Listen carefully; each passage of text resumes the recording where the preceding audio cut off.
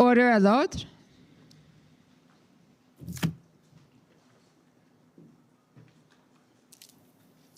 The Public Order Emergency Commission is now in session. La commission sur l'état d'urgence est maintenant ouverte.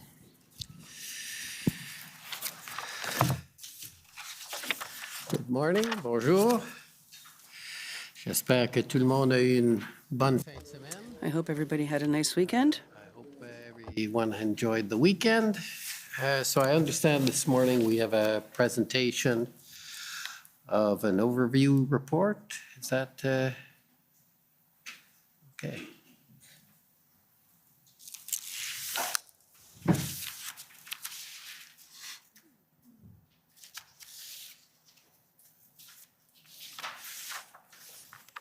Good morning, Mr. Commissioner. Nasser Khan, Commission Counsel. I'll just wait for the PowerPoint to be pulled up on the screen there. Okay, perfect. So I'll be presenting the overview report titled Federal Government Entities Involved in the Decision to Invoke the Emergencies Act. This overview report is now available to the parties on the party database and will be posted on the Commission's website for the public very shortly. The document ID for this report is com.or 708. Next slide, please.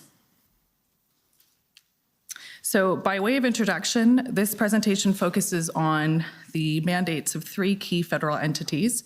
That is the federal executive, the Prime Minister, Cabinet, and the Governor and Council, the Privy Council Office, and the Prime Minister's Office. Of course, there were many other departments and agencies implicated in the decision to declare a public order emergency, and the Commission will hear evidence from these witnesses in the coming 2 weeks.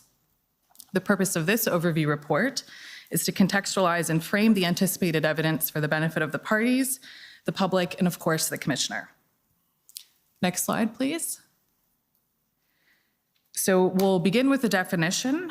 Section 17(1) of the Emergencies Act assigns the formal authority to declare the existence of a public order emergency to the Governor and Council. The term Governor and Council refers to the Governor General of Canada, acting on the advice of the King's Privy Council for Canada. The King's Privy Council, in turn, is a technical term that describes the full group of people who have the authority to advise the sovereign or the Governor General acting as the representative of the sovereign. In practical terms, however, references to the King's Privy Council are references to the federal cabinet. The federal cabinet is a committee of the Privy Council and is effectively its only operative branch. And by constitutional convention, the Governor General is required to follow the advice given by cabinet. This is, of course, a fundamental part of our system of responsible government. Next slide, please. So here we have an organizational chart depicting the structure of the federal executive branch. You'll see that while the formal authority to govern is vested in the Governor General, that authority is exercised on the advice of the Prime Minister and Cabinet. In turn, Prime Minister and Cabinet are supported by two central offices, the Privy Council Office and the Prime Minister's Office. So to put it into context, the 4 orders in council that were issued by the Governor and Council in the context of the public order emergency were issued on the advice of the Prime Minister and Cabinet. Next slide, thanks. The federal cabinet is a political decision-making body that consists of all federal ministers as well as the Prime Minister. The cabinet is sometimes referred to as the federal ministry. Cabinet is the forum wherein the government of the day sets its priorities and decides how to advance these priorities. The Prime Minister sets the agenda and will lead ministers to agreement in making cabinet decisions, but the final and ultimate decision-making authority rests with the Prime Minister. Cabinet members are governed by 2 related conventions, cabinet solidarity and cabinet confidentiality. Cabinet solidarity requires that ministers, as a group, be held accountable to Parliament for their government's actions. Cabinet confidentiality requires that ministers not disclose the substance of their cabinet discussions to the public. The two principles are, of course, intertwined because cabinet confidentiality allows ministers to frankly and vigorously discuss their views with their colleagues in private while remaining united in their decisions to the public. Ministers are also individually responsible for the federal departments they oversee. The powers and duties in respect of their departments are set out in their departmental statutes. In practice, however, the day-to-day operations of a federal department or agency are carried out by the deputy minister and civil servants. A deputy minister is the senior-most member of the professional, nonpartisan public service. Finally, every minister is supported by a ministerial office consisting of a political staff in carrying out their duties as members of parliament. Political staff are sometimes referred to as exempt staff because they are not bound by the strict impartiality rules that apply to the public service and are instead temporary political appointees. So there's a clear separation between political staff and the public servants who work within federal departments, in that political staff do not have the authority to give direction or instruction to public servants. Next slide, please. So here we have another organizational chart that depicts the work of cabinet and cabinet committees. The work of the government is also carried out by several cabinet committees. The protests and the government's response to the protests were discussed by two cabinet committees in particular. The first was the Cabinet Committee on Safety, Security, and Emergencies, or SSE, which was chaired by the Minister of Emergency Preparedness. The SSE met on February 3rd, 6th, and 8th. The second Cabinet Committee was the Incident Response Group, or IRG. The IRG took over the management of the issue after February 8th and was chaired by the Prime Minister and therefore had decision-making authority. The IRG met on February 10th, 12th, and 13th, and then daily thereafter between February 16th and February 23rd. I will also add that there were two full cabinet meetings at which the protests and the Invocation of the Emergencies Act was discussed. These meetings took place on February 3rd and February 15th. Turning now to the Prime Minister's office, the PMO is a central political agency supporting the Prime Minister in his three roles as the head of government, the leader of a political party, and a member of Parliament. PMO staff advise the Prime Minister on policy issues, communications, and parliamentary affairs, and PMO is led by a Chief of Staff who reports directly to the Prime Minister and is also appointed by the Prime Minister. Like the staff at ministerial offices, all staff at the PMO are exempt staff in that they are temporary political appointees. The PMO operates as the critical link between the partisan interests and agenda of the Prime Minister and the general workings of government. For instance, PMO maintains close relationships with political staff at ministers' offices, as well as with officials at the Privy Council office, and PMO officials often attend cabinet meetings. The Privy Council Office, or PCO, is the central coordinating agency within the federal government. And in contrast to PMO, the PCO provides nonpartisan advice to the Prime Minister and Cabinet and ensures that the government's agenda is implemented across all federal departments and agencies. And for this reason, PCO is sometimes referred to as the Prime Minister's Department. PCO is led by the Clerk of the Privy Council. The clerk holds the additional titles of the Deputy Minister to the Prime Minister, the Secretary to Cabinet, and the Head of the Public Service. And as the Secretary to Cabinet, the clerk is responsible for the smooth operation of cabinet business, including the preparation of cabinet memoranda and the keeping of cabinet confidences. In addition to its primary role as a central coordinating agency, PCO also serves as the department for some ministers. This includes the Minister of Intergovernmental Affairs, who is supported by the Intergovernmental Affairs Secretariat, as well as the Minister of Emergency Preparedness, who is supported by the Emergency Preparedness and COVID-19 Recovery Secretariat. Another important PCO actor is the National Security and Intelligence Advisor, or the NSIA. The NSIA holds the title of Deputy Secretary to Cabinet and provides national security advice and intelligence briefings to the Prime Minister as well as to Cabinet. The Office of the NSIA plays a coordinating and convening function amongst national security agencies, and the Office of the NSIA itself consists of 4 secretariats, and it is responsible for convening 2 standing committees of senior civil servants. The NSIA also acts as the secretary to the Incident Response Group. So this chart depicts the relationship between the Privy Council Office, federal departments and agencies, and the various secretariats within PCO. It should be noted that there is no legislation governing the role of the NSIA or PCO, as these entities are meant to play only an advisory, secretarial, and coordination function to Cabinet.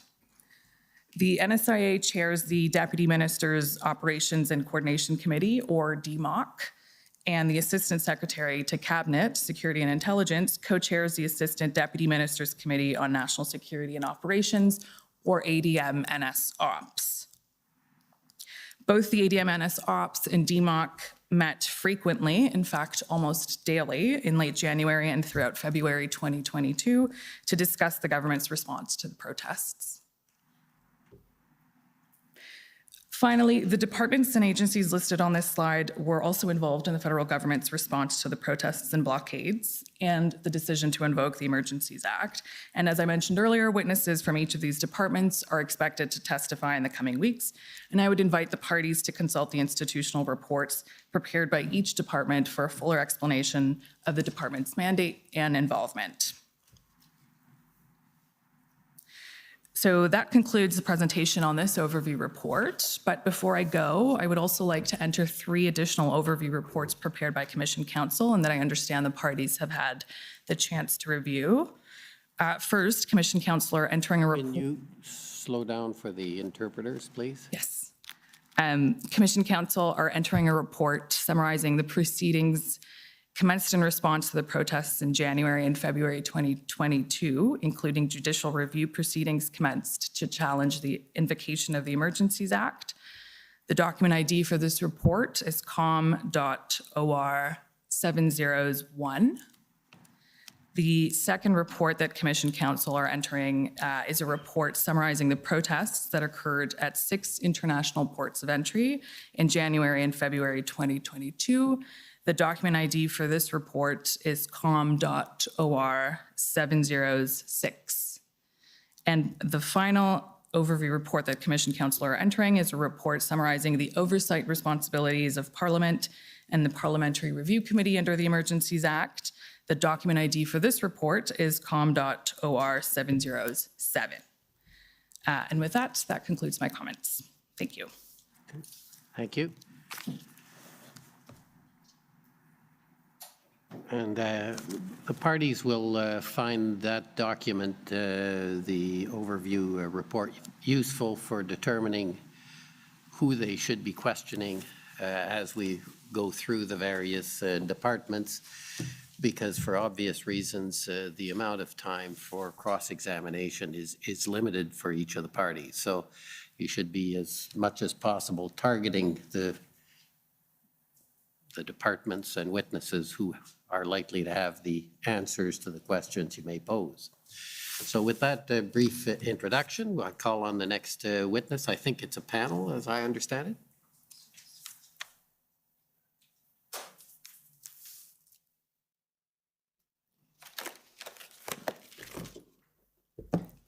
Thank you, Mr. Commissioner. My name is Shantona Chaudhary, co-lead Commission Counsel. I'd like to call Mr. Rob Stewart and Mr. Dominique Rochon to the stand.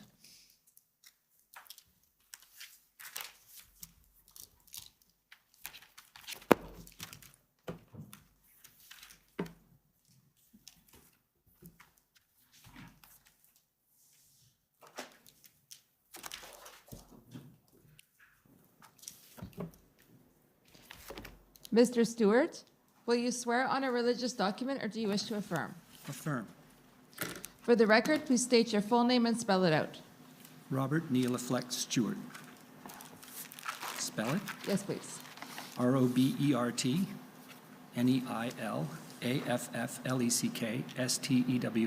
Stewart. Do you solemnly affirm that the evidence to be given by you to this commission shall be the truth, the whole truth, and nothing but the truth? I do. Thank you. Mr. Rochon, will you swear on a religious document or do you wish to affirm? I will affirm. For the record, please state your full name and spell it out. Dominic James Rochon, Dominic Rochon. Do you solemnly affirm that the evidence to be given by you to this commission shall be the truth, the whole truth, and nothing but the truth? I do. Thank you. Go ahead. Good morning, Mr. Stewart. Good morning, Mr. Rochon. Nice to see you again. I'll just start by introducing your witness summary. So you'll recall sitting for an interview with Commission Counsel on September 1st, 2022. Thank you, Mr. Clerk. I'll ask you to pull up WTS.0000, I think it's 5066.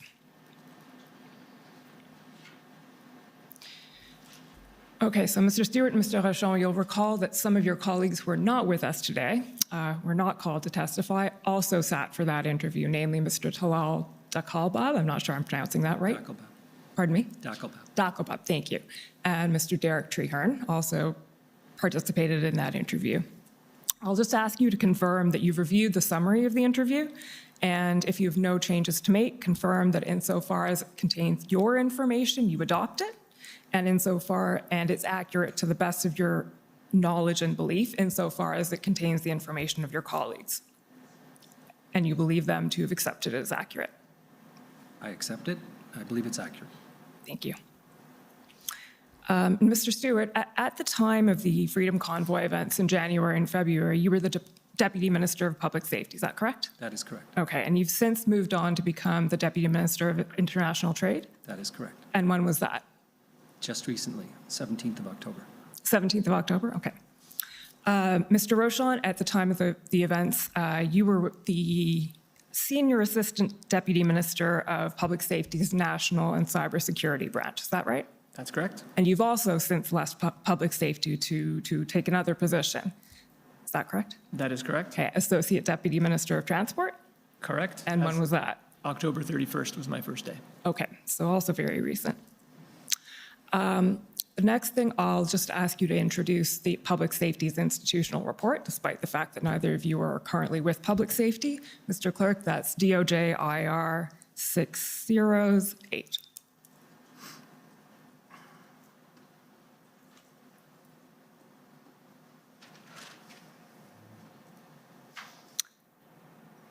Okay, so Mr. Stewart, you'll recall that Public Safety Canada prepared and filed with the Commission this institutional report. Have you reviewed it? I have. Okay, and is it accurate to the best of your knowledge and belief? Yes. Okay, and can you confirm that it's been filed with the Commission as part of Public Safety's evidence? I believe it has. Thank you. Okay, with those introductions out of the way, I'll just ask you to start by giving an overview of the structure of public safety. It's a slightly complicated department. It's, as we know, the Department of Public Safety and Emergency Preparedness. So, Mr. Stewart, can you walk us through public safety writ large? By all means. Public safety is a relatively small department that covers all matters associated with the security of Canada.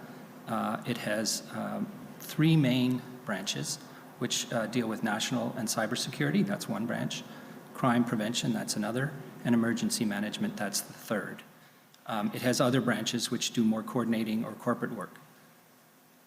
Okay, but the three that you mentioned are the ones that were most implicated in the events of the convoy, is that right? Those are the policy branches. Okay. And Mr. Rochon, I understand that the National and Cybersecurity Branch manages 5 directorates. Can you tell us about that? And if you'd like to have the reference for your notes, it's DOJ IR at page 8, paragraphs 25 and 26, so we can just pull that up.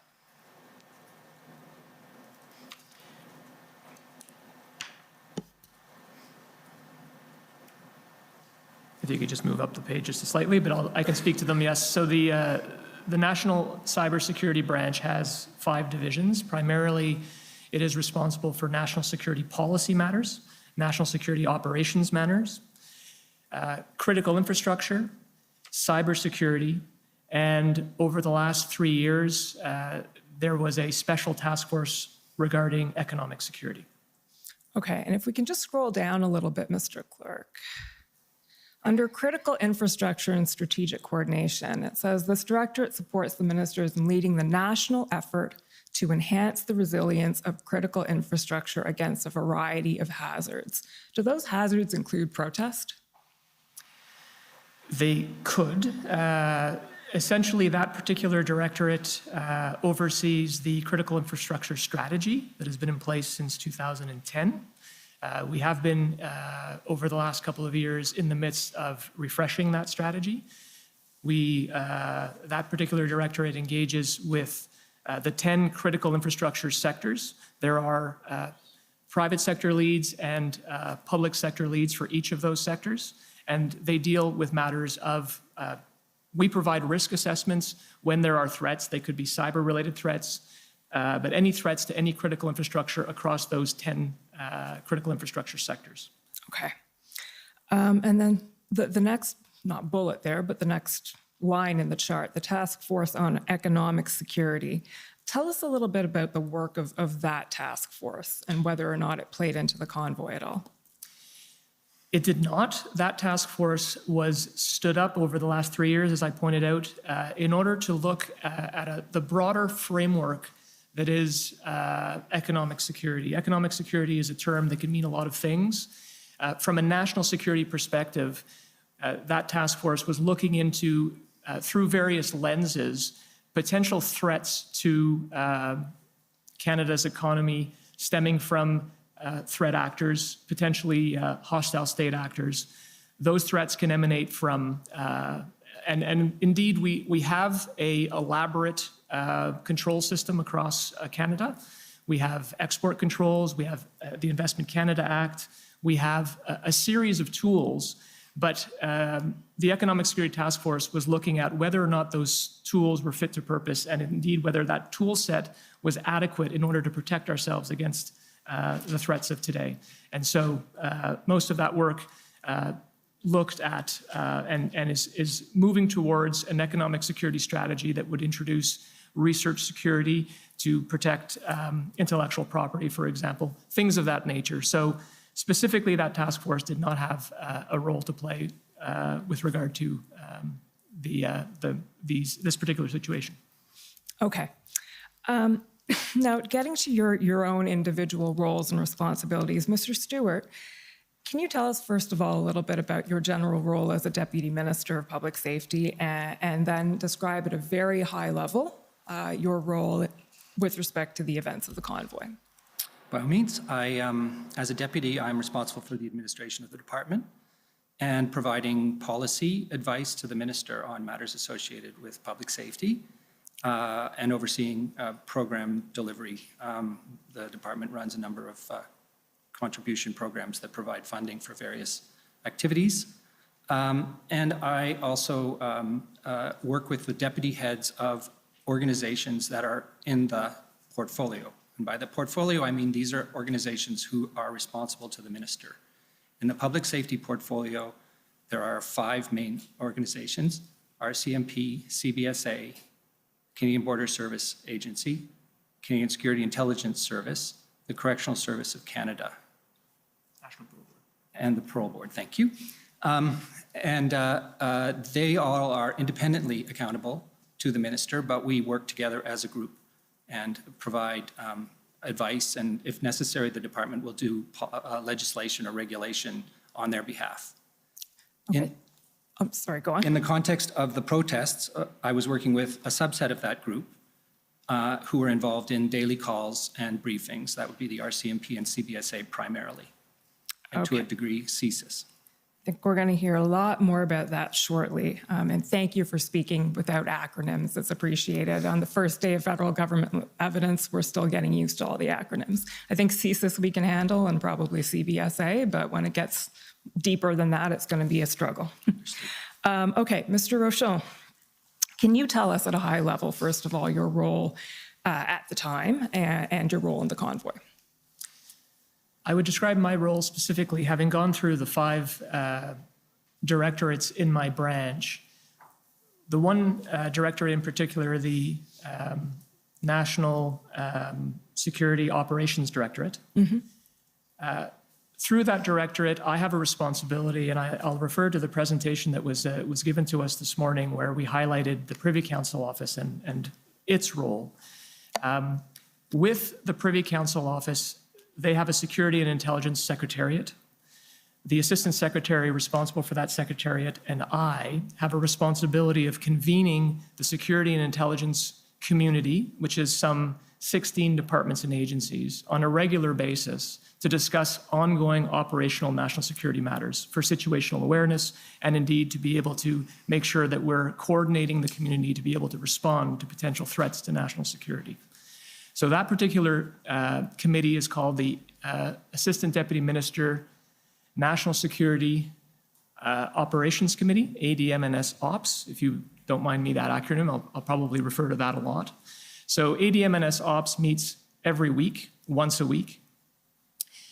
During the Convoy situation, I would say that the regular meeting on Tuesday, January 25th, we discussed the Convoy, but after that date, we decided to have ad hoc meetings, so everyday daily meetings of that committee, pretty much throughout the rest of the operational situation, if I could put it that way. So I guess my role primarily was to convene, along with my PCO colleague, the Privy Council Office colleague, all the various representatives of these departments and agencies in the security and intelligence community, and I'm happy to walk you through who they might be. But we would get together and discuss whether or not this issue was an issue of national security and whether or not it could lead to threats to national security. Okay, I certainly do want you to elaborate on that. First of all, who was your PCO colleague? Who Mike co-chaired McDonald is the Assistant Secretary to the Secretariat for Security and Intelligence. Okay, well, you've anticipated essentially my next question, because the first sort of broad topic that I think we're going to cover here is public safety's preparation for the convoy. And that feeds into, Mr. Rochon, what you were telling us about public safety's intelligence role. So at this point, I'll ask you to, yes, please explain that and explain how it fed into public safety's preparation. So I'll start by explaining that intelligence, with regard to the federal family, you have collectors of intelligence, you have assessors of intelligence, and you have consumers of intelligence. Public Safety Department is a consumer. We don't per se collect intelligence and we don't assess intelligence, we consume it. Why does one consume intelligence? In order to be able to be better informed so that decisions can be made. And those decisions are made across all departments and agencies. The key collectors of intelligence, CSIS, the Communications Security Establishment, CBSA to a certain extent, what they collect and what they see at the border, RCMP, but indeed, beyond the federal family, there's also collection of intelligence that occurs within police of jurisdiction, which I'm sure you would have heard about at the municipal level, at the provincial level, et cetera. Intelligence can be very broad. It's not an exact science and really only provides a piece of information at a moment in time. The federal family also has assessors of that intelligence, which means they pull different threads of intelligence together in order to be able to fuse it and provide a more holistic picture to, again, better inform potential decisions related to national security matters. Assessors are the Integrated Terrorism Assessment Center, ITAC. You have the Privy Council Office also has a secretariat, the Intelligence Assessment Secretariat. But to a certain extent, CSIS, the Communications Security Establishment, perform their own assessments and are able to provide reports, as does the RCMP. When we convene the ADM-NS Ops group, typically we will use different pieces of intelligence in order to be able to inform us on various issues that are happening all over the world that could lead to or are posing a threat to national security. So throughout the particular situation with the convoy, I would say that there was some intelligence that was likely being pulled together at a police of jurisdiction level. That isn't something that would make its way to our federal family table as a matter of course. The RCMP sits at that table and would bring any information that they would learn as they're stitched up with different polices of jurisdiction across the country. They would bring that information to the table if there was something relevant that needed to be flagged. But there is a distinction between something rising to a national security level and something that is a police matter that they might be dealing with throughout the country. Okay, and in your interview, we're going to go back to some of that as we go along, but you explained that prior to the convoy's arrival, this is taking you up on your last point, NCSB, so the National Cybersecurity Branch, wasn't gathering or disseminating intelligence about the convoy because at that point there was no indication that the offense would be a national security threat. So can you explain and elaborate on that a little bit, what that threshold is and when, if at all, NCSB did start doing that and why? So again, our branch does not collect intelligence. We're consumers of it. So we would be receiving that intelligence from different parties, be it CSIS or be it the RCMP in the federal family context. The Government Operations Center is another element of public safety. They fall under the Emergency Management Branch. They don't fall under my branch. Nevertheless, the Government Operations Center, otherwise known as the GOC, does have a role to play with regard to any potential emergency in terms of pulling together information and disseminating that information about a potential emergency. They're a 24/7 ops center at public safety. So the reason I mentioned them is obviously if there is a potential protest or, for example, on Canada Day, when there are provisions that need to be made in terms of securing a particular area or if there's a potential threat that may be arising, the Government Operations Center does start collecting open source information and sharing that information across the federal security and intelligence community in order for there to be situational awareness about a potential for social disruption or something that may be of concern. So I would say the GOC was aware and within public safety would have been the first entity that would have started collecting information. I think that the weekend before the convoy decided to make its way to Ottawa, they would have started collecting some information and disseminating it. Following that, Transport Canada, obviously, given their mandate, would have started having concerns about slow rolls and disruptions to traffic. And the member of Transport Canada that is a member of the ADM&S Ops, Kevin Brosseau, would have called both Mike McDonald and I to say that he wanted to make sure that the issue was brought to the attention of the ADM&S Ops committee because it did have the potential of rising to a national security level, given the fact that this was happening across Canada. Okay, and when you say he would have called, you mean he did call? He did call, that actually yes. happened. Okay. Yes. And so I understand that GOC started monitoring this, as you said, around January 19th, and it started producing two types of reports. One is called Key Points on Potential Impacts to Critical Infrastructure, and the other is Daily Operations Briefs. So these were being produced as of around January 25th, January 28th. Is there a difference, a marked or noticeable difference between those types of reports? No. No? Okay. And who receives those reports? Who are they disseminated to? I can't say for sure what the broad distribution list is, but it's pretty much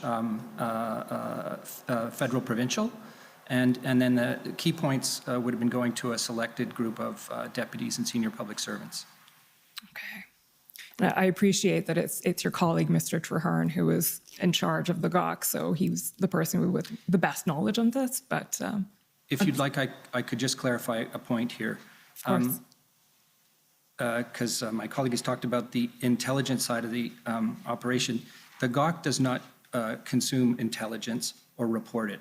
All it does is bring together open source information and operational information that it obtains from various parties. And in the event of a protest or an event in Ottawa that requires coordination with police forces, it will sit in on that and it'll report that information. But none of that is considered to be intelligence and therefore classified. So maybe you can help us here a little bit understand the distinction between information and intelligence.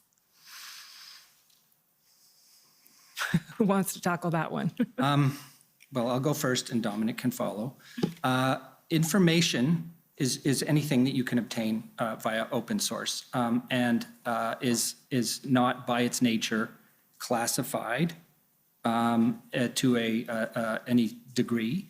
I suppose you could, quibble about that, but as a general matter, and to the point that I was making, it really isn't needed to be protected in any way. Whereas intelligence, which is classified at various levels, needs to be guarded and protected, and it represents a threat to the security of Canada if it's disclosed. I would just elaborate that there are different forms of intelligence. You have human source, so human intelligence that you get from human sources. You have signals intelligence. So there are a whole series of different types of intelligence that can be collected, and different departments and agencies can collect that intelligence under their respective mandates. So they can only collect that information provided that it follows the various legislation that underpins their existence. Okay, and appreciating that public safety is a consumer, neither a collector nor a gatherer of intelligence, and the fact that we're going to be hearing from both CSIS and ITAC next week, I won't spend too much more time on this. But there's one thing I did want to raise with you. Mr. Clerk, could you please pull up TRN 5011? So this is an excerpt from a transcript of Commissioner Carrique's evidence from a couple of weeks ago. I'll set the context for you, and then I'll ask you to maybe elaborate a bit on what he was discussing. So the reference is page 90. We can just pull that up. So the context here is Commissioner Carrique was being questioned by my colleague, Monsieur Brousseau, about a reference in an OPP Hendon report, and I'll just stop there. In the interview, the Commission's heard quite a bit of evidence about Project Hendon and OPP's Hendon reports, and in the interview that we had in September, you told us that neither of you had heard of Project Hendon at the time specifically, and that the Project Hendon reports hadn't been fed up to you. And I take it that goes to your point of provincial law enforcement intelligence would likely not be directly fed up to you. But I'm wondering if you can, or if it did, it would be through the RCMP. But I'm wondering if you could just elaborate on that a little bit. I certainly can. I would say, and you'll have the opportunity, I assume, to speak with the RCMP and with CSIS, as you have with police of jurisdiction, whether it be provincial or municipal. At every level, I would assume, and I believe is the case, there are intelligence bodies that pull together intelligence on a wide variety of issues. And if there's a particular incident that is occurring, they will pull together a particular operation and start collecting information, intelligence about that particular issue. So I'm assuming here, in this case, that the Ontario Provincial Police would have started Operation Hendon. Now, police of jurisdiction will get together and liaise with the RCMP. So I'm quite certain that the RCMP would have been privy to anything coming out of Project Hendon, as they would have been privy to anything coming out of the Ottawa Police Service and other police of jurisdiction across Ontario or indeed across Canada.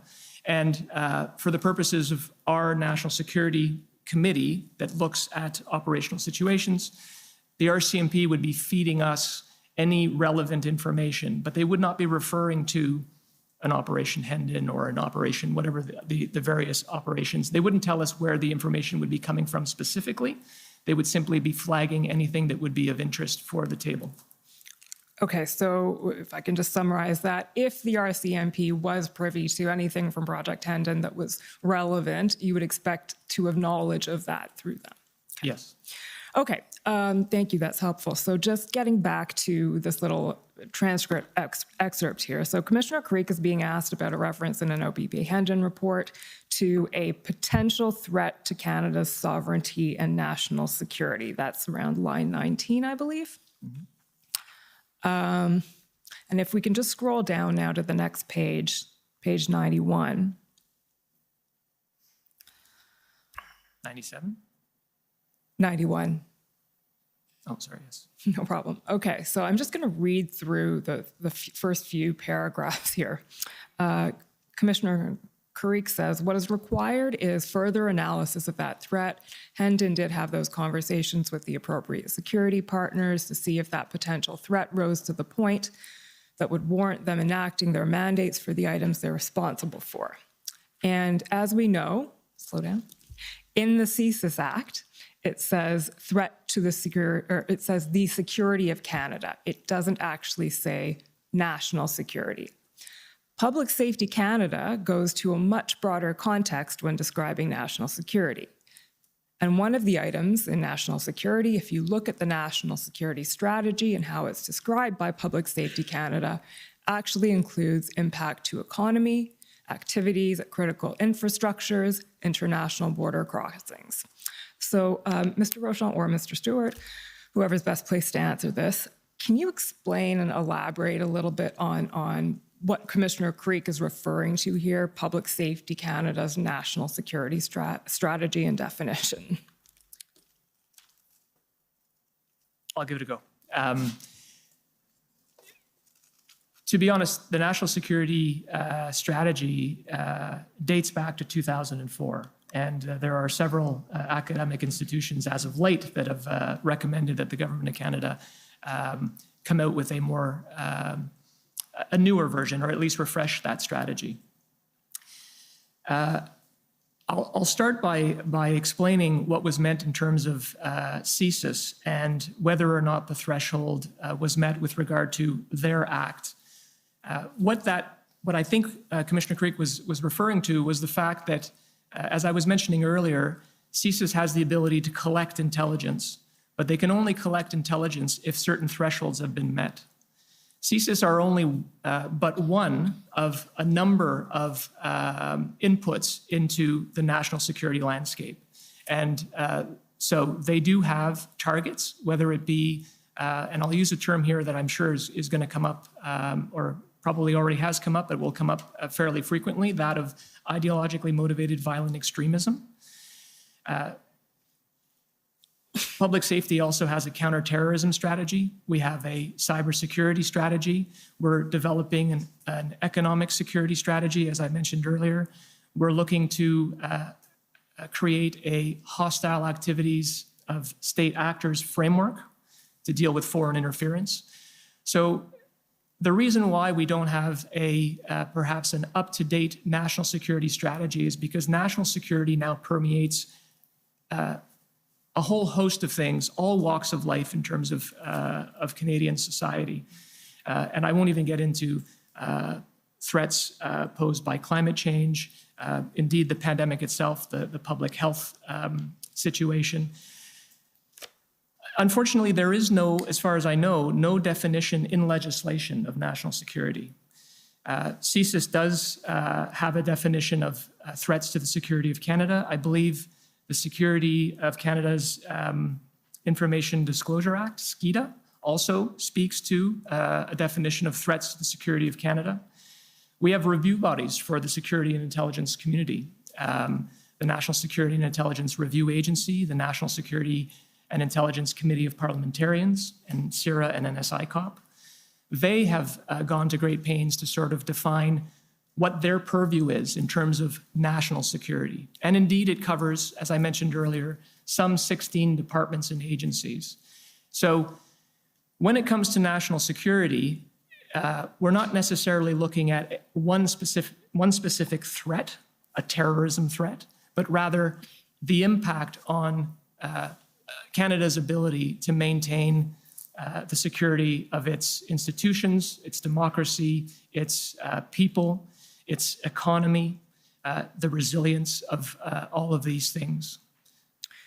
Okay, so from public safety's perspective then, or in its modus operandi, there's a distinction between national security and threat to the security of Canada as defined in the CSIS Act. Is that fair? Yes, absolutely. Okay. Okay, moving on from there, I just want to situate us in time here. With the information that public safety was receiving prior to the arrival of the convoy, so the information it was receiving from its various sources, and Mr. Clerk, I'll just ask you to pull up at this point PB Can 50703. This is the GAWK key points from January 27th. But as that's being pulled up, feel free to already start in describing what your state of knowledge was at that point and what you anticipated happening when the convoy arrived.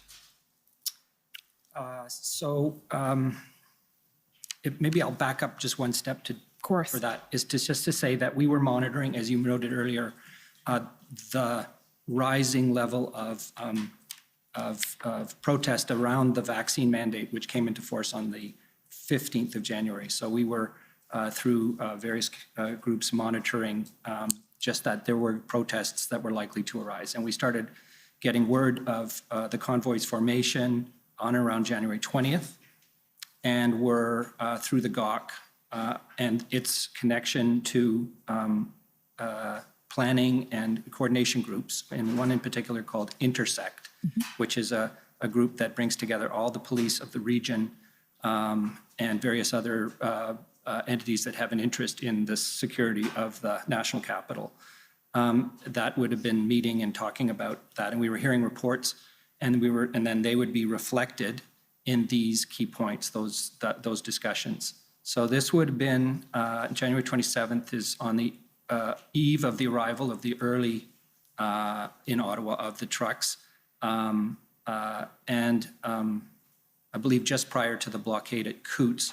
But so we were growing, paying a lot of attention to it, getting somewhat concerned about how it would manifest, how many trucks and from where, and there were many convoys coming from east and west, and I believe south, and so we were trying to get a handle on that, and the RCMP were informing us about the numbers of trucks and when they were likely to arrive, and we were asking questions about what is the plan for managing this protest when it manifests. Okay, thank you. Mr. Clerk, if we can just scroll up, I guess, or down, sorry. Keep scrolling, keep scrolling, keep scrolling. So as you've mentioned, convoys coming from several directions. Keep scrolling. Mr. Stewart, I think you covered most of this in your introduction. Keep scrolling. Okay, stop around there. So we see Ottawa police are planning for around 1,000 to 2,000 vehicles. The convoy is going to be directed to Sir John A. The second to last or third to last bullet there, near Vanier Old Jet Forum Park will be used to park trucks and passenger vehicles with cabs and LRT available for demonstrators to get downtown. So we've heard a lot of evidence on at the commission already about what the plans may or may not have been, but I understand this reflects the notion that protesters would park at, I think what's now referred to as in common parlance as Coventry Road, and then be bussed in from there or from various locations. And then if we just scroll down here to assessment, Ottawa Police Assessment determines there's no need for people to stay home or businesses to close. OPP is advising motorists to avoid travel because of the delays. Ottawa Police, OPP, RCMP, as well as the City of Ottawa are coordinating a response. Disruption to government activities expected to be minor because most employees are at home. Intersect is indicating this will be a significant and extremely fluid event that could go on for a prolonged period. anticipated to be peaceful. Does that reflect essentially the information that you had at the time and your expectations? Yes. Okay, so is it fair to say you anticipated that it would be, well, actually, I'll just ask it open-ended. How long did you think it would last? What were you expecting to happen when the convoy arrived? The expectation that I had was that the convoy would park and stay for the weekend and leave on the Sunday. Okay. Mr. Rochon, is that your expectation? As far as the Ottawa situation was, yes. And we were also watching to see whether other protests that were bubbling across the country would also, but the expectation was they would all be peaceful and they would last for that weekend. Okay. Is there anything in particular you'd like to highlight about what was going on across the country at that time? No, other than to say, transport obviously had some concerns with regard to various protests happening and how it might affect the flow of traffic, how it might affect supply chain issues from a transport perspective. Canada Border Services Agency, I think, started to ask questions about particular ports of entry. And so from a critical infrastructure perspective, and this is really why GOC was involved, is to make sure that we were mindful that there could be impacts to critical infrastructure. And as a result, we were being watchful. But the expectation, although it does say in this document, I note that Intersect, which was the broader group that Mr. Stewart referred to a moment ago, they indicated that the situation was very fluid and that it could go on for a more prolonged period, particularly in Ottawa. So. I would like to add to that, if I may. Please do. So the convoys were a very organic kind of protest, and it was very difficult. And I've used the word intelligence in a very technical sense before, but to have good intel of what the plans were for any of the convoys as they manifested. And we were starting to see slow roll convoys in other places in the country. And as Dominic has said, we were concerned that this movement would grow and it wouldn't be just a one-time only event, but this would in the end manifest across the country in various places. And I believe right by the end of January, we were starting to see the blockade in the Coutts port of entry. So therefore, we had evidence that it could in fact impair critical infrastructure and the economy and the lives of Canadians. Okay, so one eye open that this could develop into something, but essentially, with respect to Ottawa at least, the expectation was that it would end after the weekend. And as we know now, that didn't happen. And it didn't end after the weekend. Some trucks stayed, many protesters stayed.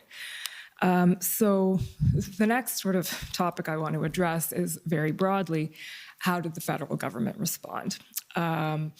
And let's start by talking, we know that there were a variety of committees struck and calls and meetings taking place. So Mr. Stewart, I'll ask you to walk us through that, starting with the internal federal government response. So. All right, so we've established that prior to the convoy's arrival in Ottawa, there were discussions taking place in the regular fora, which included the Deputy Minister's Operational and Coordination Committee, and bilateral discussions across departments, including transport, to just take stock, basically, and make sure we had situational awareness. And I believe PCO officials would have been informing political officials at their end. We were certainly keeping the minister apprised in his office. As the weekend progressed and it became clear that the convoy was intending to stay, and the original thinking was that they would only stay another couple of days, and then it gradually morphed into an extended period of time, we ramped up the internal discussions and started to have a regular briefing on a daily basis of a small group of ministers, including the Minister of Public Safety and the Minister of Emergency Preparedness, quite often the Minister of Transport and the Minister of Intergovernmental Affairs as well. and occasionally the Minister of Justice. So these were key ministers in the context of the protests. And they were there. We started daily briefings of that group at the beginning of the first week after the weekend. And they were supported by regular daily meetings of the DMOC, Deputy Minister's Operational Committee and Coordination Committee meetings, as well as other discussions that we were having, and that goes outside of government, but with other officials around the country. So those two groups, the DMOC group of senior officials and the ministerial briefing group, were the principal fora in which the ongoing protests around the country and the situation in Ottawa was discussed.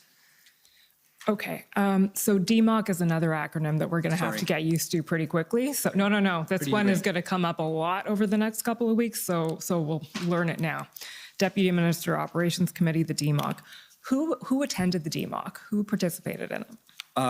The standing membership would be Chair of National Security Intelligence Advisor, the intelligence agencies, the Canadian Security Establishments and CSIS, RCMP, Department of Transport, Deputy Minister of Transport, Deputy Minister of Public Safety, Deputy Minister of Global Affairs, Deputy Minister of Immigration and Citizenship. I'm going to miss one here. The Chief of Defense Staff. Sorry, I'm CBSA? CBSA, yes, of course. FinTrack. Defense.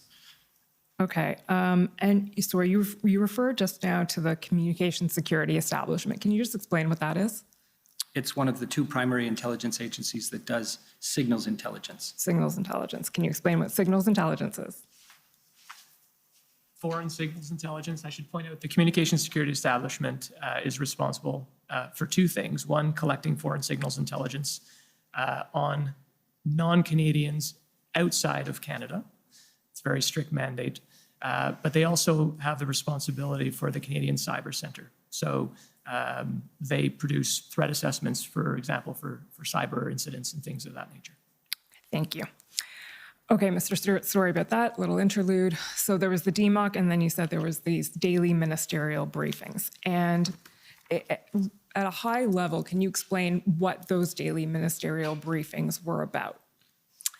They had multiple purposes. The first was, of course, situational awareness. So there was a briefing at the beginning of it, typically by the Commissioner of the RCMP, and as well by the President of the Canada Border Service Agency on the situation on the ground across the country. That would be supplemented by any information obtained from other sources. If I had conversations with other officials elsewhere, I would report on that. And then we would discuss, the federal government's ability to deal with the protests, what we were able to mobilize or what we were doing, such as the provision of RCMP officers to support the Ottawa Police Service. And we would also discuss, what ministers' messages would be for Canadians because they were making frequent public appearances. Okay. And you mentioned that the principal briefer was often Commissioner Lucky from the RCMP. Yes. Why was that? Well, the police of jurisdiction in Ottawa were connected to the RCMP and are on a regular basis. The RCMP coordinates because they have jurisdiction over some areas of the city, small areas that are federal. And so they work very closely together.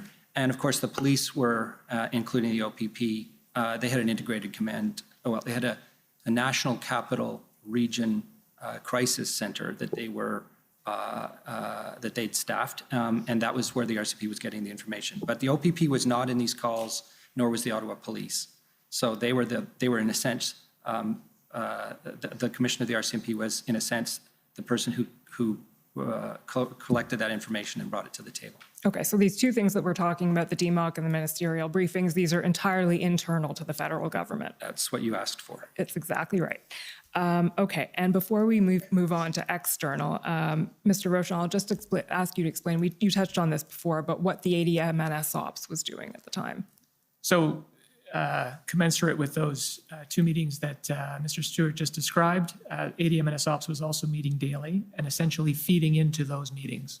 So it's just one layer below in terms of assistant deputy ministers from all of those same departments and agencies coming together and discussing situational awareness around the various incidents that were occurring across the country. So would it be fair to say that the information chain would sort of be ADM and SOPs up to DMOC, and then from DMOC up to cabinet where warranted? Yeah. To the ministerial level? Okay. Okay, Mr. Stewart, now I'll ask you about the meetings that were happening that included actors external to the federal government. So a couple of different points of note there. As a standing matter, there is a committee of federal provincial assistant deputy ministers, which was our colleague Talal Dakelbab, who is a co-chair of that committee. And it was a committee to discuss crime prevention and policing matters. And it exists on a permanent basis and involves ADMs from across the country, all provinces and territories. So that fora was used for outreach and discussion, information sharing. And that's what's referred to as the FPT CPCC, I think? That is correct. Crime Prevention and Policing Committee. CPPC. There we go. CPPC. So that was one forum. On an ad hoc basis, we convened deputy ministers of federal, provincial, and territorial governments to discuss the situation with the protests around the country. And that happened more than once because I co-chaired a call, and then my colleague, the Deputy Minister of Transport, had calls with deputy ministers of transport departments around the country as the protest went on. I'm sure we'll come back to that. But there was, generally speaking, deputy ministers' calls and meetings. And as well, I reached out to the City of Ottawa early in the week that the protest became entrenched, and we stood up calls and discussions amongst officials and also at the ministerial level involving the city and the province. Okay, Mr. Clerk, can I ask you to pull up ONT 0000159? 50159.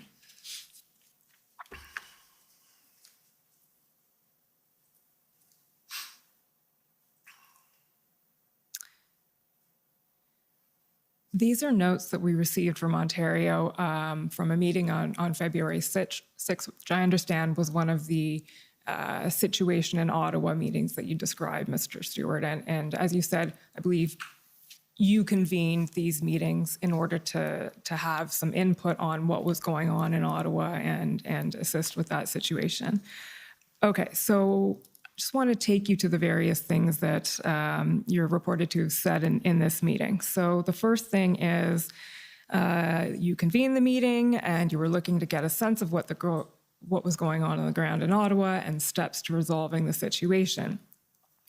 First thing is you noted that some of your federal ministers were concerned and wanted a quick resolution to the matter. In addition, there continues to be concern from the federal ministers about coordination of activities federally and with other partners. Can you just elaborate on what you were reporting there?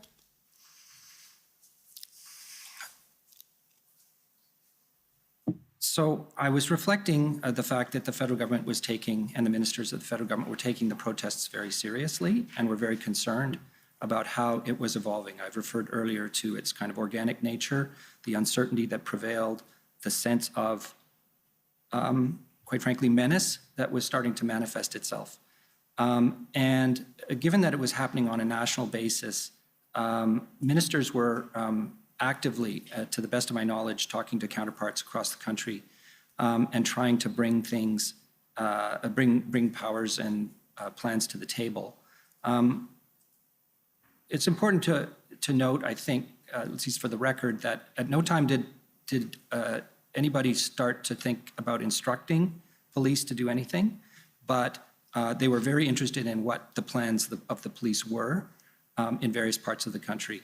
And as well, how we would mobilize, for border crossings with the Canadian Border Service Agency and local police. So the sense here that, there was a growing set of protests occurring, that it was taxing the abilities of local authorities to manage or to address them, and the lack of, at that point in time, a particular sort of coordinated federal provincial approach. That was what I was referring to. Okay. And just moving down, if we can scroll down to the next time you see Rob Stewart, there we go. Just keep scrolling down a little bit, Mr. Clerk, so we can see this quote. Sorry, scroll down a little more. Keep going.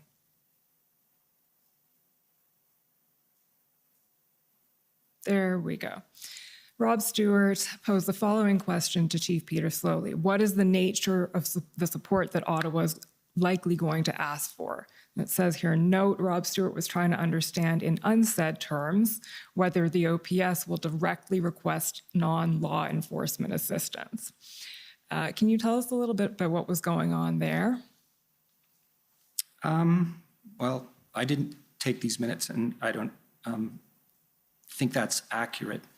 The Chief Slowly was saying very openly, almost right from the beginning, after the weekend, that he needed more resources. And fairly early on, the RCMP did add resources to help the Ottawa Police. And the number was quite a bit lower than Chief Slowly was asking for. So we weren't entirely clear as to what exactly he needed in terms of the type of resources. And here we're talking about policing resources. I had already spoken to the city, and here I mean City Manager Steve Kanellakos, and clarified that the federal government had no intention of mobilizing the Canadian Armed Forces to deal with the protests. And so it was not really, I think, a subject of discussion at that time. The issue was more just the scope and nature of the policing resources that the city was calling for. Okay, and the next bullet point is what are the obvious and visible successes that ministers can be told and can also see? What were you referring to there? What were you asking Chief Slowly about? Well, Chief Slowly, and I think the document does give some clarity to this, was reporting on what the Ottawa Police Service was trying to do to limit and contain the protests. There had been, for instance, a kind of a shack erected in one of the parks, federal parks, which was causing quite a lot of heartburn, and that the police were successful in negotiating being taken down. It was storing gas and was actually, I think, a barbecue stand. But that was, as an example, one of the things that, Chief Slowly was reporting on the police having achieved. He was projecting a sense of intention that they were going to continue, the Ottawa Police, to the best of their ability with the resources that they had, stretched as they were, to take steps to interdict and to disrupt the protest. And so this is what that question gets at, is what are your plans in the short run to do that kind of thing? This is not predicated on, at that point in time, the expectation that the Ottawa Police would be able to actually bring the protests to an end. Okay. And that, I suppose, reflects the fact that these meetings are sort of information sharing and aimed at sort of information sharing and attempting to sort of brainstorm solutions. Would that be fair? Okay. Now, if we can just keep scrolling down. Sorry, just stop right there. Nope, keep going. Until you see Jody Thomas, National Security Advisor.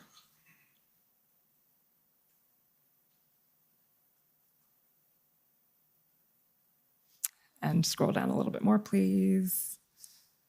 Sorry, keep going. Will be the next one. It's a long minute. Okay, there we go. So, Mr. Stewart, I just want to ask you a little bit here about these meetings were meetings at the officials level largely. Is that right? Yes, Okay. And there was participation from Ontario. Mr. Di Tommaso Yes. would participate in these meetings, and we heard from Mr. Di Tommaso last week.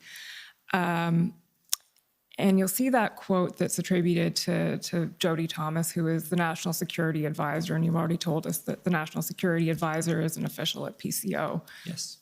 Who is involved in, I think, both chairing the DMOC and coordinating federal government response here. So Ms. Thomas is said to have said, she noted that it was a positive meeting and regrets to end on this point, but would the province be looking to the federal government if this protest was happening outside the city of Ottawa, e.g. happening in other places like Kingston? Mr.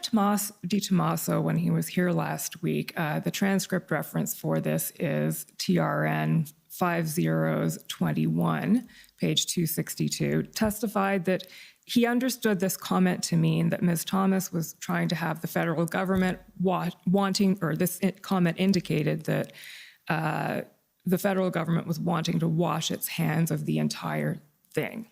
And I was wondering if you could comment on that. Was that your understanding of Ms. Thomas's comment here? Not at all. And I believe Mr. Di Tommaso misinterpreted what she was driving at. I think that it was never the view of federal officials or ministers that the federal government didn't have some degree of ownership of the protest and some degree of responsibility for dealing with it, as it was a national event. So it wasn't predicated, the question I don't believe was predicated on the federal government looking to not take action. In fact, it was the opposite. I believe that the concern here was that the province was not taking as much action as they might be taking. And I want to caveat that by saying that at no time did I think the OPP was not rising to deal with the event. Their response was, as far as I was aware, and through the commissioner of the RCMP, what it should be in terms of coming to the city and participating in planning and response. So, and Mr. Di Tommaso, in my conversations with him, of which there were many, was always assuring me that the OPP was on the job. And this pertained to Ottawa, it pertained to Windsor, it pertained to other places in the province where slow roll protests occurred. So I think, I would interpret this exchange as being largely about whether or not provincial politicians would be coming to the table, as federal ministers were coming to the table, to discuss what tools and tactics they could contribute. Okay, and that leads into something I want to ask you about more specifically. I think you've already introduced it here, but which is Ontario's general position and attitude towards the Ottawa protests and what was going on in late January, early February. Mr. Clerk, can I just ask you to pull up WTS 5066? This is your witness summary. I'd like to refer directly to some of the things you said in our interview.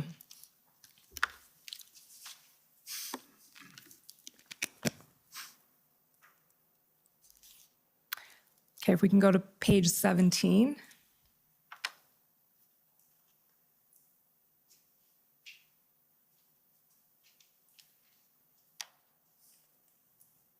There we go. So in the interview, you said it was never clear whether the government of Ontario was willing to assist Ottawa. And you noted that the mayor of Ottawa, in your recollection, was frustrated. And then you added there's a question about how quickly the provincial government would endorse the OPP, whether it would put its weight behind the OPP. And then I think you've just answered that the OPP was fully behind this. But then you noted there's a misconception that in the normal course, protests in Ottawa are not a provincial issue, but rather they're dealt with by a combination of federal and local police. As he explained it, he being you, they were treating Ottawa as Washington, D.C. Can you explain what you meant by that? They were treating Ottawa as Washington, D.C., and sort of walk us through what your viewpoint was in the early days in February of attempting to deal with this situation on behalf of the federal government and the response you were getting from Ontario. So in the normal course, the OPP does not come to Ottawa to deal with small-scale protests or Canada Day or any other major event. That tends to be coordinated. That's within the scope and capacity of the Ottawa Police Service, and it tends to be coordinated with the RCMP, who have responsibilities in the jurisdiction, as I've said before, for protecting ministers and certain federal sites, and also the Parliamentary Protective Service, who have the responsibility of protecting the precinct, the parliamentary precinct. So those would be the people who would normally, coordinate around the kinds of events that have occurred in the past, where the scale of the protest is not major. Here, we were talking about a situation where it had clearly gotten out of control and had become illegal, and notwithstanding that the Ottawa police were being backstopped by the OPP and the RCMP, there was clearly more that needed to be done, and ultimately was, to add, tools and powers to address the situation. And this was lurking in the background on all the calls that we had with ministers, is where's Ontario? The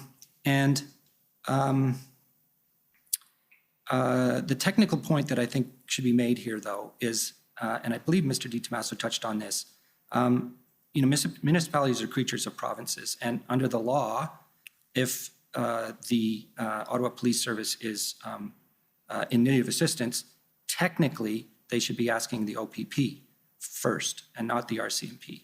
That's according to the law. This isn't normal course, and indeed it wouldn't be the RCMP's, I believe it would not be the RCMP's position that they wouldn't do anything if Ottawa needed help.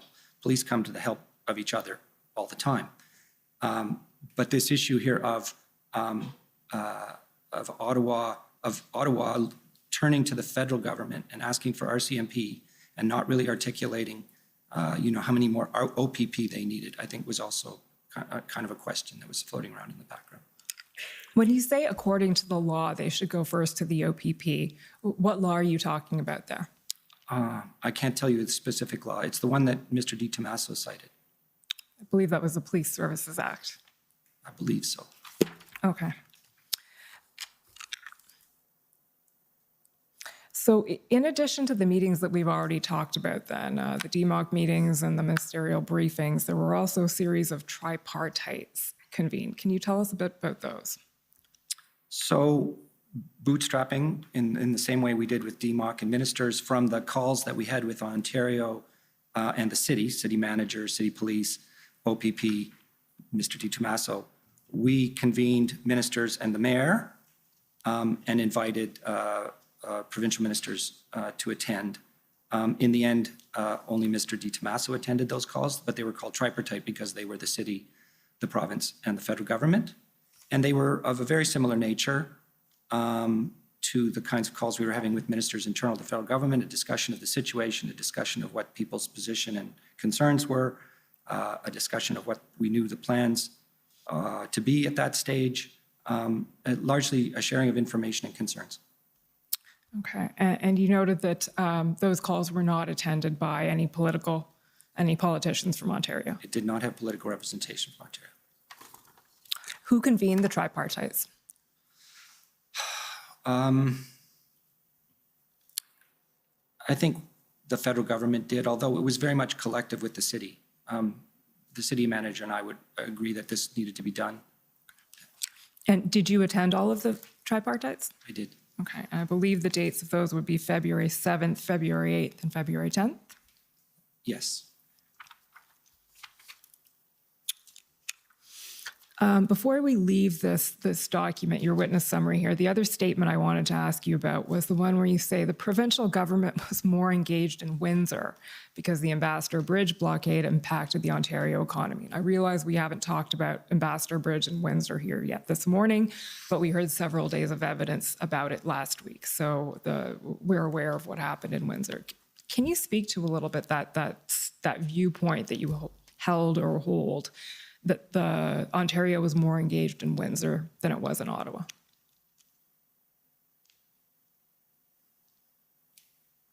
Well, to a certain extent, I believe it speaks for itself. In my conversations with Mr. Di Tommaso, we were also discussing, of course, what was happening in Windsor and what the plans were for ending the protest there. And it was clear that there was a lot of attention being paid to it at the provincial government level. And there was, in part because it was a smaller scale protest, a much more active set of plans going on to bring it to an end. So in other words, as I understand it, I'm not a police official, there are different skill sets the police have. And one of the skill sets, or one of the types of policing units that was necessary in both Ottawa and Windsor was public order units, who wear the helmets and carry the batons. These were needed and had to be mobilized from across the province. And so I was aware that that was the plan that was underway, that they were mobilizing to take out the protest in Windsor. And therefore, this would support the comment that I made here. Okay. The next series of meetings that I'd like you to tell us a bit about, you've already referred to. The acronym is FPT-CPPC, so Federal Provincial Territorial Crime Prevention and Policing Committee. Mr. Clerk, can I ask you to pull up PBNSC CAN 605?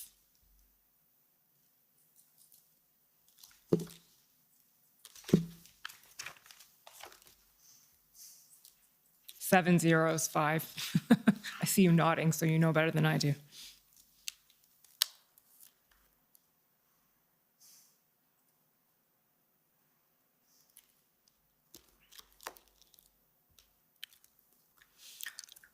Okay, can we just scroll down? So these are, this is a readout of the FPT. Actually, this is a FPT DM's ad hoc meeting on February 7th. Do you recall this meeting, Mr. Stewart? Yes, I mentioned it earlier. Okay, perfect. So here's the readout. And the first comment I want to take you to is just at the sort of the end of that first paragraph where it says, Intel, there has not been significant element of violent extremism. We've discussed this before, can set up another meeting with CSIS and how monitoring threats to democracy. For now, there's no planning going on, no degree of violent extremism going on, not saying that this will happen.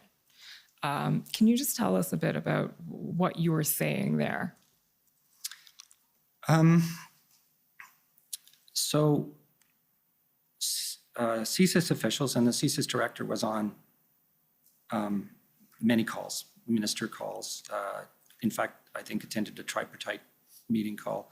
And actually, can I just ask you to tell us who attended this particular meeting? What was this meeting? This particular meeting, this would have been all the deputy ministers, those at least that were available across the country from provinces and territories. Okay. Plus myself, and I believe Michael Keenan, the Deputy Minister of Transport. So would these be all public safety deputy ministers, or? Yes. Okay. Yes. I mean, they're not all called public safety in various jurisdictions, but that's what their responsibility is. And the purpose of this call was to share, as I've mentioned, information, help people come to terms with what was going on, make plans in their own jurisdictions. And as we know, police jurisdiction across the country learned very quickly, but there was still the broader issue of why are these protests happening and what can we do to de-escalate them. So the director of CSIS had been reporting fairly consistently that in terms of the threshold for monitoring under the CSIS Act, he was not observing any increase in activity or any evidence of plans. And this is, to be clear here, a very high threshold. CSIS, and my colleague Mr. Rochon can explain this in more detail if you wish, can only monitor people that they believe to be threats to the security of Canada. And that's a high bar for them. And so it's not a very large number of people that they're monitoring. It's quite small. It does not, as a general matter, include the population or large elements of the population. They are very targeted in their activities. So in that context, given their targets, they were reporting they were not seeing any activity on the part of those targets. And that's what I was reporting there. And then the simple observation that on the ground in Ottawa, things were kind of chaotic. We didn't have any evidence of planning, weren't hearing about planning, and no sense of extremism in the violent sense, although there was plenty of criminality by that point. Okay, and we will be hearing from CSIS directly next week, but I think it might be useful, if Monsieur Rochon, you can just elaborate briefly on what CSIS can and cannot do and what it was and was not monitoring here, following what Mr. Stewart said. Well, in this particular case, it again refers to extremist elements. So from a terrorism perspective, I had mentioned earlier the ideologically motivated violent extremism, which is something that CSIS is coming to grips with, and indeed have provided language in and around defining that. Because historically, I would say individuals are influenced by a singular definable belief system. And that's how we used to treat terrorism. There's been an evolution with regard to terrorism as of late. Now there is a confluence of a whole series of grievances that can come to bear, and it becomes a lot more difficult to track exactly how a particular threat can manifest itself in this IMVE environment. So there are xenophobic violence, anti-authority violence, gender-driven violence, other grievances that CSIS now have to wrap their minds around. How do we go after and collect information to protect Canadians against these emerging threats? When it can, as opposed to as I mentioned earlier, a belief system where there is a clear head and a org structure behind a particular organization. In today's world now, we're seeing more and more that a lone wolf, a lone actor, can actually perpetrate a particular extremist violent event. Nevertheless, the tools at our disposal and at CSIS's disposal is very much the CSIS Act that was written in 1984. And there is Part 2C of the CSIS Act, indeed Part 2 of the CSIS Act gives 4 different distinctions as to what they can collect intelligence on, and it describes threats to the security of Canada. So in this particular instance, what we were referring to, as you could appreciate, provinces and territories, representatives would be under the impression that federal government is sitting on a treasure trove of classified intelligence. And based on that intelligence, they would want to know, are we seeing something from an intelligence perspective that would show that these protests are organized and that ultimately they constitute an extremist threat to overthrow the government or something to that effect. So specifically with regard to that extremist element, what we were saying here, or what the deputy was referring to here, is that as of yet, CSIS has not met a threshold to cause them to collect additional intelligence on a broader set of Canadians because they had not seen evidence of that. That being said, I should just also qualify that doesn't mean that they weren't monitoring certain extremist targets of theirs that have met that threshold and seeing whether or not they were interested. And I also want to qualify a comment that I might have made earlier. Intelligence, again, is not an exact science, and it's not foolproof. So just because you have a piece of evidence or a piece of intelligence, rather, doesn't mean that you have the full picture. And it becomes a very difficult mosaic to try and pull together in terms of pulling together intelligence emanating from CSIS, emanating from police forces, emanating from Canada Border Services Agency. Pulling that picture together to determine whether there's a national security threat is a different proposition than indicating whether or not CSIS specifically had evidence of a violent extremism meeting their threshold. Thank you. That was helpful in understanding that. So the second bullet point then, to go back to Mr. Stewart, on people protesting in accordance with the law. In Ottawa, the law has been disregarded, norms of behavior and laws. You talk about what's going on in downtown Ottawa. Police have not been able to control, have heard comments made to federal ministers, do something. CBSA, Transport, and PS, that's public safety officials, have heard from our ministers. Roles of police and government have not tried to get involved in enforcement, but staying in touch with police. Police, including RCMP and outside Ottawa, have supported, I think that's probably stayed in close touch. Political layer is engaged. And then the last line is strong desire not to engage protesters and to let enforcement take its course. Do you recall what that referred to, in particular that last line? That last line refers to essentially the decision by ministers not to speak to the protesters. Okay. So this was, to situate us in time, this was on February 7th. And at that point, that was the position being taken. That was the position. Okay. Mr. Clerk, we can take that document down. And the next one to pull up is ssm.nsc.can 50246.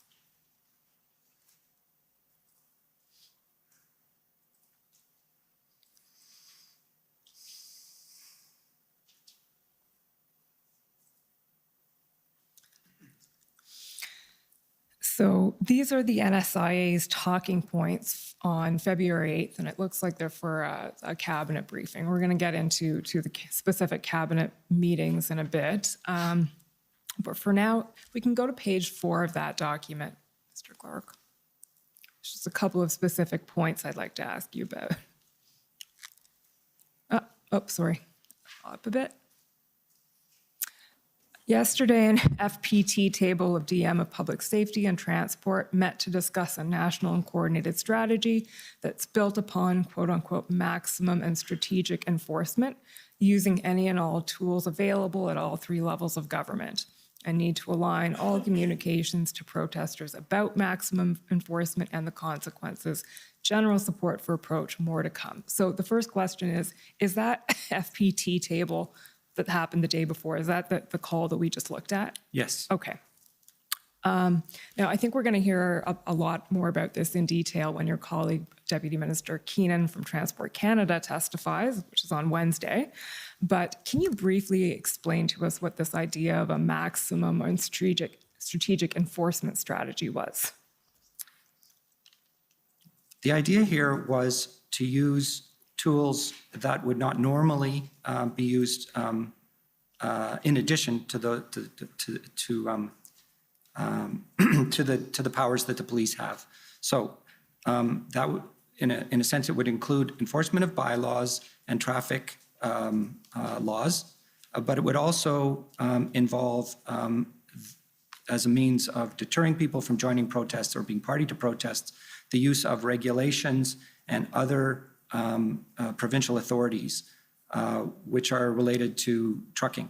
So here, as an example, and as you say, Mr. Keenan, Deputy Minister Keenan can speak to this, we're talking about deregistering a commercial vehicle, making it unable to be used for, commerce, not renewing licenses, or various other ideas that were being floated around that we could use at the transport authority level, that would have some effect. So that's the general idea. Okay, and if we just scroll down a little bit more to page 5. departments have developed a Rolodex of quote unquote creative alternatives to be explored in addressing this matter. So that refers to, that's what you were just talking about, this idea of trying to come up with alternatives or ideas. And can you give us some examples of what that Rolodex would have contained? Well, certainly what I just spoke of.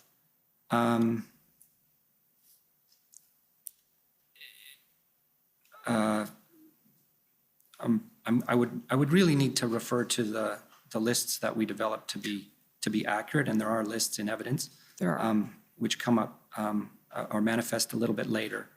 So off the top of my head, I don't recall any other specific things other than in the transport realm.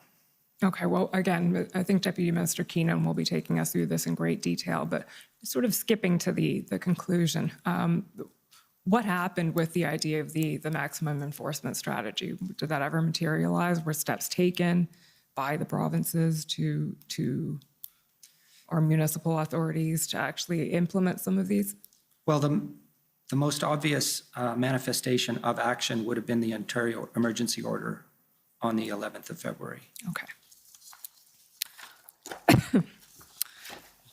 Before we get there, there is another topic I'd like to ask you about, which is requests for federal assistance. So this again falls within the rubric of what was going on between the provinces, the municipalities, and the federal government at the time.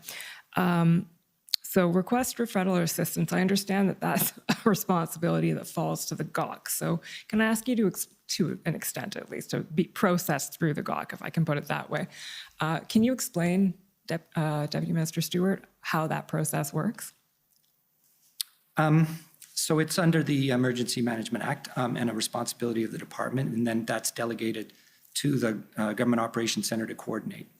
And the Government Operations Center, for the record, is a coordination unit, a surveillance and coordination unit. It doesn't have powers. It doesn't it doesn't have authorities. It just works to bring partners to the table. So an RFA is, in essence, a situation in which the provincial capacity to deal with an issue, or yes, a provincial and territorial capacity to deal with an issue has been surpassed, and they need federal assistance. And the role of the GOC is to discuss the request and to coordinate the response. They occur most frequently in the world of natural events, fires, floods. But there were many in the context of the pandemic as well. In fact, there were, I think, well over 190 in the last 2.5 years or so, which is way, way beyond the normal level. In the context of the protests, there were only 3, and some of them can be very routine. So one of the first one was for to use a federal space, the Cartier drill hall, to park police vehicles, and that's a federal land. It needed a permission granted.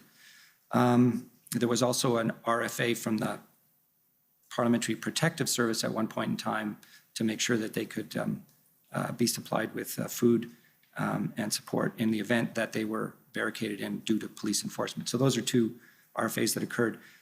The main RFA that I think is of note is the one that came in from Alberta, and that one did not follow the normal course. The normal course for an RFA is it to be flagged by a provincial emergency authority to the GOC, allows for some back and forth about, is this possible? Can we meet this need? How are we going to respond to this? And that just smooths and expedites the process. In this case, it came in by letter from a Alberta minister directly to a federal minister, and we had no forewarning of its appearance. So do you want me to further explain the act? Sure, and maybe actually at this point it would be helpful to bring up the document. It's PB Can 50718.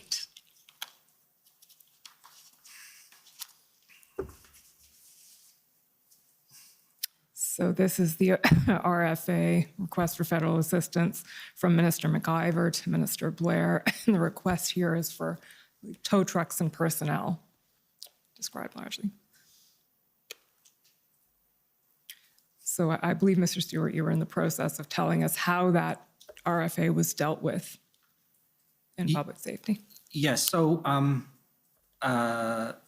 background, this is with respect to the situation in Coots. The RCMP is police of jurisdiction, and we're faced with a problem of getting the trucks off the border crossing and the highway, and the absence of tow trucks. And in a general sense, it was a feature of these protests across the country, and particularly where they manifested as encampments, that the local tow truck industry would refuse to provide service, ostensibly due to threats to their livelihood. So this letter came in. As I say, it came a bit out of the blue. It wasn't hard to understand why the request was being made. And the question became, is this a RFA that we can address? And, two issues surfaced. One was whether we had the resources, and that would be, in effect, the towing equipment of the armed forces. They have a base in Edmonton, quite a long way from the border, and it has equipment to tow heavy vehicles. However, there's a very limited number of those units, I understand, and moreover, they were not of the same type as heavy lift tow trucks, and would have, had they been used, likely damaged the trucks they towed. So the general conclusion was that the resources of the Canadian Armed Forces were not appropriate to the task, and of course, we didn't have any other tow trucks elsewhere.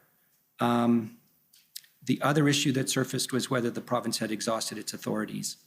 And here I note that the province had a Critical Infrastructure Defence Act, which gave them the power to command tow truck industry as we did with the Emergencies Act, and that had not been used. So for both of those reasons, we signaled that we would not be meeting this RFA. Although we bore it very, very much in mind is when we formulated the orders under the Emergencies Act. Okay, so just to make sure I understand that, on the one hand, it was determined that the Canadian Armed Forces did not have the appropriate equipment, that was not suited to task, and on the other hand, Alberta did have in its own powers the ability to compel tow trucks under its Critical Infrastructure Correct. Act. Okay.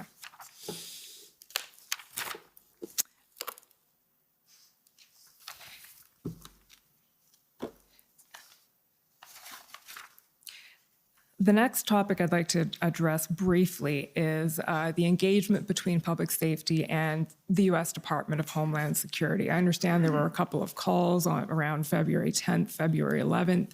Are you able to speak to those at all and tell us a bit about what you were hearing from Homeland Security? Well, I'll expand a bit. I was party to a call involving an official from the White House and the National Security Intelligence Advisor. And the call was essentially to express the concerns that the U.S. had with the situation at the Windsor, at the Ambassador Bridge, and also what was going on generally in terms of public order. And that conversation was a situational update.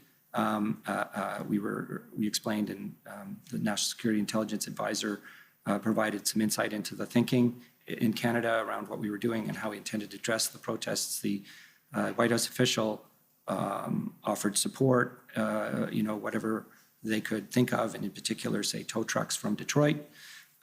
So that was that call. There were subsequent calls. That person was the White House person responsible for the Department of Homeland Security. What was her name?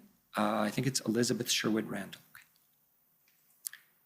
That was the only call I was on. There was calls with the Department of Homeland Security officials, and I believe you did one. I did two. There you go.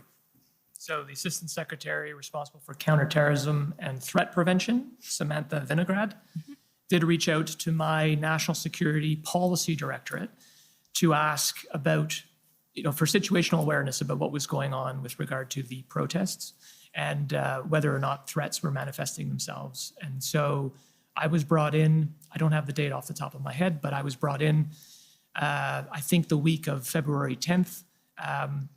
During that week, I provided a a brief to her and some of her officials in terms of the situation happening in Canada and whether or not we had any, how we were coping with the potential threat to national security. And similarly, obviously, on her side of the border, following the year prior with the January 6th Capitol event, they still had potential extremist elements, and there was also the possibility of convoys happening in and around various activities happening in Washington. So we were just comparing, and we agreed to keep each other in touch with regard to the threat situation from a counterterrorism perspective. Were they expressing concern about various convoys happening through the U.S. as well? From my recollection, not specifically, but they certainly had it on their radar as they were expressing concern about what they were hearing about and seeing in Canada and wanted to make sure that they understood how we were coping with it and whether or not it could manifest itself on their side of the border.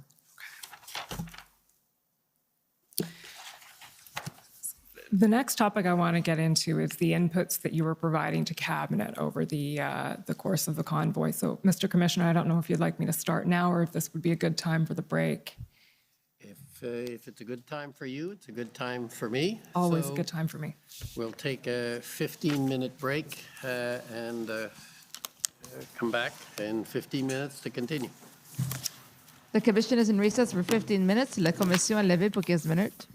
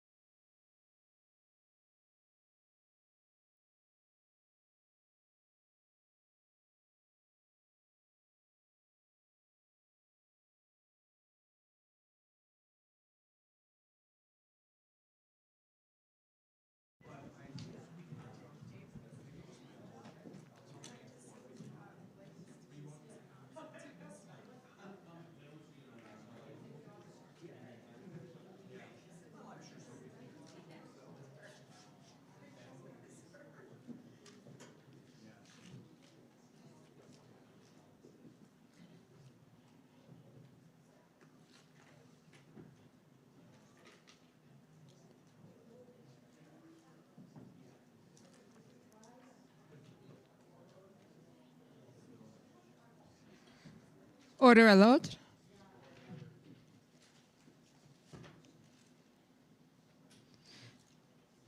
The commission is reconvened. La commission reprend. Go ahead.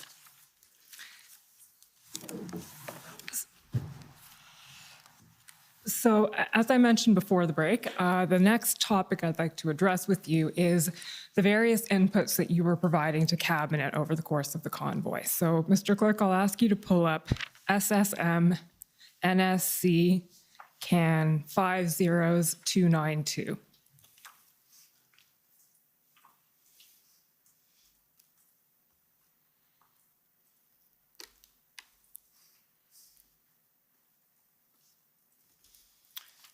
These are minutes from a Cabinet Committee on Safety, Security, and Emergencies on February 3rd. So, Mr. Stewart, the first thing I'll ask you to do is, can you tell us what the Committee on Safety, Security, and Emergencies, or SSE, is? It's a standing committee of Cabinet under the current government, created to provide a forum for discussion on issues associated with its title. And is chaired by Minister Blair, meets periodically, and generally is a forum for bringing forward policy and expenditure items in this domain. But it also is a forum for discussion of extraordinary events. Okay, and I understand that the SSE committee met 3 times in relation to the convoy, and this was the first meeting that addressed the events of the convoy. Is that right? I think that's right. I could quibble a bit and say, I think one of those meetings was a regular meeting and they talked about the convoy, but I believe there were 2 ad hocs. Okay. If we can just scroll down to page 5, Mr. Clerk. We'll see about halfway down that page, the there we go, Deputy Minister of Public Safety. So, Mr. Stewart, I'll read this slowly for the benefit of the interpreters. The Deputy Minister of Public Safety provided an overview of engagements to date with the City of Ottawa and the Province of Ontario. The Deputy Ministers stated that the view of the Ottawa Police is that they will not be able to bring the protest to a conclusion without the assistance of the federal government due to concerns for public safety. There is a risk that increased enforcement will provoke some protesters. There is work being done by the city on an injunction, however, there is no timing on if and when it could be issued.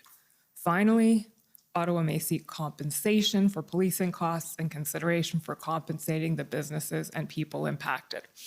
So if I understand correctly, what you were putting forth to Cabinet at that point was the result of all of the various conversations you were having both within the federal government and with counterparts from Ottawa, Ontario, et cetera. So this was the state of the situation that you were reporting on February 3rd. Is that right? That's correct. Okay. So a couple of specifics in here. The view that the view of the Ottawa Police is that they will not be able to bring the protest to an end without the assistance of the federal government. Can you tell us where that view that you're expressing comes from? Chief Slowly. Okay. And more generally, what was he expressing? And also, you say specifically here, without the assistance of the federal government. Was it federal specifically, or was it both provincial and federal? So essentially just convey to us what Chief Slowly had conveyed to you and what you were bringing up to Cabinet here. I would say that as a general matter, Chief Slowly was not trying to pick who would come to his assistance and the assistance of the Ottawa Police Service. So I would say I was just focusing on the federal government for the purposes of this meeting. It's implicit that the provincial police would also be required to assist. To meet, I believe the number he was using on or about that time was 1,800 police officers, which is a very large number. I wasn't meaning to suggest that the provincial government was not involved at this stage. But what you're conveying essentially is that at this point, he'd formed the conclusion that the OPS couldn't do this alone, they needed help. Absolutely. Okay. That's enough of that document. Can we go, Mr. Clerk, to SSM NSC CAN 50293?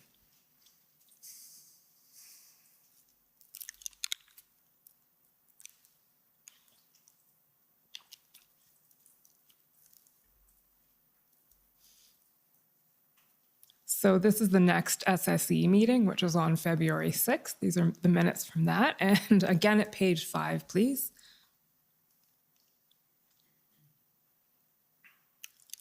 There we go. Paragraph 3 there, the Deputy Minister of Public Safety provided an overview of engagements to date with the City of Ottawa and the Province of Ontario. The Deputy Minister stated that there is a clear indication that the City of Ottawa will declare a state of emergency. An emergency council meeting is planned for Monday to identify options, which will likely result in a request to the Government of Canada for police support. The Deputy Minister indicated that the Ottawa Police Services view the dismantling of structures at Confederation Park as a success and will continue to enforce further.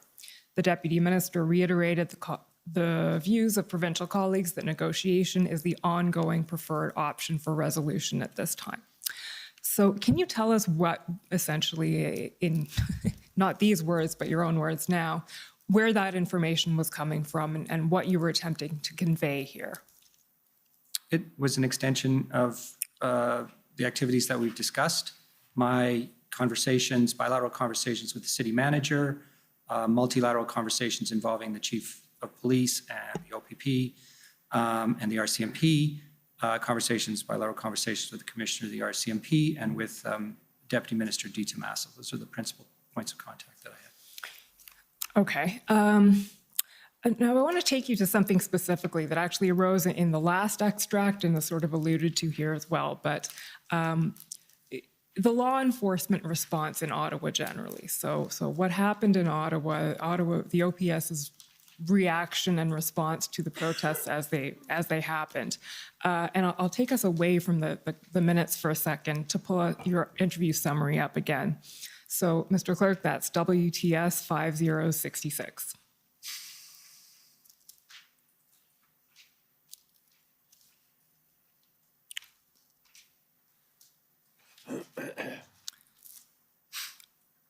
If you can go to page 12, please, Mr. Clerk.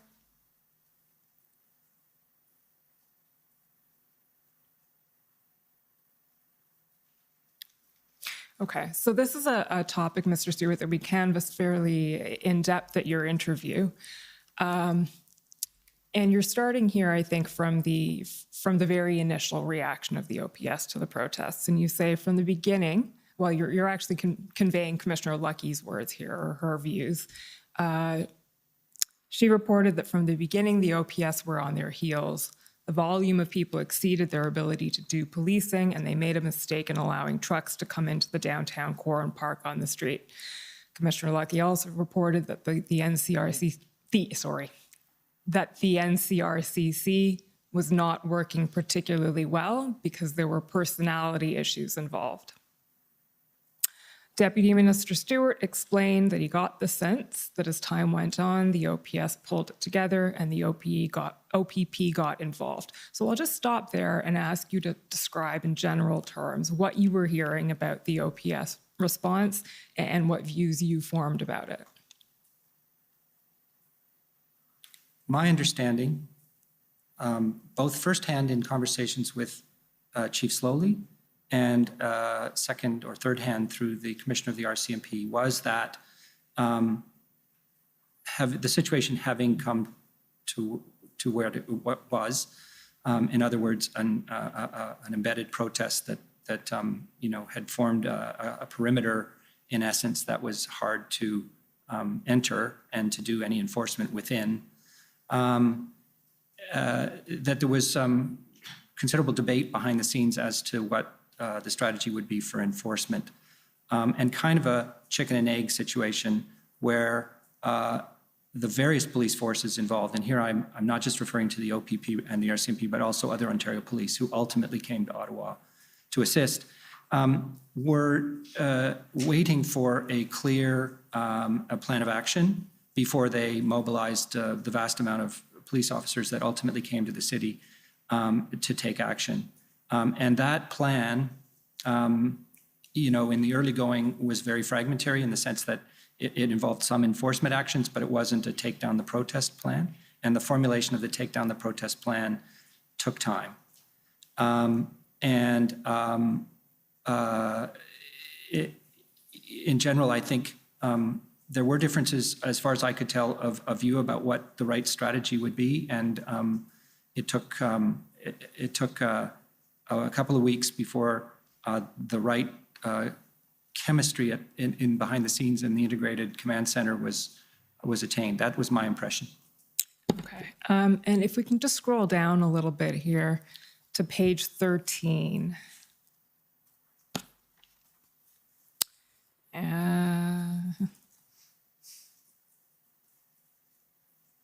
Paragraph 3, so just scroll down a little bit. So here you're adding, it was difficult to get people to come to an agreement about a plan because there were personality issues in the mix. And then you go on to talk about that. So that probably refers to what you were just saying about chemistry at the RCC.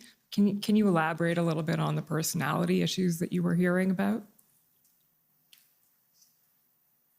Not really. I mean, this, in a sense, what I said before is probably the main substance of this and what I knew and understood. And I would not want to lay this at the door of Chief Slowly, to be honest with you. I was hearing that he was very involved and that it was difficult, partly because everybody was stretched so thin to get to a landing zone on a plan, and that there were disagreements about what the right strategy was. My own firsthand experience with Chief Slowly was quite limited, and to the calls that we had with the city. I had seen him before in another context but not met him. And I knew he had a strong personality. Okay. And then just scroll up again, sorry, the previous page. There we go. The RCMP's position was that the OPS should have asked the OPP for more resources, and it was the OPP's responsibility to come and serve. He explained, this is you explaining, that the RCMP felt pressed by the OPS, but that the OPP was the force that the OPS should look to pursuant to legislation. So that's what you were telling us about. It's according to that. So that information is information that you were being given by the RCMP. We're not the right people. The OPP are the first sort of call to action here. Is that right? I just want to correct the last part. Okay. The RCMP was always willing to come and assist and always wanted to, you know, sort of play a role and were willing to do so. But to get RCMP officers into Ontario is actually quite a significant logistical issue because they only have federal police in the province. They don't have contract police. Now, RCMP is contract police in a number of provinces and territories, which is your regular police and who are trained and equipped to do public order and enforce the law. And relatively speaking, they had very few federal police in Ontario. So to get RCMP officers into Ottawa required them to be mobilized outside the province, and that requires, some paperwork, an agreement and a request of the minister of the jurisdiction and an approval by the minister of public safety. So they were concerned that they were being pressed to do this without a plan, and they wanted the OPP to be first in line to come and help, but they were always willing to help. That's fair. I was sort of talking about the order as opposed to willingness, so that's a fair response. Thank you. The next issue I want to raise here is the issue of swearing in. So if we can just scroll down a little bit, there we go. So there's also the obstacle, you say, of swearing in RCMP officers. So they would have the jurisdiction to enforce municipal and provincial laws. We've heard, again, evidence about this already in the commission. Mr. Clerk, if you can just scroll to page 13. Now, I appreciate here that it was your colleague, not you, speaking. But can you speak to the swearing-in process at all and how that may have played into difficulties on the ground? My understanding is essentially reflected in these comments, which was that when the RCMP had come to a decision about people to bring into the province, they had to go through this administrative process of getting sworn in, which was a decision of the Solicitor General of Ontario. And as for that purpose, then they had to send a detailed list of names. And then when that list was sent, it wasn't coming back. That's what I was hearing. As quickly as, it might otherwise. I can't really put a time on that, to be honest with you. But it was a material enough issue that, of course, when we did the orders under the Emergency Act, we decided to, exempt the RCMP from that requirement so that they could move a lot of people into the province very quickly. So that was a concern that had been raised. It was an impediment to mobilizing police resources. Okay, thank you, Mr. Clerk. Can we take up the February 6th minutes again? So SSM NSC CAN 50293.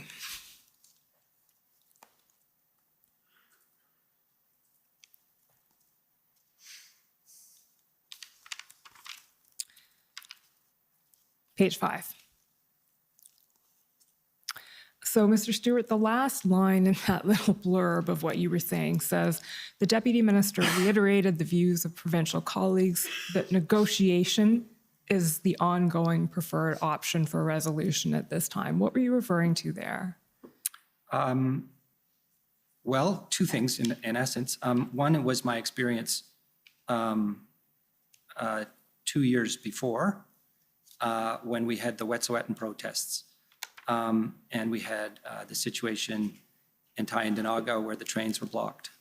And my conversations with, again, Deputy Minister Di Tommaso at that time, where he was very clearly and strongly expressing the view, and this was based on history for the OPP, that de-escalation is very important to managing a protest, and enforcement can only lead to further trouble. And that was certainly seemed very likely in the context of the Wet'suwet'en protests.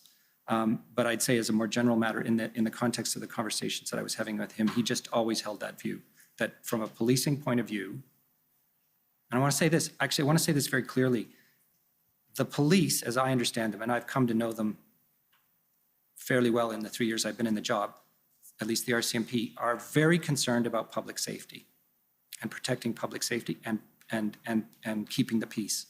And they will always prefer, given the latitude to do so, to de-escalate and to find ways to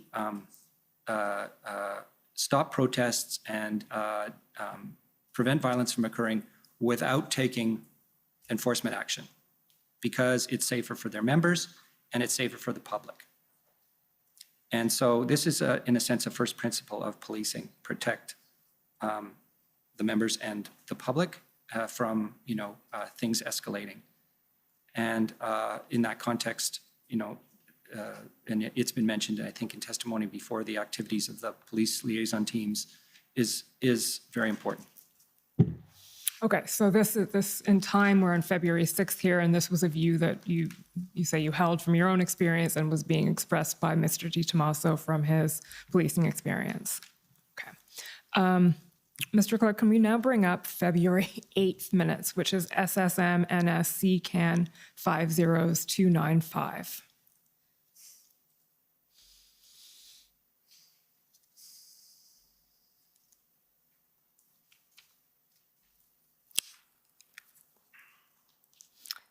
Page 10, please.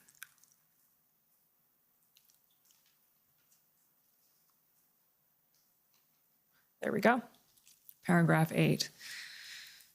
So here, the Deputy Minister provided an update on engagement with Ottawa, confirming that since the injunction has been in place, there have been no horns used in Ottawa by the protesters. The OPS is reporting that their staff are tired and need enforcements. It is evident that the protest is well organized and that the blockade at Ambassador Bridge is designed to divide the attention of the Ontario Provincial Police. The Deputy Minister confirmed that Ottawa has developed a plan that is being reviewed by the OPP and the RCMP, which includes 4 key elements: reliance on negotiation, ongoing enforcement, containing the demonstrations once an area is cleared, and gathering intelligence of various trucking companies. Okay. So a couple of things I want to ask you about here. First of all, just to situate us in time, this is now February 8th, and the blockade at Ambassador Bridge has happened and sort of coalesced on February 7th. So one thing you note here is that the Ambassador Bridge blockade is designed to divide the attention of the OPP, and that this is evidence that the protest is well organized. Can you comment on that and where that observation came from and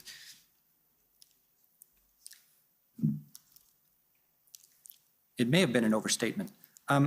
It is evident that the protests were being organized in a way that attracted a significant numbers of individuals. And it wasn't, in fact, just the Ambassador Bridge. It was elsewhere in Ontario, ultimately, other ports of entry where convoys manifested. Well is perhaps too strong a word, but there was definitely organization happening.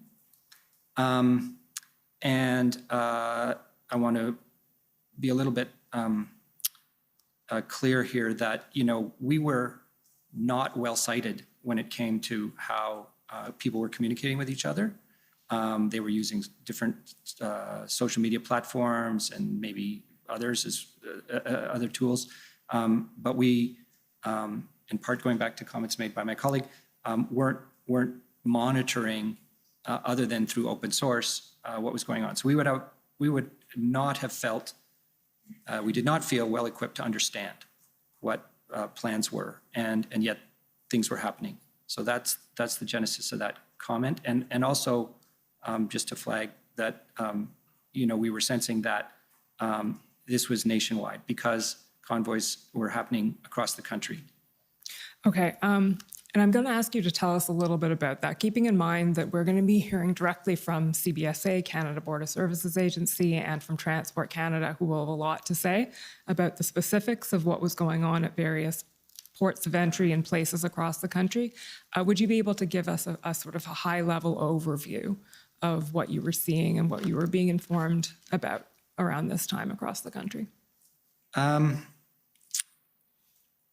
Well, it was quite a list, actually. I'd have a hard time itemizing it, but there were the principal places in which disruption was occurring were Windsor, of course, and that happened well after Coots started being blockaded, shortly after Coots started, we had Emerson in the province of Manitoba, and slow roll and traffic highway blocking protests near the Blue Water Bridge in Ontario, near the Peace Bridge in Niagara, and some sense that something could happen in Cornwall. Later on in British Columbia, we had the Pacific Highway convoy. So those would be the principal ones. Every day in our calls with ministers, CBSA would be reporting across a whole set of ports of entry what they were observing, and they had taken steps to better equip themselves to see what was going on and to talk to local police authorities to see if it could all could be managed, that if a trucking or a convoy manifested itself, it could be directed away from the port of entry and couldn't install itself in the port or on the bridge or whatever the case may be. Okay. So essentially, as you've said, you in your position as DM Public Safety were looking at not just what was happening in Ottawa, but what was happening across the country. And yes, the federal government was as a group. We were all conscious that this was not something which was limited to Ottawa. Ottawa is the most extreme example. But the general impression we had was that what had begun as a protest about vaccine mandates had become something more than that and was attracting various people from with various issues and causes, and had become a kind of a popular thing. And we're seeing it in other countries, by the way, too. Can you tell us a bit about that? Yeah, there were convoys in New Zealand with Canada flags, which were just essentially emulating the protest. That was happening in Canada? Yeah. Okay. Now, let's go to now the February 10th minutes. So this is SSM NSC CAN 50209.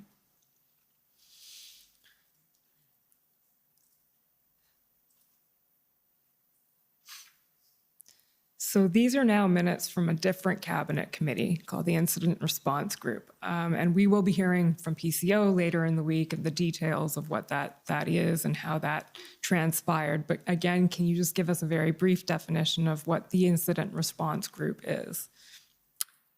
Well, to begin with, I wouldn't call it a cabinet committee as such. Fair enough. Cabinet committees in the normal course are standing committees to deal with various, policy and policy matters. The Incident Response Group is an ad hoc committee that the Prime Minister convenes as and when required. And so it doesn't have regular meetings, and indeed it only meets when something extraordinary is happening. Okay, so, and an IRG, that's the acronym that we'll come to know and love over the next couple of weeks. The IRG was convened on February 10th. So this is the first meeting of the IRG. Is that right? That's correct. Okay. Can we go to page 6, please?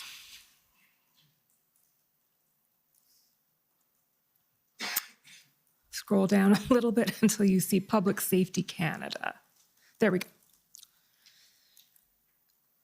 Okay, Public Safety Canada reported on a conversation with the lead negotiator, OPP, who noted that in Ottawa, approximately 80% of protesters had a weak connection to the cause, 5% had a strong devotion to it, and 15% were a swing factor.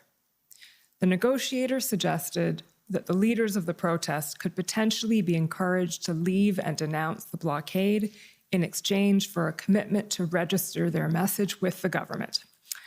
Okay, Mr. Stewart, first question is the lead negotiator, OPP, you were speaking about there, who's that? Marcel Baudin. Okay, Marcel Baudin. So we've heard Mr. Baudin come and testify here. Can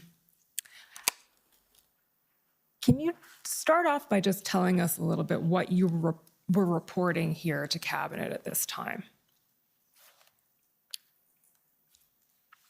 So I've mentioned earlier that the federal government, to the best of my knowledge, had made a decision not to engage formally the leaders or the protesters in just allowing them to represent their views. And that was as far as I was aware, an issue of principle, and rooted in a sense that it was hard to know who to engage and also what that engagement would lead to. And there was definitely no desire to get into discussions around the federal public health policy, which was one of the original reasons the protests occurred. As time passed, the notion of engagement kind of morphed into more of what I've already mentioned as being kind of a police tactic and a potentially useful one. So shortly, the day before, in fact, this meeting occurred, we deputy ministers were meeting and agreed that we would pursue any ideas we could come up with from our list, which you have, I think, attached to this document, and see what it turned up by way of possible decisions, possible actions for the federal government. So I had reached out, in fact, on the morning of this day, to Marcel Baudin, who had been identified to me by the RCM, no, by Mario Di Tommaso, and echoed by the Commissioner Lucky, that he would be the right person to talk to. And we'd had a general conversation around, the role of PLTs and de-escalation, which was very educational for me. What I took from that conversation was that there was some possibility that if they could identify appropriate interlocutors, and he said that they knew of 6 people that they could talk to who were leaders of a sort within the protest, and offer an opportunity for them to be heard, that this would have the effect of allowing people to achieve something and some success and feel that their objectives had been achieved and therefore leave. And this is where the statistics come up, is that 80% of the protesters, particularly 2 and 2.5 weeks into the protest, where they'd been sitting on the streets of Ottawa in freezing weather, were probably likely to go if they had the right offer. And so we were talking about that possibility. And it was really at that point in time not about engagement in the way that it had been about engagement before. It was more in the context of engagement as a stepping stone to enforcement, because it was very clear by the 10th of February that the RCMP, the OPP, and the Ottawa Police Service were beginning to come together on a plan, and enforcement was only a matter of time. And so in the background, of course, was this question, which I think was very material in the overall decision to invoke the act, of what would that enforcement engender by way of reaction. And we had strong concerns, as Mr. Rochon has mentioned, about lone wolves and people who've been attracted to the protest and could act out in a violent way. So there was a virtue to de-escalation in this context. Okay. Engagement as a stepping stone to enforcement. I just want to unpack that a little bit. So you said at this point, the engagement that was being contemplated was not something that would lead to an end to the protest in and of itself. Correct. So the intention would have been Shrink it. to shrink the footprint, as they say in the lingo that we've learned. Okay. And we know that what ultimately comes of this, or at least part of what comes of this, is something that's come to be known as the engagement proposal. Can you tell us how that proposal came to be?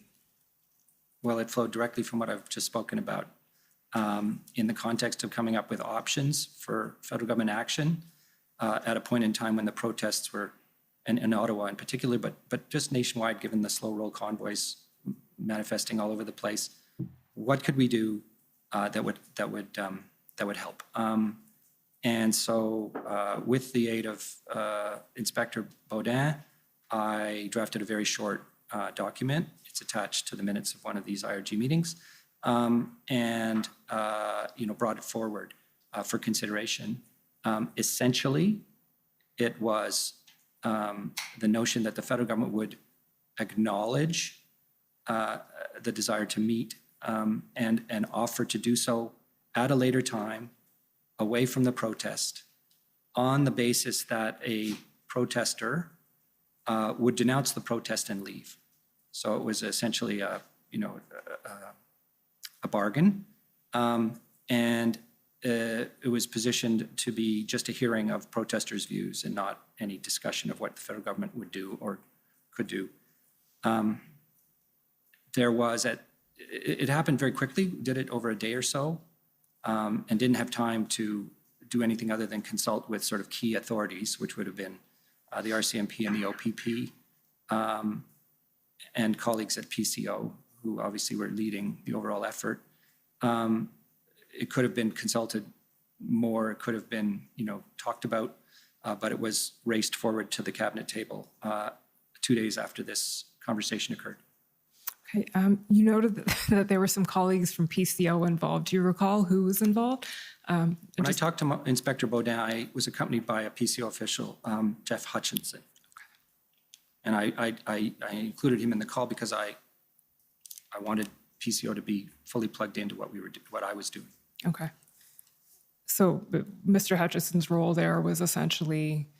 Observer. Okay. And I understand there was some back and forth that you had with the RCMP and with Inspector Baudin about the proposal itself. So, Mr. Clerk, if we can just pull up OPP 50150. Excuse me.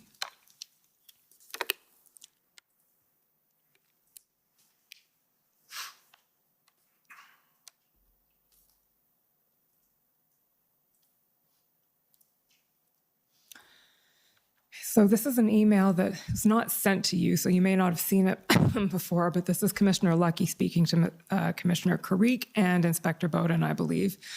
So she attaches a draft of the engagement proposal and then says, I'm not the SME. SME, we know, stands for subject matter in this area, but my folks are a bit worried on a few items and need to get your thoughts. Do you know what Commissioner Lucky's concerns were at that time? And I'll just say two things. One, we're going to hear from her directly so we can ask her that question. And two, in the course of our interview, you mentioned that one of Commissioner Lucky's concerns may have been around the issue of police independence. So just to situate you a little bit. I believe that Commissioner Lucky's concerns were essentially A, in the issue of, if this came forward to a cabinet table and was decided upon, would it constitute some kind of direction to police to do it? And of course, police want to maintain operational independence and maximum flexibility.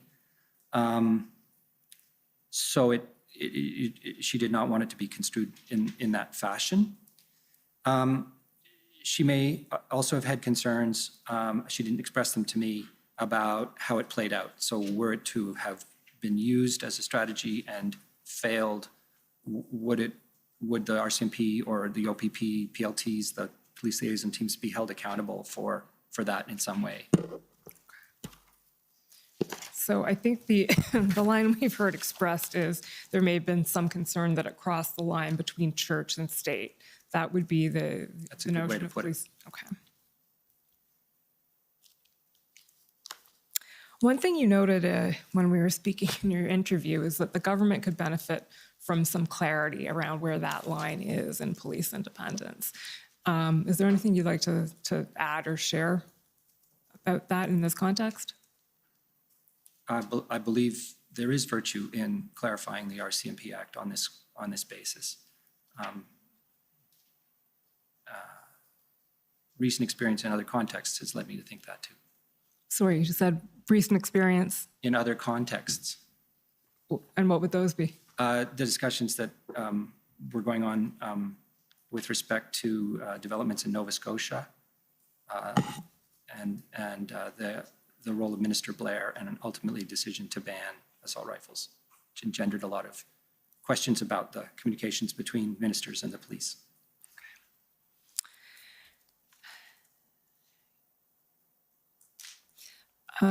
Mr. Clerk, can we bring up OPP 50171?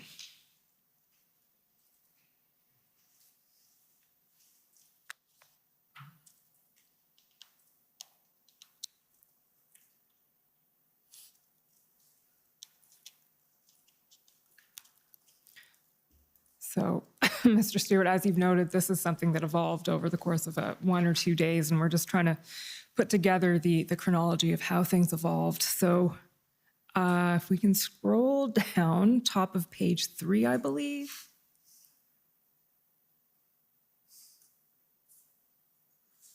Okay, and now, so in this email, you're raising some concerns about the engagement proposal, but to the very last bit of the email now, sorry. If I can manage to work through this process and the RCMP Commissioner will be privy to the discussion, I think I can assure you that the federal government's commitment will be solid, but we have to get there first. Thanks. So at this point in time, and this is Saturday, February 12th at 11:23 in the morning, what was your understanding of what levels of support there was in the government for this notion and where it came from? I had support from colleagues to bring it to the cabinet table for discussion. I couldn't tell you about the specific views in terms of whether they thought it was a good or a bad idea. It was just in the option set. Okay. And the next document then that we want to look at is ssm.nsc.can 402958.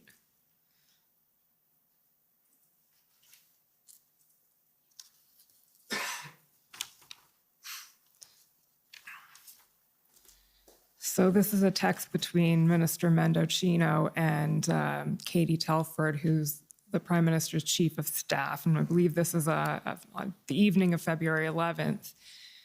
And Minister Mendicino expresses here that he's just learning about the engagement proposal. So do I understand that at this point, while this was playing out, you hadn't yet had the opportunity to brief Mr. Mendicino on this? Is that right? Or Well, Minister Mendicino was aware that I was working on this idea, as it had been mentioned the day before in the context of the IRG meeting. He had not seen the proposal. And as I say, it came together really very quickly, and I only had time to solicit the views of, and it wasn't the Ontario government, it was the OPP, I believe, and just to make sure that nobody had any objections to what it said or put forward. So he would have just had seen it in terms of paper, and he would have, I think, felt or did feel uncomfortable that he had not had an opportunity to contribute to the drafting of it. so it was the OPP as opposed to Mr. Di Tommaso, you think, who you were speaking to about it? I'm pretty sure. I'd have to check the emails, but I wasn't. I mean, I was certainly conveying to Mr. Di Tommaso that this is something that we were considering, and there was a parallel event. I think I should note it for the record. So he knew that I was talking to Marcel Baudin. He had given me the name, and he knew that the general idea of what I was trying to bring forward. On the day of Friday the 11th, Ontario did their emergency order, which I didn't know about. He called me in the morning and informed me. And then later in the day, he called me and he said that they were planning to do enforcement over the weekend on the Windsor Bridge, the Ambassador Bridge. And that as a stepping stone to that enforcement, they were going to adopt this idea of offering a meeting. And that Minister Jones, Sylvia Jones, was interested in making that offer. And would the federal government join the Ontario government in making that offer? And I signaled that that was not possible. We had yet to discuss engagement at the federal level. And so, there was no way on an hour's notice that he was going to get a decision to sign on. But he sent me a draft letter that, which is referred to here, that they were going to use with the protesters. The OPP was going to use with the protesters on the Ambassador Bridge. So it was a kind of a parallel exercise, which was really an independent exercise of the Ontario government, but in a very similar way to what was put forward to the cabinet table the next day. Okay, and so when you communicated to him that the you could get the federal government to sign on to Windsor, that was a matter of timing as opposed to a position being conveyed? That's right. Okay. Because they were going to do it that evening. And there was also, we've heard evidence about another potential sort of engagement possibility, which is the mayor of Ottawa's sort of deal that was happening to potentially move some trucks up to Wellington Street, et cetera, that was playing around the same time. What was your awareness of that at the time? I had no awareness of it until it was fait accompli, when the city manager, Steve Kanalakos, called me and said, we've made a deal with a representative, somebody ostensibly representing the protesters, to move these trucks. And the mayor is sending a letter. So would it be fair to say that there's sort of these different branches of potential engagement going on with not perfect sight over all of them? No coordination at all. No coordination at all, okay. And what ended up ultimately happening to the engagement proposal? Where did it go? It was not taken up. Okay. It was discussed, not taken up. So it was brought to cabinet, or to the IRG rather? That's correct. Okay, on February 12th, but it was not taken up.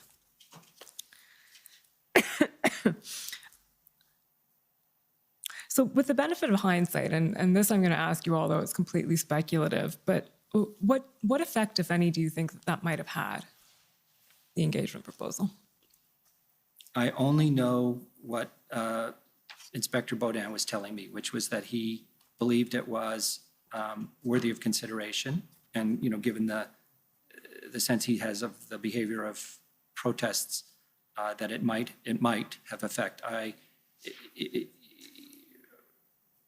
I were to push it, I would say I had the feeling that it was a very low order of probability that it would have had a material effect because the protesters had been in Ottawa in a determined way for an extended period of time.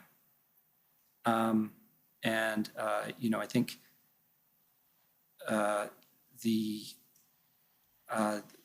the general view here is just it's part of the toolkit of policing, and you want to try and discourage people from staying in a protest if enforcement's going to occur, because it's going to get rough. So would it be fair to say it's an option worth considering, but not a deus ex machina? Right.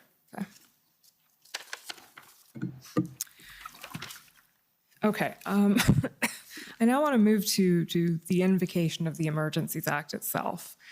And appreciating that we'll be hearing from a lot of people on this topic, I'm going to target my questions quite specifically. You mentioned in our interview that the Emergencies Act started to be seriously considered around February 11th. Is that about right in your recollection? Yeah, I could go back a day, maybe Okay. 10th. Well, why don't you just tell us how your recollection of how it sort of came onto the radar? Okay, so the Emergencies Act has a history in discussions and rooted in the pandemic, where at one point in the pandemic, the federal government conducted consultations on whether the Emergencies Act would be a useful tool to help address the pandemic. At the time, it was determined that that was not the case. So it was always sort of in the back of people's minds, and it came up in meetings along the way, and as something that we should bear in mind. Serious consideration of the use of the Emergencies Act began in the latter part of the week of February 6th or 7th, and then became, a matter for discussion and decision after that. Okay. And I understand that public safety was asked to provide its input on potential measures that could be helpful under the Emergencies Act. Is that right? All departments involved in managing the protests were asked for ideas that would provide additional tools to police and generally to deter protests and cause them to de-escalate. So public safety, we were using the information that we gained from our regular consultations and our calls with federal provincial colleagues. So an issue, for instance, of note there is the use of tow trucks. Other parts of the public safety portfolio, such as the RCMP, provided independent views in terms of what might be added to an emergency measure order, Emergencies Act order, and other departments did as well. So this would have been a topic of discussion at the DMOCs happening around that time. That's correct. Okay. Mr. Clerk, can we pull up SSM CAN 50399, please?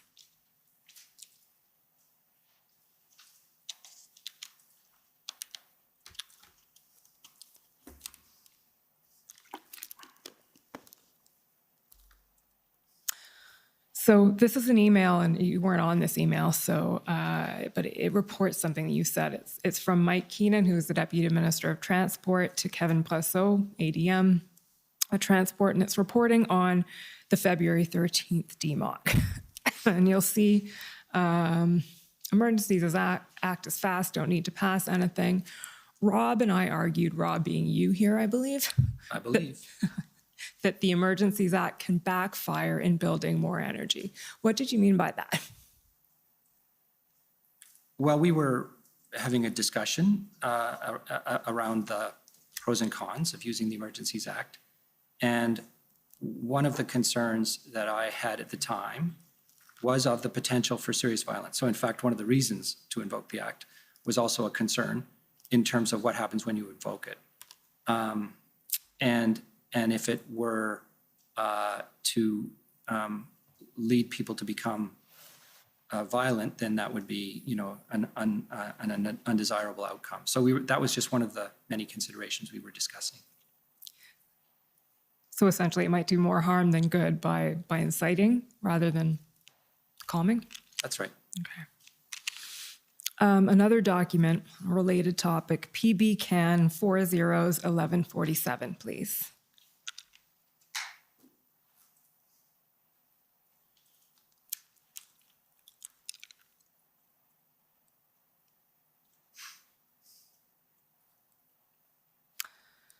Okay, scroll down a little bit, please, until we see something that says, "These are okay," an email from Mr. Stewart.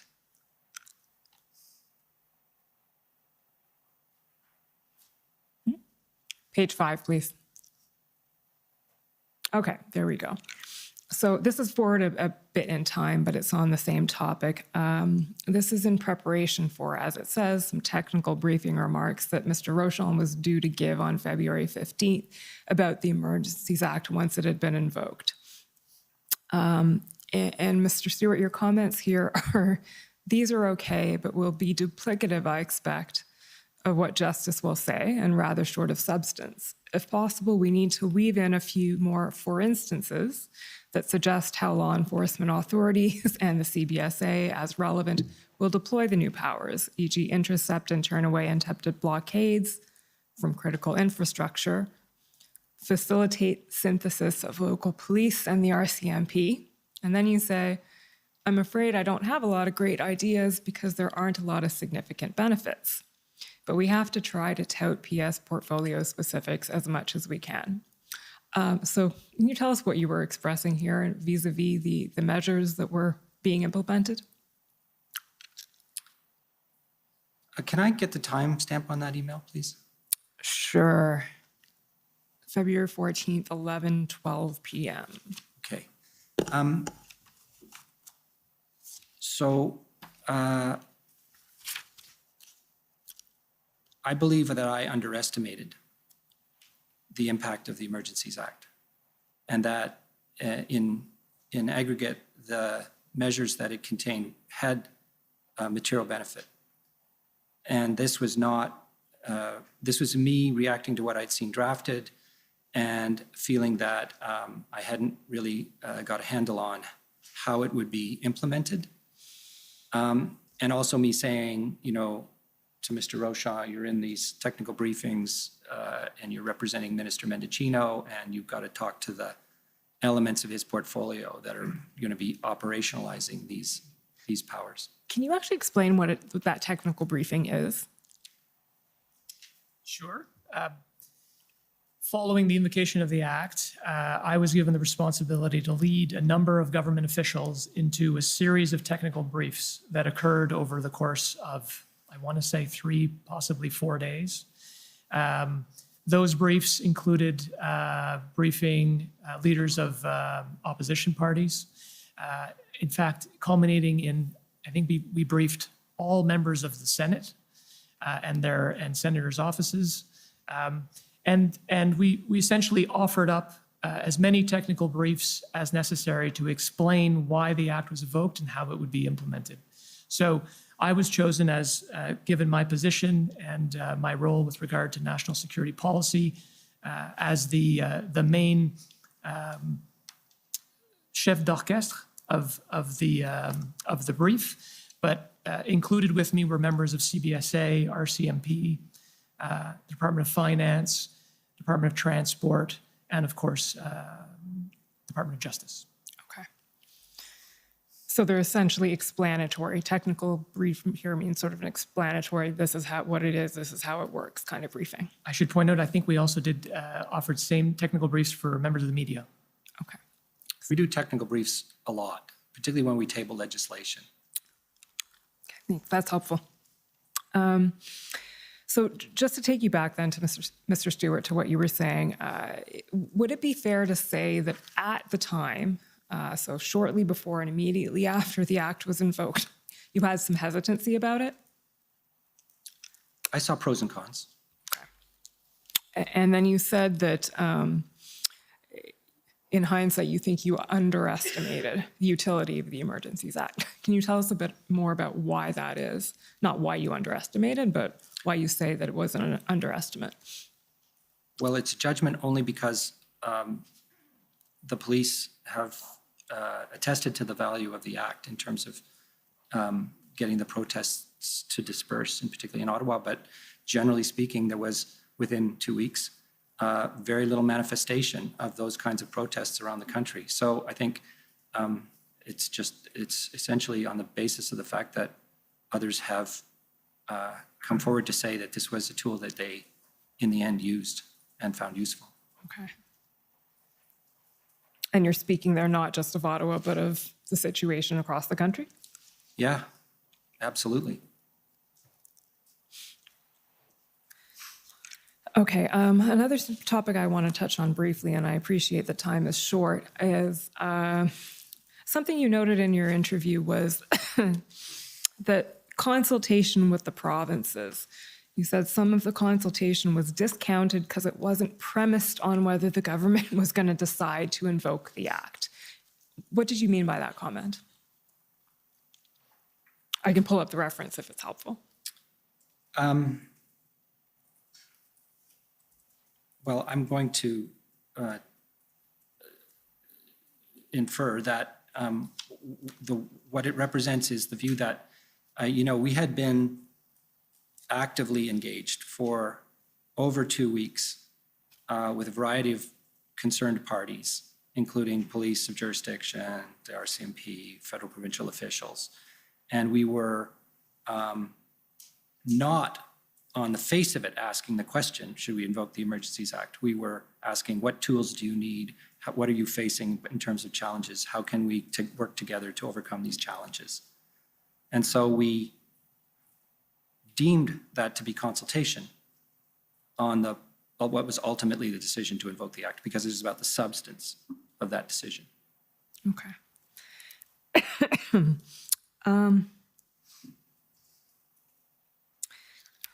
So when Mr. DiTomaso testified last week, and I can bring up the references if we need them, but he noted that you spoke to him on February 13th and essentially gave him a heads up, if I could put it that way, told him or advised him that the federal government was considering invoking the Emergencies Act. Do you recall that conversation? Not in its detail, but yes, I would have talked to him, and I do accept that I would have said to him, it's on the table. Okay.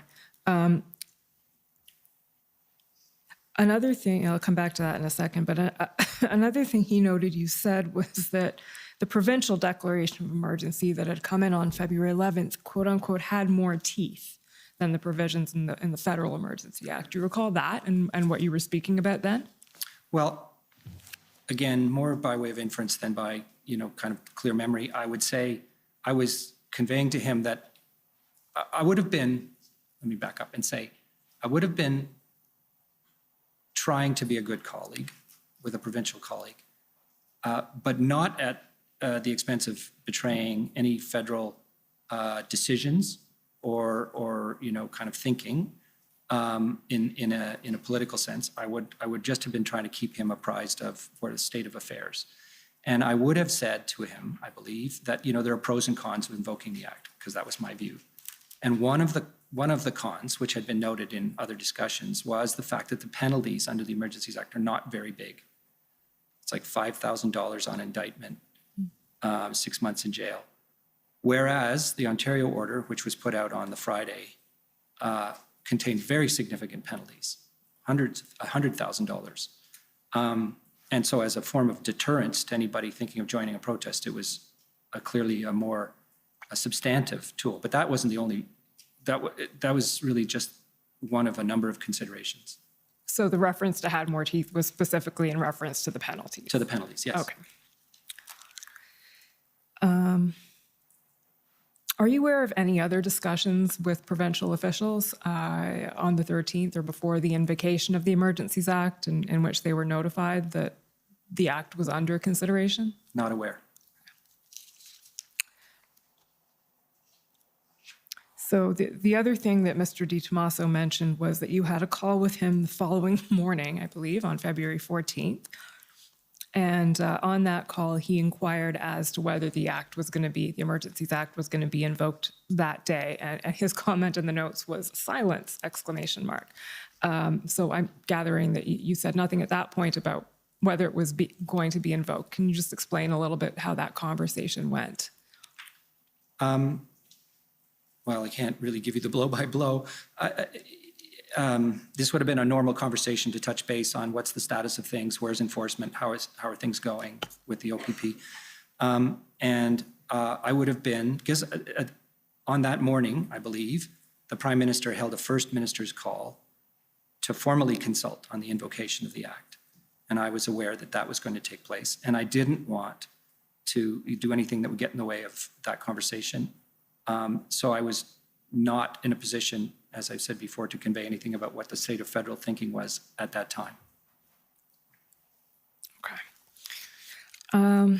We're fast forward now to the issue of revocation. So, Mr. Clerk, if I can ask you to pull up SSM CAN 50429.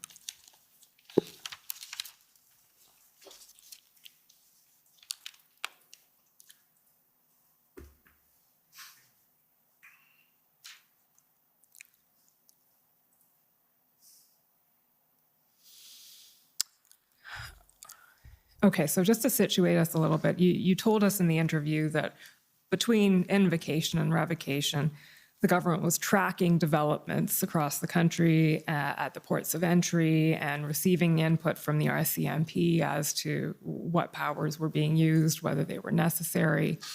Mr. Clerk, can we just scroll down a bit here until we get to an email from Rob Stewart?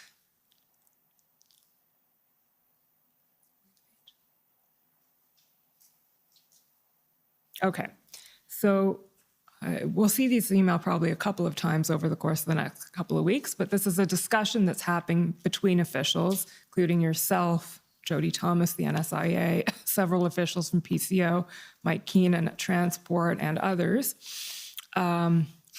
about what considerations should go into revocation and when the act should be revoked. And your comment here is your quick comment. My quick comment is that while these are probably all worthy considerations, they focus too much on the utility of the act and not its proportionality. In other words, we need to assess the threat in terms of serious violence, not in terms of whether the truckers are hanging around. What were you attempting to convey here to your colleagues? Well, I think in the back of my mind was the grounds for invoking the act. That's a high bar, which ministers decided was met. And in that context, serious violence was an important element. There was economic impacts as well, but particularly from a public safety point of view, the uncertainty and risk of serious violence was an important consideration. And so given that that was the reason for invoking the act, I thought it should be the reason for considering revoking it. Okay. So essentially bring revocation right back to invocation, coming full circle. Same grounds. Okay, that takes us to essentially the end of our time together today. But I'll just, before leaving completely, ask you, is there anything that we haven't covered in the last 2.5 hours that you think we should have? Or anything else you would like to say about the events? I'd just like to do a technical clarification on Intel, if I may. Of course. For the record, because it's used in many different ways. And when we spoke about it earlier today, I conveyed the impression that it was all classified and very, kind of secretive. And in fact, Intel is a vast spectrum of things. And one of the issues that has surfaced in this context, and more generally, frankly, is the compilation of intelligence in the general sense from not just, use of our intelligence agencies, but from open sources is a real challenge. And it's one that we are grappling with today. And so, intelligence is something that was underneath the rationale for invoking the act, was the lack of good intel as to what was going on. And when I say that, I don't mean top secret, I mean a compilation of information from any possible source. So sort of a, can you elaborate on what was lacking, essentially? Any information about the plans and intentions of protesters around the country. And that was a result of inability to gather that information, or was it at the gatherings level or the sharing level, or? It may have been both. It was certainly in the context of having a clear line of sight. And when I say plans and intentions, I mean to convoys and slow rolls and obstructing, critical infrastructure. I don't mean the causes that they were espousing. That was quite clear. Okay. So maybe some lessons to be learned in the information gathering, sharing, and line of sight. Thank you. Mr. Commissioner, those are my questions. Okay, thank you. So we can now start with the cross-examinations. So first, I'd like to call on the convoy organizers.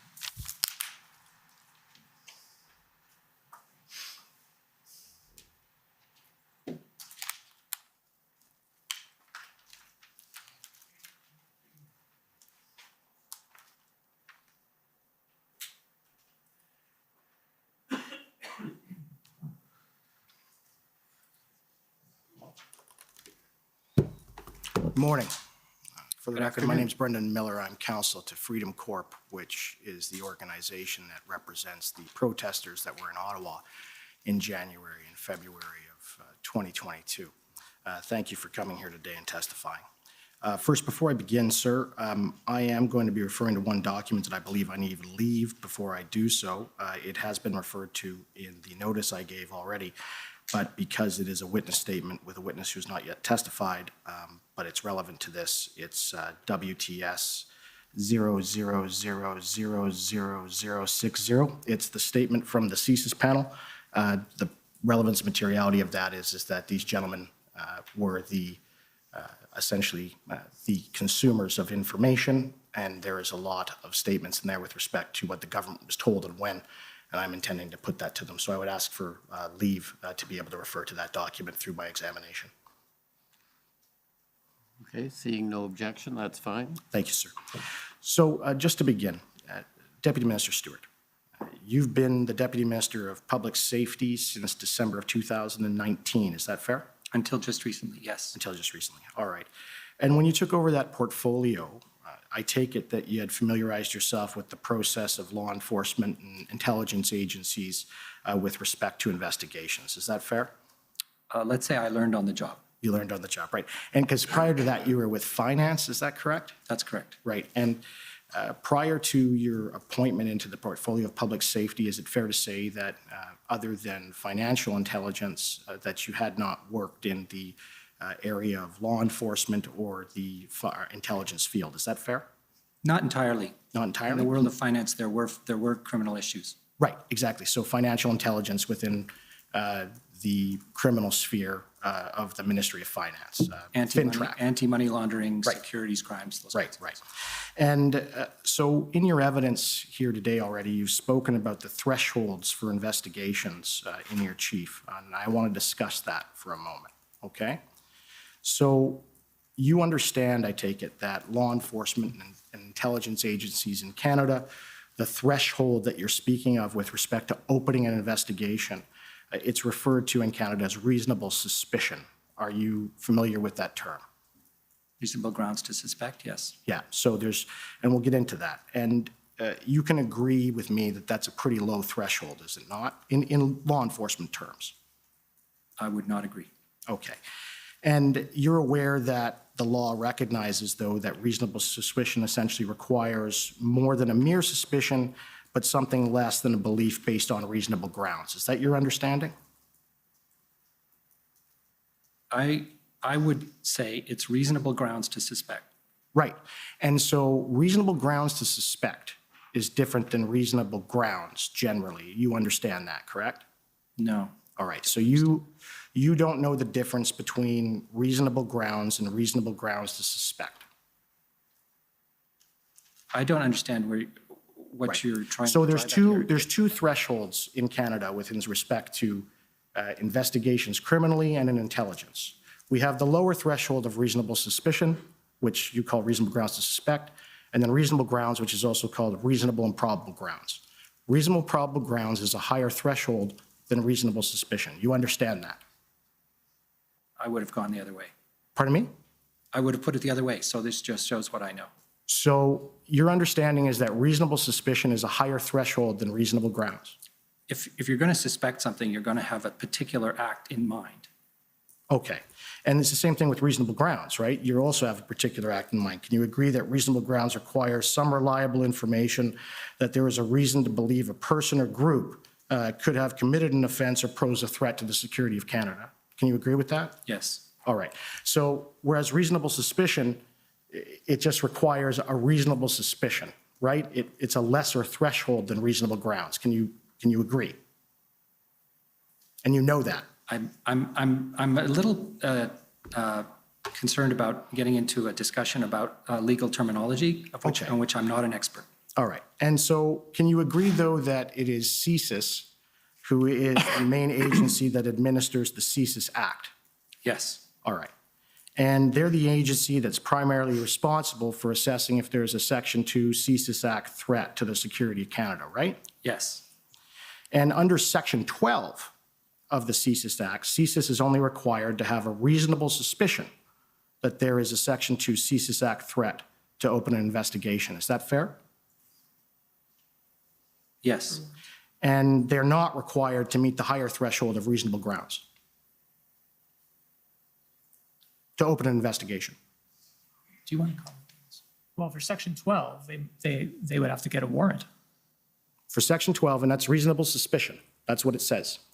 Again, I'm not an expert when it comes to CSIS, the CSIS Act specifically. When CSIS gets a warrant, they have to bring a case to a judge, a federal judge. Right. So there's going to be more than just reasonable grounds in that case. Okay, so can I bring up WTS 0000060, please?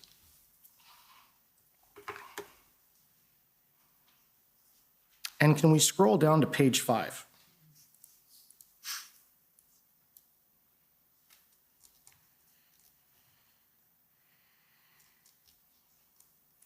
Okay, and can we scroll down to the heading Intelligence?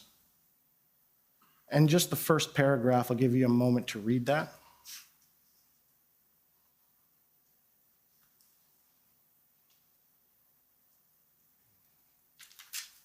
Now, would you help me with the pronunciation of Minister David's last name? We've all been debating about how to pronounce it properly. Vigneault.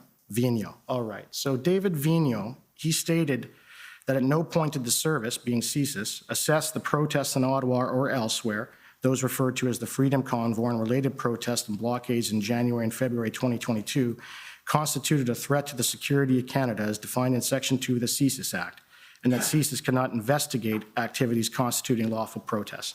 And I take it you were advised of this, correct? Correct. All right. And can we scroll down then to page 7? And go to the heading Foreign Interference. So Director Vigneault explained that the use of the term foreign influence under Section 2 of the CSIS Act refers to foreign state interference as the term is used within the national security community. Can you just slow down, Right. please? CSIS assessed there was no indication of foreign state interference occurring in the course of the protest. CSIS did not assess that any foreign state supported the protest through funding, that foreign states deployed covert or overt disinformation techniques, or that any foreign state actors attempted to enter into Canada to support the protest.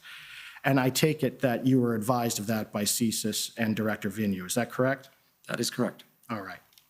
And if we can go down to page number 8 and the heading Recommendation to Cabinet. There, Director Vigneault states that he learned that the EA referenced the threat definitions set out in Section 2 of the CSIS Act once the federal government began to seriously consider invoking the EA between February 10th and 13th. He requested that the service prepare a threat assessment on the risks associated with the invocation of the EA. He felt an obligation to clearly convey the service's position that there did not exist a threat to the security of Canada as defined by the service's legal mandate. The threat assessment prepared by the service was that the invocation of the emergencies legislation risked further inflaming IMV rhetoric and individuals holding accelerationist or anti-government views. You were told that, is that correct? That is correct. All right. So can we now please bring up document number ts.nsc.can.001 000-00206 underscore rel underscore 0001. So in this document, which is already actually in evidence, I just want to scroll down to page 5, please.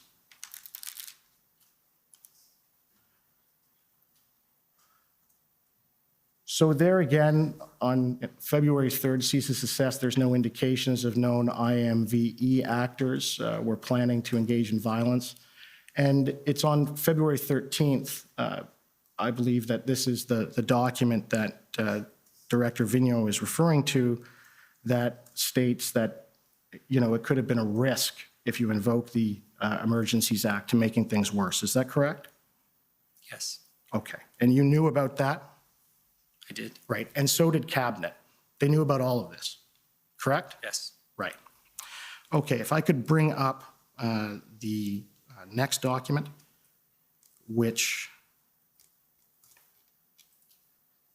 is going to be tsnsc.can.001.000000160.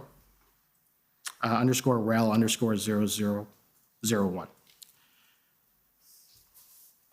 Now, before I get into this, you can agree that it was clear to both you and Cabinet that CSIS did not have reasonable suspicion that there existed a Section 2 CSIS Act threat during the protest. Is that correct? Was clear to me, and I believe it was clear to ministers. Right. I can't say with authority, however.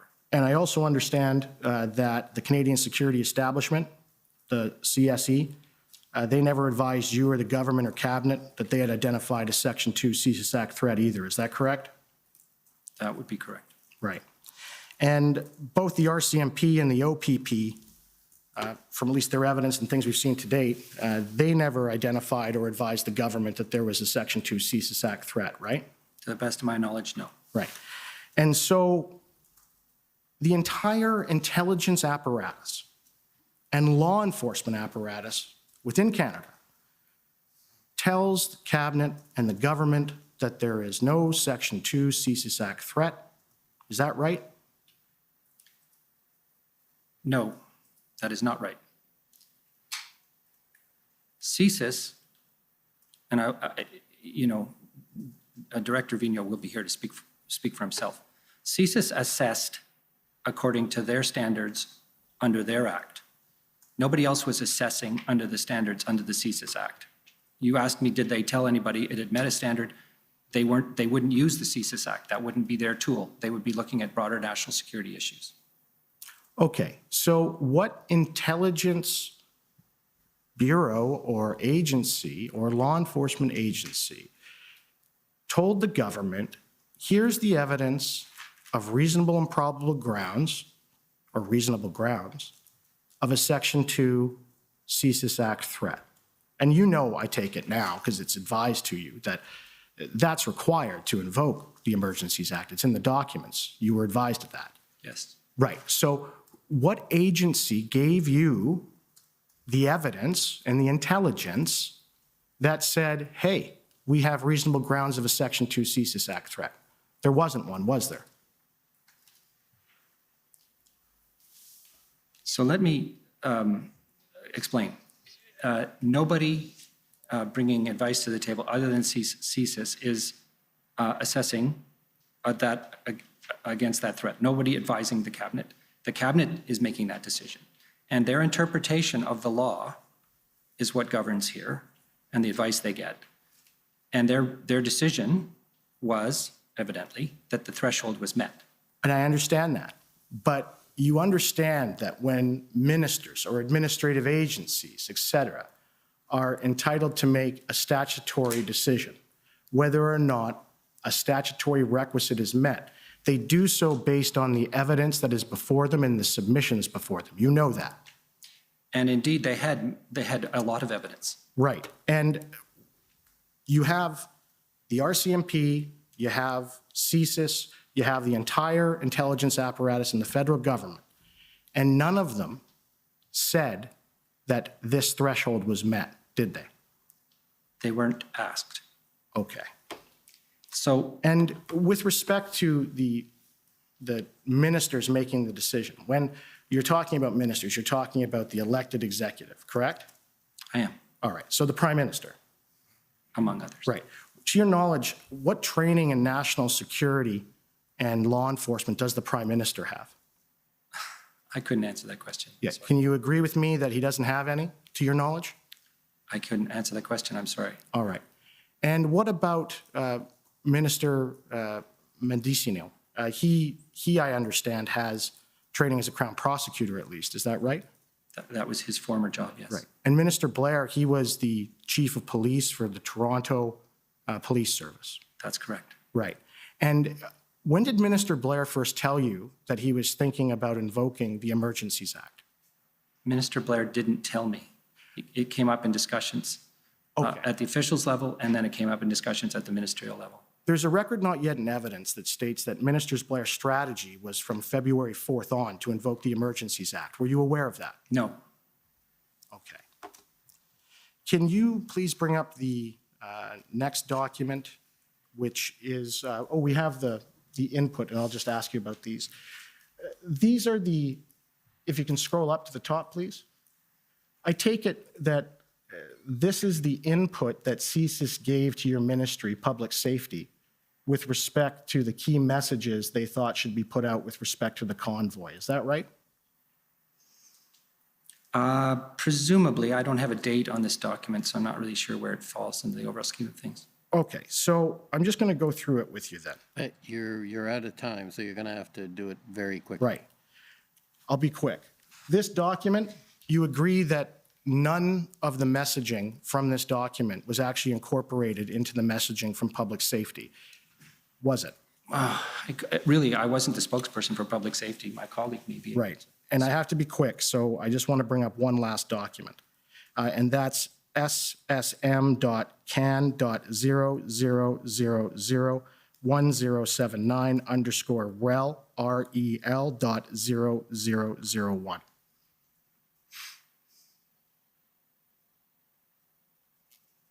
No, that's not the correct document. It's okay. I'll deal with it with another witness. So thank you very much for answering my questions. You're welcome. Okay, well, rather than, or maybe I could ask the City of Ottawa, are you going to be taking your 10 minutes, or if, because we can do it after lunch if you prefer. I'm content to either do it now or after lunch. I think we will need our 10 minutes, and there's a better chance we get right under the 10-minute mark if we have the lunch break to shorten it up and tighten it up, Commissioner. Okay. But I am content to go now if that's your preference. Yeah, well, we'll take the lunch break. We'll take another one of our long lunches. We'll come back at 2 o'clock and have an hour and 5 minutes for lunch. The commission is in recess until 2 o'clock. La commission est levée jusqu'à 14 heures.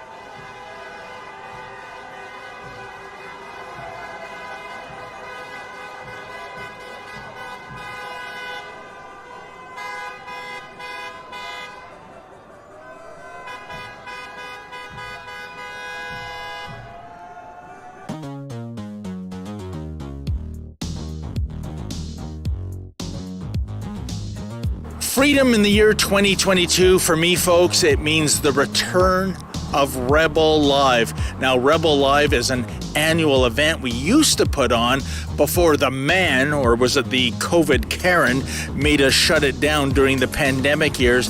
It is a freedom fun fest, if you will.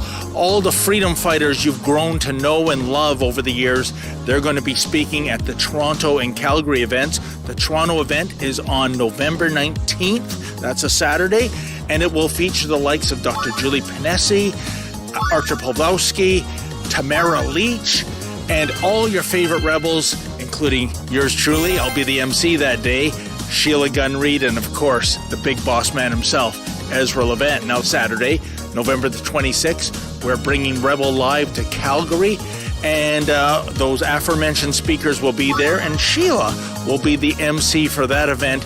You don't want to miss it. It's an all-day freedom fest. I know there are certain would-be conservative leaders that think freedom is overrated. You know, we don't think that way. I don't think you think that way. So if you want to get a ticket, and please go to the website. They are going fast. Go to rebelnewslive.com. That's rebelnewslive.com. Get your orders in, and as Billy Red Lions used to say, folks, don't you dare miss it. Don't you dare miss this one.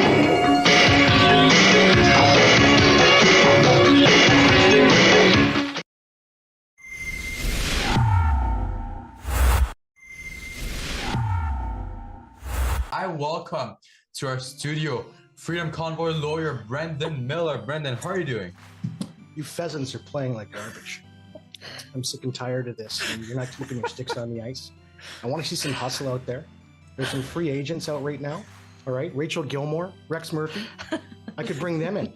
You're going to be riding the pine for the rest of the season, son. All right, get out there, keep your stick on the ice. I want to see some hustle. All right. So how many pucks do we need to put on the net tonight to I win want the to see game? some journalism, son. Some journalism. All right. Everybody here wants to score more goals than the other side. All lines should be firing. I haven't seen any of you out there hustling. So what transfers are you thinking of making? Well, gonna trade you for Rachel Gilmore. You know, she's on Twitter all the time. I don't see your Twitter going. She's got some serious tweet game. Where's your tweet game? I'm focused on the game, as you taught me, coach. Okay, well, Damn. keep your stick on the ice. All right, perfect. Well, there you have it. Freedom Convoy lawyer, coach, hockey coach, Brendan Miller, for an exclusive interview. I think Glenn McGregor.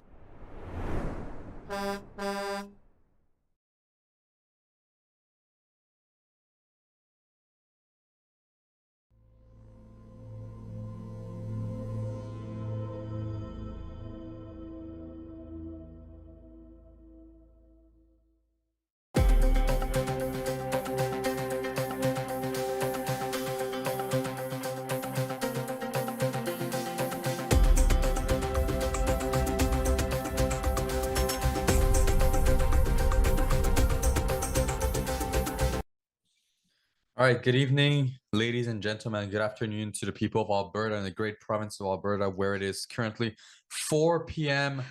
Alberta time. Right now, it's early. Freedom in 2022 is your right to disagree with me anytime on anything, in your heart, online, or in the public square. Freedom in 2022 is also your right to live your life however you see fit without hurting me or, for that matter, being bothered by me. But freedom in 2022 is in very real danger under constant attack by Justin Trudeau through his censorship bills, his attacks on gun rights, his attacks on farmers, and his attacks on peaceful protesters. These people have even tried to denormalize our flag.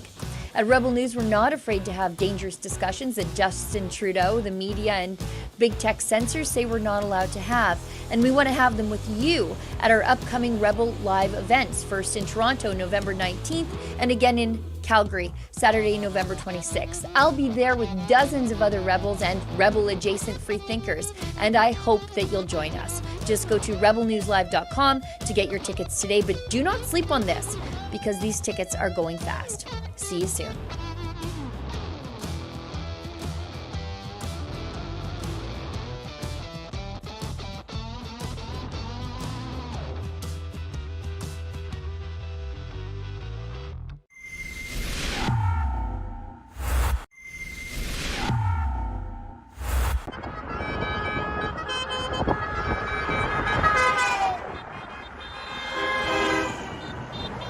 Ezra Levant here in downtown Lethbridge, Alberta. You can see all around me, in fact, at every street corner in the downtown core, are police vehicles with their lights flashing.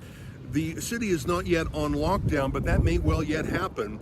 A trucker convoy is headed this way. One started in Calgary, one in Edmonton. They met up in nearby Fort McLeod, and they are coming to show solidarity with 3 other truckers who are being prosecuted in the Lethbridge courts today. They're peaceful men. All they did was express themselves. The truckers were successful. They liberated Alberta and indeed Canada from the lockdowns and the vaccine mandates. Well, that didn't sit right with Justin Trudeau, and it didn't sit right with the provincial premier at the time here, Jason Kenney, who has had an abusive prosecution of these peaceful protesters. Remember, it's the same Jason Kenney that threw Pastor Arthur Pawlowski in prison for nearly 50 days for merely opening his church during the lockdowns. Well, these 3 truckers, they're not being put on trial for 50 days. The prosecutor, Stephen Johnson, is demanding 10 years in prison. There was no violence. There was nothing other than some parking offenses. But this out-of-control, vendetta-driven prosecutor, Stephen Johnson, wants 10 years in prison. Let me tell you one more thing about Stephen Johnson. He was one of the prosecutors who demanded that Pastor Arthur Pawlowski spend 49 days in prison. And I looked him up. He was recently prosecuting an atrocious, violent rape. And he asked the judge in that case for 4.5 years in prison. So an atrocious, violent rape, according to the Alberta government, according to this abusive prosecutor, Stephen Johnson, that deserves 4.5 years. But these peaceful truckers, 10 years. Go to truckerdefensefund.com and we'll help these men. Thanks.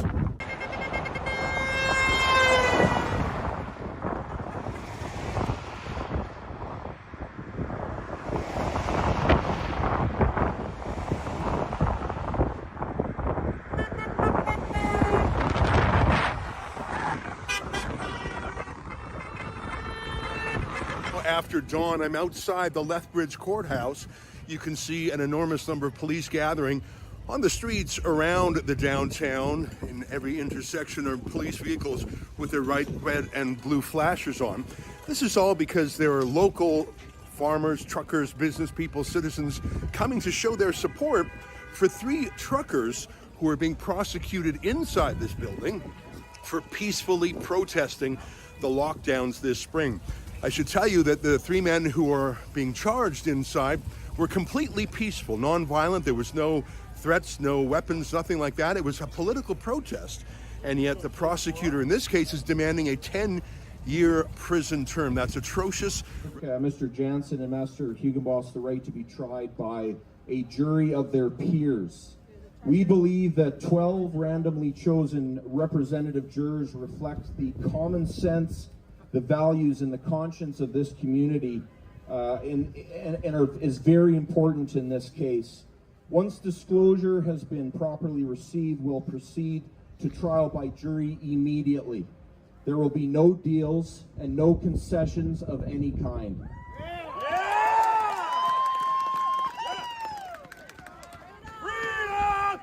We have another court date, which is a procedural court date scheduled currently for December 12th of this year, and I will be down for that appointment as well. Thank you very much, Chad. And after this event, there's also going to be a barbecue, and we'll be also there. I think there's going to be donations taken up there as well. And wow, I'm humbled.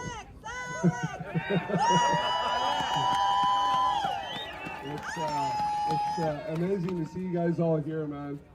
This is what it's all about. People need to stand together and in unity, and with the force of power of the people, we are hoping that they're listening and watching what we're doing, and that we're not standing here alone. We're in this together. And I believe if there was, there's probably a lot of people that couldn't attend that are here in spirit, in mind, supporting us. I know they are. I'll keep it short. Humbled, emotional when I see this thing, when I see all you guys come. We love you, man. Alex pretty much shared what I wanted to share, but a huge heartfelt thank you. A thank you to enforcement as well. They are part of the world we live in, and we may have our disagreements, but I think today went orderly, and I can appreciate that, and I thank them for that as well.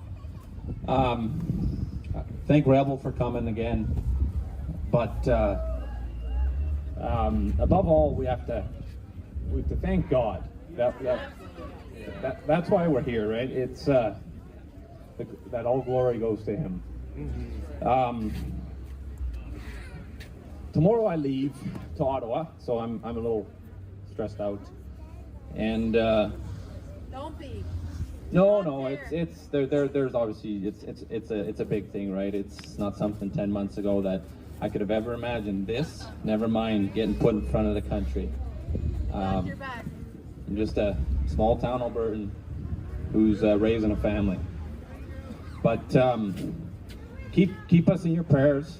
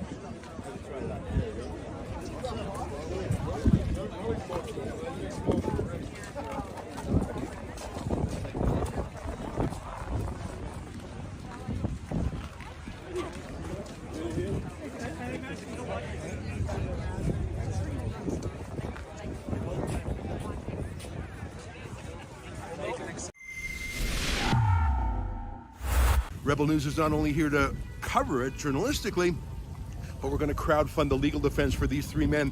Obviously an extremely expensive process. An abusive prosecutor named Stephen Johnson literally wants these people in jail longer than rapists in this province. I know that because Johnson recently asked the court for a 4.5-year sentence for a rapist. He thinks these peaceful truckers deserve a 10-year protest. To help us out, go to truckerdefensefund.com and chip in. We've got to help these men. I'll keep you updated throughout the day.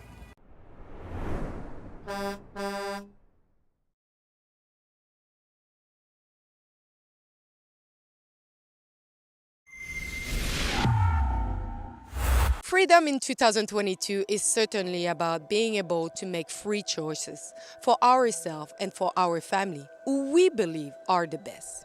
We have seen so much suffering over the last 2 years. People who die alone in terrible conditions, people losing dream jobs, polarized families, and a society that insult and yell at each other for making a different medical choice. But people have risen, and it will be through them that the future will have an important meaning for all of you, but especially for the next generation. Rebel News has been present at every step of this great challenge, but so many other pioneers whom you could meet and hear at our great conference about freedom for our beautiful country, which is Canada. This conference, which will be held in Calgary and Toronto, will show you the faces of the influence of freedom that you have seen over the past 2 years.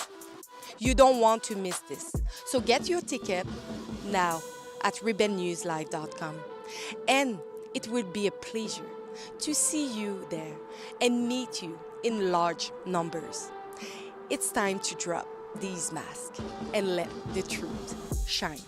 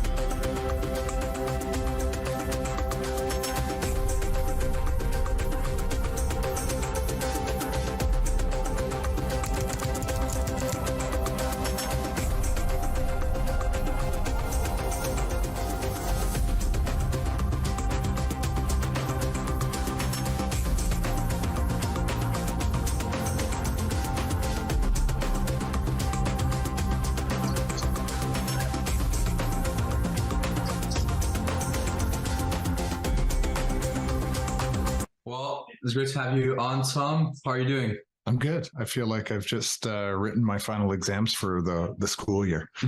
So Tom Roscoe was one of the witnesses to testify earlier during the commission. And I think it's been probably 5 live streams since we didn't have you on. So can you explain who you are? Can you tell our viewers a little bit about your background, who you are, what you're doing here in Ottawa? Well, I only have 40 minutes. So yeah, so I've been here. I did participate in the convoy in January and February.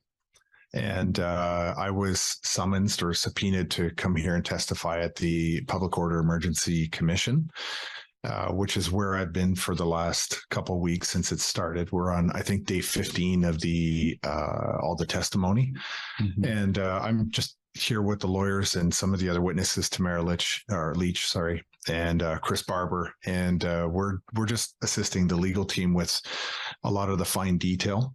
For when other people testify, we can fill in a lot of the blanks that maybe our lawyers don't have. Mm-hmm. So, and then my part-time gig is I come on here most nights. Yeah. And usually I'm the one that's better dressed between both of us, but say you're the one who's I would have been upset if you didn't mention at least the tie with a proper shirt. Yeah, exactly. You don't have the puppy though, but you have a tie, you have a suit. I've been telling you for a few weeks now, wear a tie, wear a tie. I know. First time you wear it, and I'm not even wearing it myself. I know.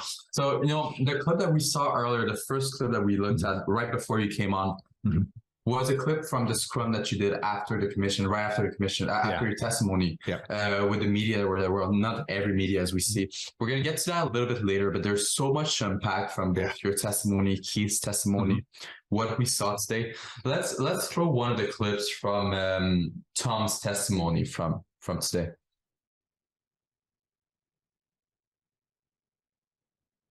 I guess I'll take just a second. Sure. We can take a look at the first one. Mm-hmm. Noticed things that I never before believed that I would see in Canada related to the way the police and bylaw and the government were going after Canadians. And for the first time in my life, I was, actually afraid of police. And I have several friends that are police officers. And I had a phone call with Randy Hillier one day, and Randy didn't know who I was. This was, I sent an email to him and Roman Baber and other people, and months later, his office had returned the call. And Randy doesn't even recall the conversation. And they said, I spent 25 years of my life in the military, and for the first time, I'm actually afraid in my own country. And he said, never be afraid. Like, you can't be afraid of the police or the government. They're here to serve us. And I think for me, that kind of flipped a switch where I was like, I went from thinking I'm afraid to get arrested or beaten by the police or getting an $880 fine to, you know what, now I want the fine. I'm done. I'm not going to hide from these people anymore. And so that started to mentally transition the way I thought. And then we came to a point where I thought, well, at some point, the lawyers are going to step in and intervene and start protecting the public. And they didn't, except for a few. Then when the vaccine came out, I thought, well, the medical community is going to stand up and put a stop to this because of informed consent. And they didn't, except for a few. And it was the truckers that gave me an opportunity to actually get into, fighting for my kids' rights. Well, first of all, I think that you did extremely well during the testimony. It was really great to watch. Both you and Keith, I think both of you did a great job. I think the clip that we just saw right here, a lot of Canadians are feeling the same way. I believe at the beginning of the pandemic, a lot of Canadians were willing to comply with the rules, were willing to go along with the authoritarian mandates that were placed to them. And I think through the pandemic, when they saw the government actually overreaching a lot, and we even saw Keith talk about it, that's the reason why he became involved with GCCF, became involved with the Freedom Convoy. I think that's how a lot of Canadians are feeling. What did you think of that?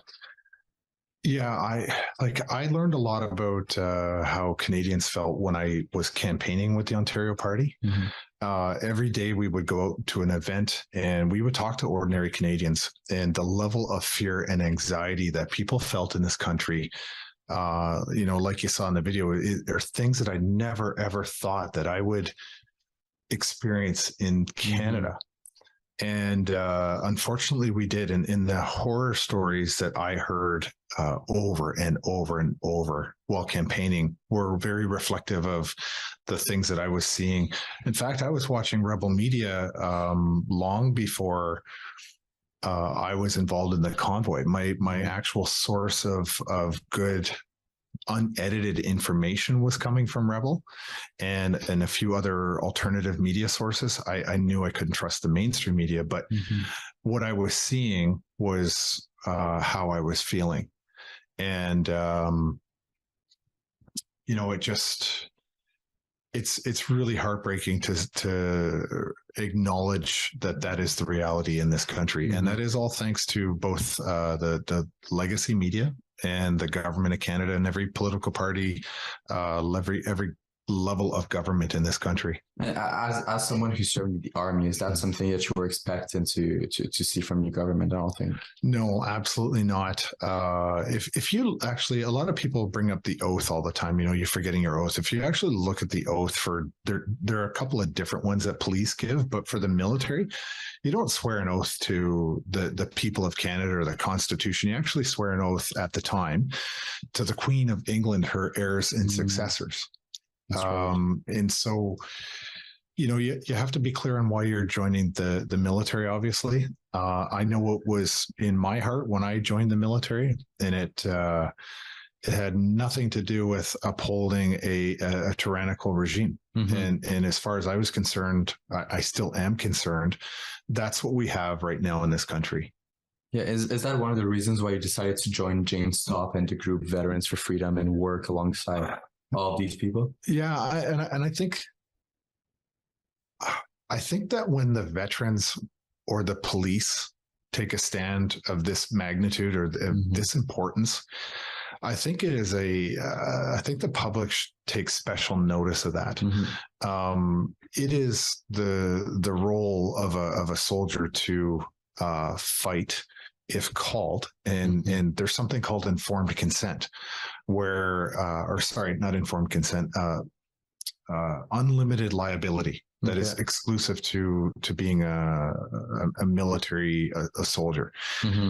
And when you live by unlimited liability, that means that you could be ordered to your certain death in combat.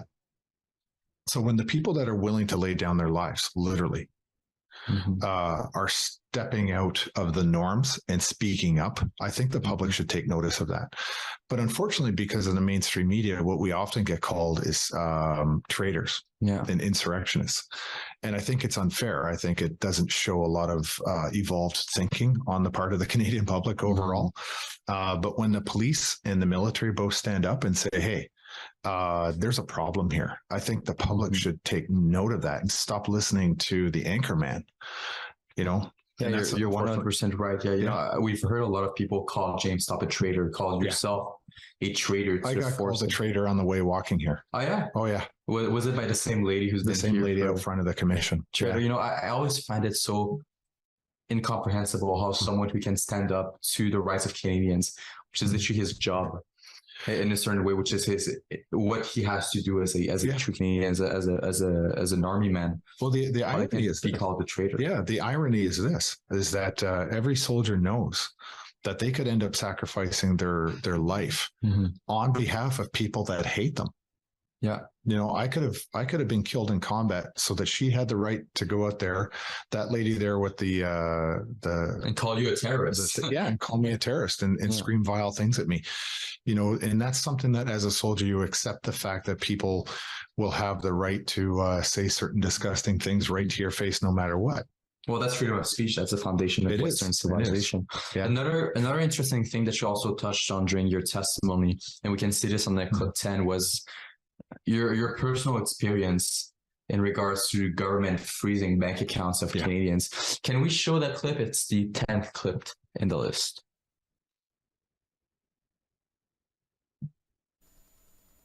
And were you given any information, either from the bank or from the police, as to how your bank accounts could be reopened?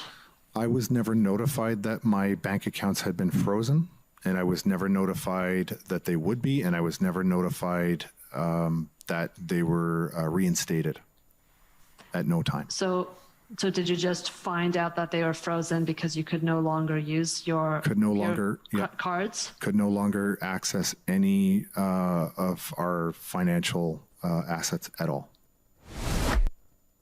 And I think in addition to this clip, there's also part of your testimony when you talk about your family having their bank account frozen deeper length. Can you tell us a little bit more? Yeah, I mean,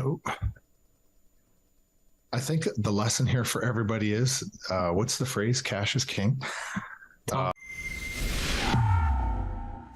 Freedom in 2022 is not sitting idly by while health diktats with no skin in the game make up all the rules. If you're like me and want to play an active role in upholding civil liberties and freedoms for all Canadians, for our children, and eventually our grandchildren, then come out to our Rebel Live event and get to know us in person. We'll hearing from some of the most influential leaders in the freedom movement. We have events in Toronto on November the 19th and in Calgary on Saturday, November 26th. Tickets are on sale now at rebelnewslive.com.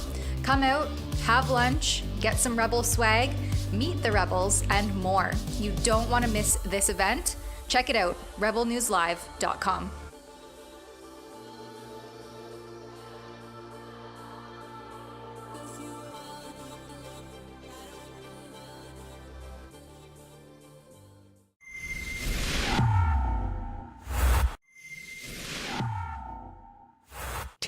Years in prison for a peaceful protest. That's the maximum sentence Alex, Marco, and George could now face after RCMP recently alleged that these three were, quote, key participants of the Coutts blockade. But if you're like the tens of thousands of Albertans who demonstrated against draconian COVID rules and vaccine mandates over the last 2 years, you can do something to stand up and show the Crown that this prosecution of those against COVID mandates needs to end. From the beginnings of the Coutts blockade, Williamson Law had tirelessly worked as a mediator between RCMP and demonstrators. Currently, they're assisting with the preparations for a statement of claim for 3 excavators that were sabotaged by RCMP near Coutts, and now, as we've previously reported on, they will be defending these 3 men charged with mischief. But the only way this is possible for Williamson Law to defend these guys is through your support at truckerdefensefund.ca, an initiative we've started at Rebel News to provide free legal defense for those allegedly involved in the Coutts blockade demonstrations. The 3 men are to appear at the Lethbridge Courthouse on November 4th, at which point it will be determined how the court will proceed. It's expected that the Crown will attempt to elect to have these charges tried by indictment, meaning that the max penalty of 10 years in prison, that may well and more likely is going to be pursued than anything else, which means that these 3 who were alleged to be key participants, they could spend 10 years behind bars for their alleged involvement in the Coutts blockade. I'm going to tell you a lot more about this campaign and all the different things that you can do to help support these guys. But right now, I'm going to share with you a recent interview we did with Chad Williamson of Williamson Law on what's going to happen with these 3 guys come November 4th. The situation is essentially that they've been charged with mischief over 5,000 for their alleged participation in the Coutts border blockade that happened earlier this year. On October 4th, there was essentially just pleas of not guilty, appearance of counsel, and everything was put off pending some discussions between the Crown and my office. Now, Williamson Law is representing these folks. Now, everything's been put off until November 4th, which is the next court date down in Lethbridge. We expect the Crown to elect to have this tried by indictment rather than summary offense. Now, a lot of the fight the fines, which were COVID tickets, and a lot of the trucker defense files that we've gotten are all summary offenses, which means that they're heard in provincial court. They usually don't carry a very, very serious penalty to them, and they're tried in a different fashion. An indictable offense, those are reserved for what are considered to be more serious offenses that carry potential serious penalties attached to them. So we believe that the Crown will be electing to have these 3 folks matter heard by indictment. Now, we also understand that the Crown might want to move this out of Lethbridge. We haven't formulated an opinion on that to this point, but it's expected that we want that to stay in Lethbridge. Frankly, I think if there are protests or if there is a high degree of attention that is given to this case, I think that's going to follow them anywhere they decide to move this trial, if that's the court's decision. So November 4th will be interesting. We're also likely going to elect to have this heard by a jury. At least that is the position of the defense. So we'll see where that goes as we move forward to on November 4th. As Chad mentions, if this is in fact tried by indictment, that means this charge of mischief will be considered a serious offense with serious penalties. Again, that brings me back to the 10 years they could spend behind bars for their alleged involvement in a peaceful protest. And as Chad mentions, the prosecutor supposedly wants to move the case out of Lethbridge because of the abundance of local support that we've seen so far. And in terms of support, truckerdefensefund.ca, where you have to go if you want to help provide these guys with a free legal defense. This could get up to the hundreds of thousands of dollars in order to fight for these guys in court. But I know there are a lot of people out there who would wish to see the COVID prosecutions end. And maybe this is the moment where we can make that happen. But donations aren't the only way that you can help. There's a multitude of things that everyone can do. Either you can donate to their legal defense, you can help us set up a billboard for public awareness, you can sign the petition that we'll be sending to Danielle Smith to tell her that she needs to provide amnesty for these individuals. And on top of that, you can send her an email directly telling her that she needs to consider the validity of these charges. She needs to defend the very same demonstrators who fought for the things that she now advocates for, who put it all on the line to protest vaccine mandates and COVID restrictions. And now that she's coming around to do her amnesty campaign, her apology to her, well, she better make a stop at the truckers because they're the ones who put her into the position that she now has. So if you agree with that, sign the petition that we're going to drop off to her doorstep. Email her directly through truckertrial.ca where the link will be set up, and you can tell her exactly what's on your mind and exactly what she needs to do if she does actually want to provide COVID amnesty for Albertans. We'll be covering this story extensively to bring you the latest as it happens. But I want to remind you, if you're one of the thousands of Albertans who showed up to demonstrate against these COVID restrictions, if you want to donate to help provide a legal defense for those who continue to be prosecuted politically for these charges and for the situation that happened in the Coutts blockade area, well, you got to go to truckerdefensefund.ca. For Rebel News, Sydney Fizard. Here at Rebel News, we're gearing up to help Williamson Law, and we're providing a free legal defense for these three individuals. Now, this could get expensive. This could get up to the hundreds of thousands of dollars. But I think, especially for everybody who was there, the thousands of individuals who stood at the Coutts blockade to show how tired they were of these draconian mandates, that it's damn well worth it. So if you want to help these guys out, you got to go to truckerdefensefund.ca.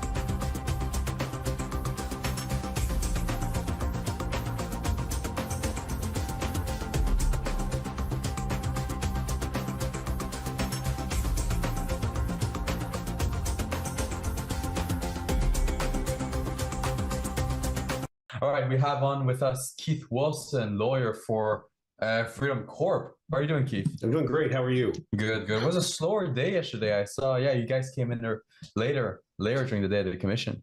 Well, you know, we've transitioned now from having the police witnesses, the municipal witnesses, and then the Freedom Convoy folks themselves.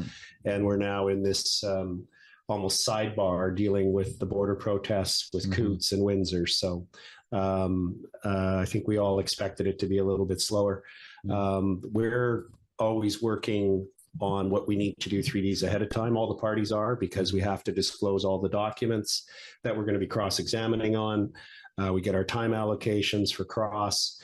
And so even if the day itself seems a little slower, it doesn't mean back at HQ things are very slow. And so we know we have the Windsor protesters right now. We also have the Coutts protesters. What do you think we can expect to see come out from their testimonies? Well, I think, I think the events at Coutts and Windsor were resolved prior to Trudeau deciding to invoke the Emergencies Act. And that's what's absolutely critical. The only protest or event that was still occurring in Canada when Trudeau and his cabinet made the decision was the protests in Ottawa, which we were in the process of implementing a de-escalation deal with the mayor. Yeah. So it's difficult for the government to redeem itself by saying, oh, look at the bad things that were happening at Windsor, look at the bad things that were happening at Coutts, because they were all over. Yeah. What does happen, though, is because these the RCMP involved in Coutts are a party to this, they had to disclose hundreds, in some instances thousands, and we literally are well over 50,000 documents in terms of pages now.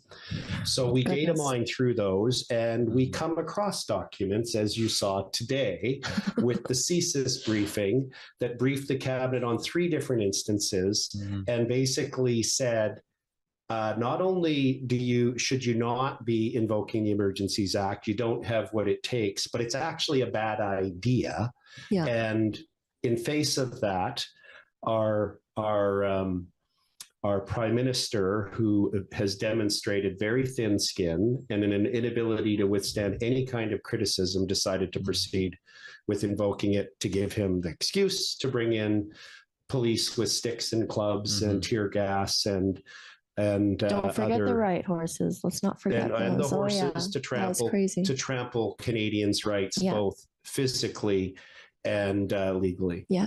Yeah, no, of course. All right, so we've spoken a little bit about Mayor Dilkin's testimony. We've also spoken about the Windsor Police Services officer's testimony. Let's take a look at clip number 1. Let's take a look at part of Mayor Dilkin's testimony where he talks about the fact that in his view, the nature of the protests were unprecedented. Take a look at that. But it was the nature and sort of the spirit of the protest. It was unlike anything I've ever seen. You know, I've lived my whole life in the city of Windsor. It's unlike anything I've ever seen during that time.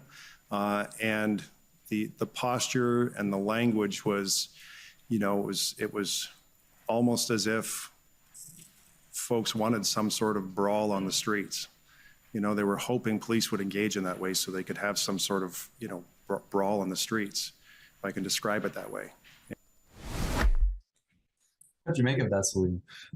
I mean, I tried not to laugh while I heard it in the media room. Like I did my best because again, it's the same, painting them as these violent people. I mean, if hot tubs and bouncy castles they emit the atmosphere of brawl-like or bar fight-ish, whatever is synonymous to feeling the tensions in a room or in a place where you would consider it to be so dangerous that you anticipate a brawl or people are.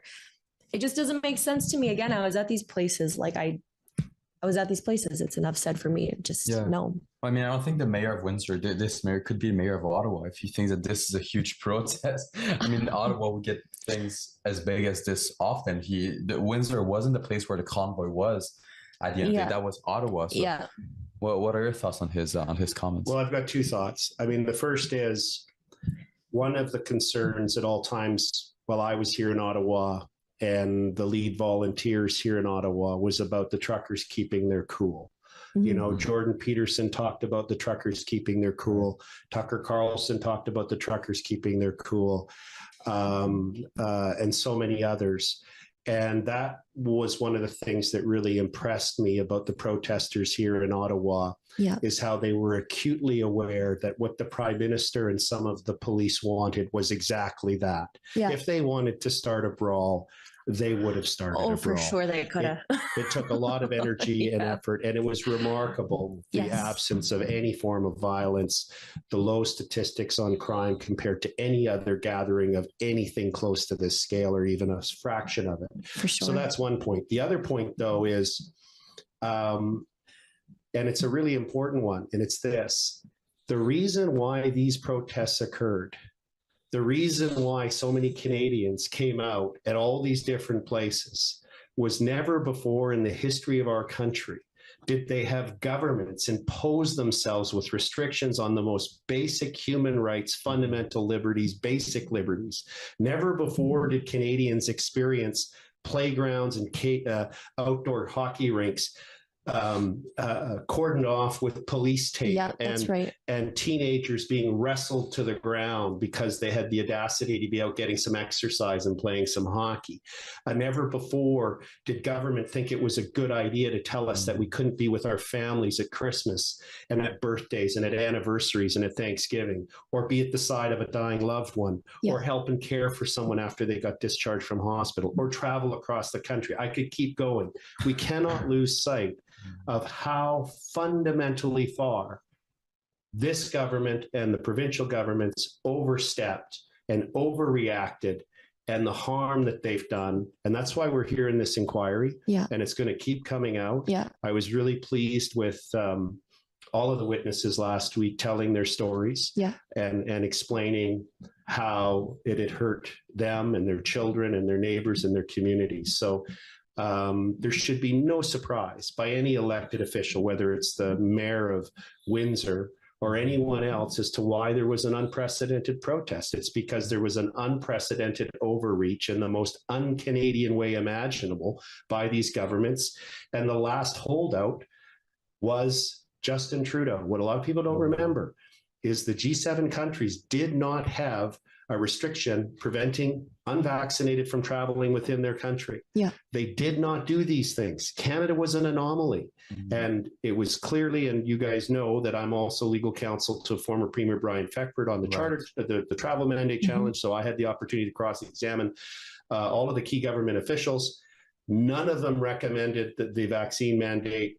We saw in that case, and we're seeing it yet again, that this is political puppeteering by the Prime Minister and the people around him and his cabinet to put forward their very cynical political game. You know, I've got three things to say about what you just said. So first of all, you know, what's ironic is that the reason why the truckers were here is because civil liberties of Canadians, according to them, were infringed. They felt like we didn't have any civil liberties. The government wasn't respecting our charters. And what did Justin Trudeau do to get rid of the protests? Ended infringe on those charter rights even more than by invoking the Emergencies Act. That's extremely ironic to me. Second thing you said, you also mentioned how it was tough to keep cool, to keep the truckers calm during the convoy, to make sure none of them get aggressive. But one person who we saw wasn't able to keep his calm was Glenn McGregor, when Tamara Leach got out of the Ottawa courthouse after her bail hearing, and the judge told her she was allowed to get off jail and visit her family once again. Let's take a look at how Glenn McGregor conducted himself back in July. Let's take a look at that.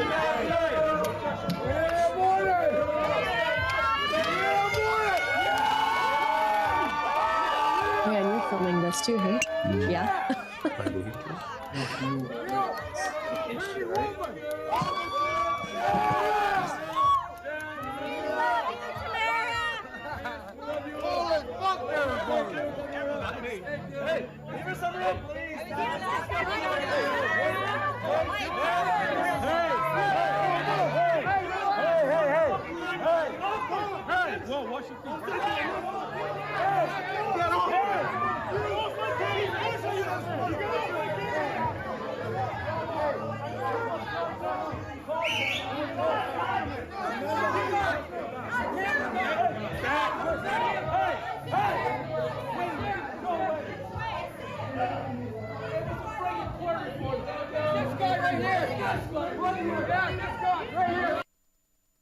Oh, that's what I tweeted today, because I saw someone retweeted this tweet from back in July from me.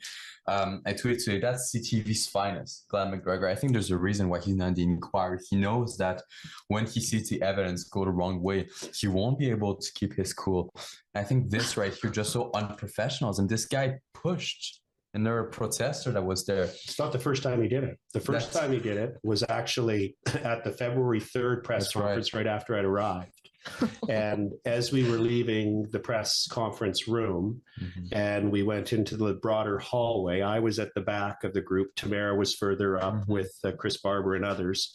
And myself and Danny Bulford were in the last of the group. And just as we were entering a stairwell, Mr. McGregor, who's apparently acquired the nickname Punchy McGregor, and quite aptly so, came in with both sets of elbows and elbowed myself and Mr. Bulford in the chest aggressively in an effort to get in front of us to get up the stairs to go after Tamara.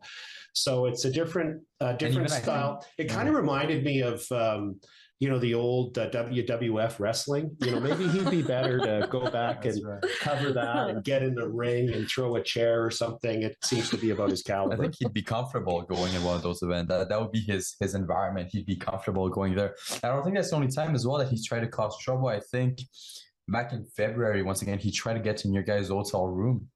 Go do a quick interview. I've been pursued by Mr. McGregor into elevators and into rooms. Yes, he's highly motivated. That's unbelievable. No, it's just insane. I mean, rewatching that footage, I'm like, you really, it's a joke to me. I'm like, how can you have the audacity to do something like that? Like, you want to underline what it means to have like microaggressions. Like, you see somebody and you're just immediately like so mad that you just physically assault everyone around you. It's hilarious. Like, what is wrong with people? Seriously. I wonder if Matthew Fleury, the city councillor, would think that's a microaggression. I think you might need to ask him in French. Mathieu Fleury, penses-tu que ça c'est une microagression? I think now he understood my question, because otherwise I don't think he understands the questions out of the people. But there's another thing as well that she said. One last thing from what she said, and it really struck with me. When the pandemic started, I was doing speed skating. I did professional. I did sports for a long time, not professional. And we were told that we weren't allowed to practice our sport because of the pandemic. Now, I know a lot of people had meltdowns because of it. I know a lot of people that got into depression because they weren't allowed to practice their sport. Yeah. And the most idiotic thing that we saw is that as a speed skating club or as a hockey club, we weren't allowed to train in environment that are safe and secure, but they were allowing 50 to 100 people to go on the ice with their parents just to free skate. That's an incoherent regulation that was imposed by the government. Well, I'm sorry, but you also can't forget about the case of Mayor Patrick Brown from Brampton, I believe, going and playing hockey with his buddies out in the rink while everyone else was absolutely in a lockdown in their house, and was prosecuted if they did anything other. So no, that's right. I get you there. Yeah, that was a fantastic bust by Menzies. Yeah, what I think this all highlights for all of us is that we've probably underestimated and not really appreciated how important being able to pursue your passions, your hobbies, interacting with others is to a normal life. Yeah.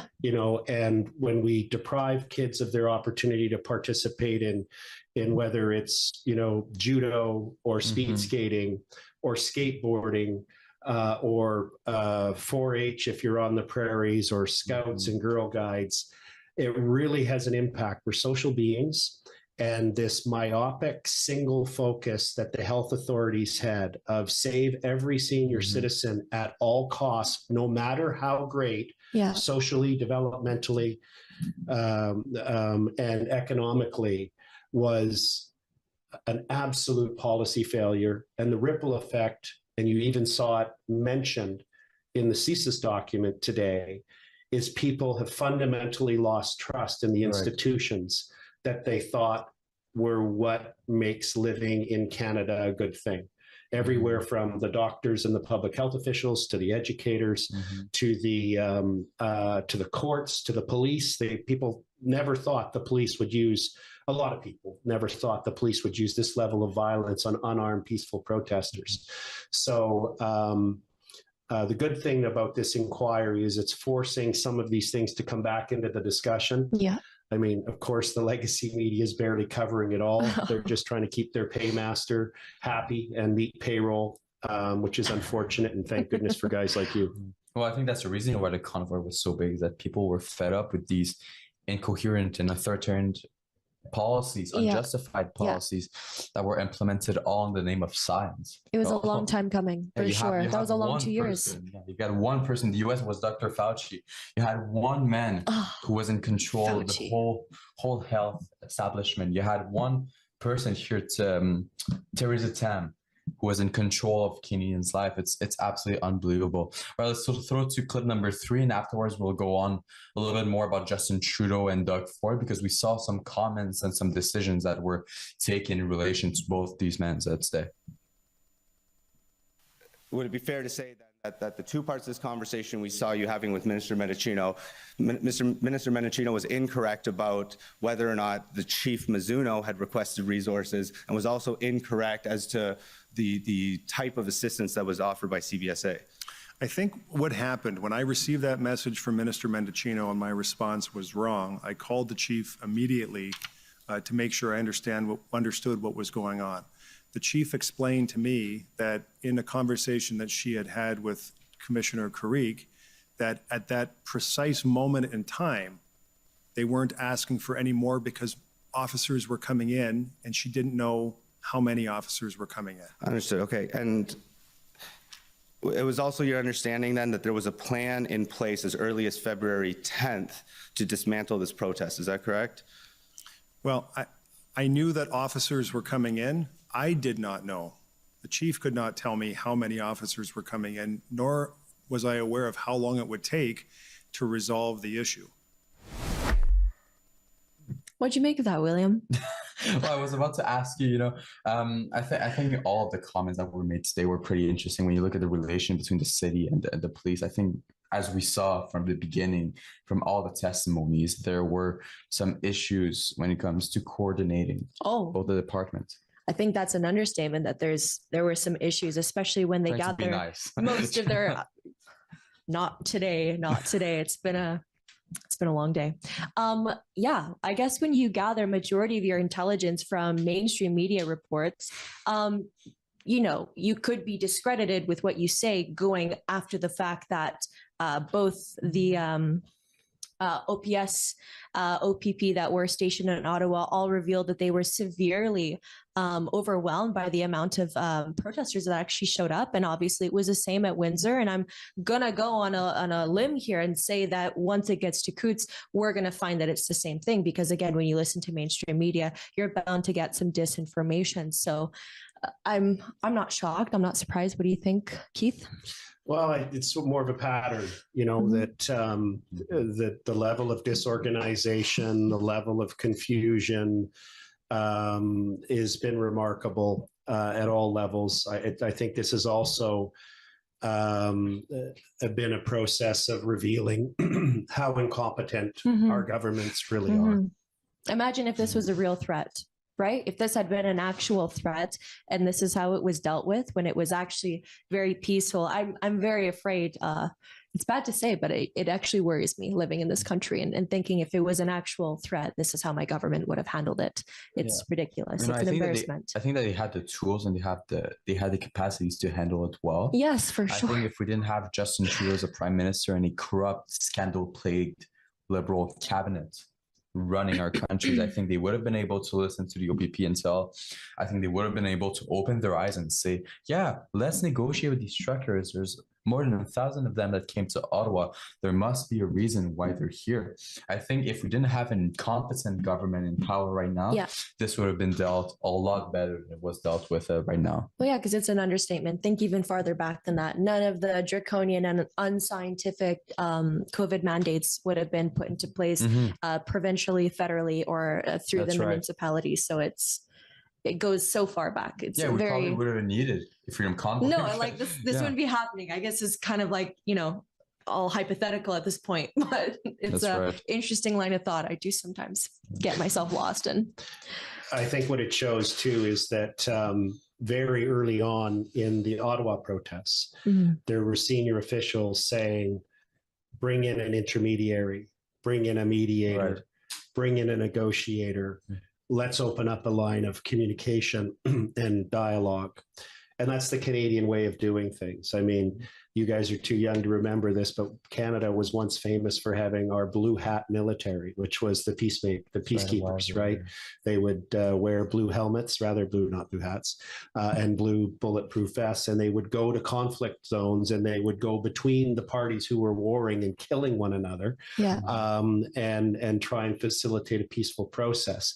That used to be one of the things that Canada stood for. And the bureaucracy and some of the senior officials were calling on that. But at every turn, the Prime Minister wanted no part of it. I think he was having a temper tantrum in his office and screaming at people and throwing things. There's probably a reason whenever you see a picture of his desk, there seems to be nothing on it. They probably got tired of having things thrown at them, so they keep stuff off his desk. But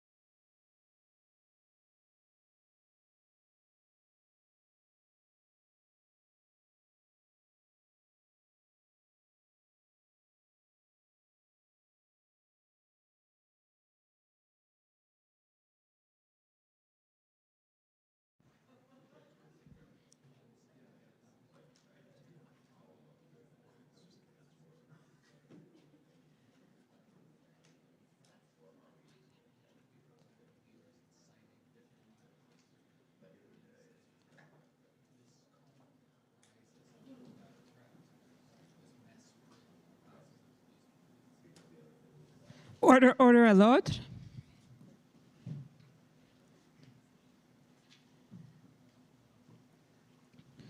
The commission is reconvened. La commission reprend.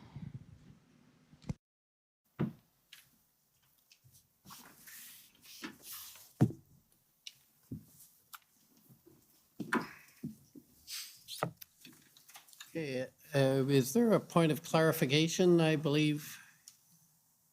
Yes, thank you, Mr. Commissioner. Yes. Just a small clarification coming out of the overview report that was presented this morning. The first cabinet meeting of full cabinet in relation to the convoy was held on February 13th and not February 3rd. Thanks. Okay, thank you. So with that clarification, City of Ottawa, please. Ready, you're okay to go? Go ahead. Yes, oui. D'accord. Si.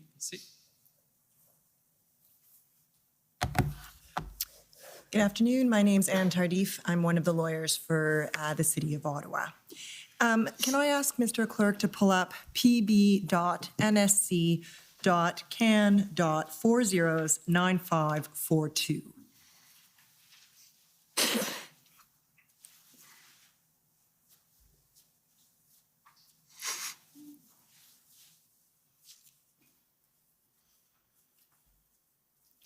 And this is an email chain, and if we could, well, you're not on it, gentlemen, but Mr.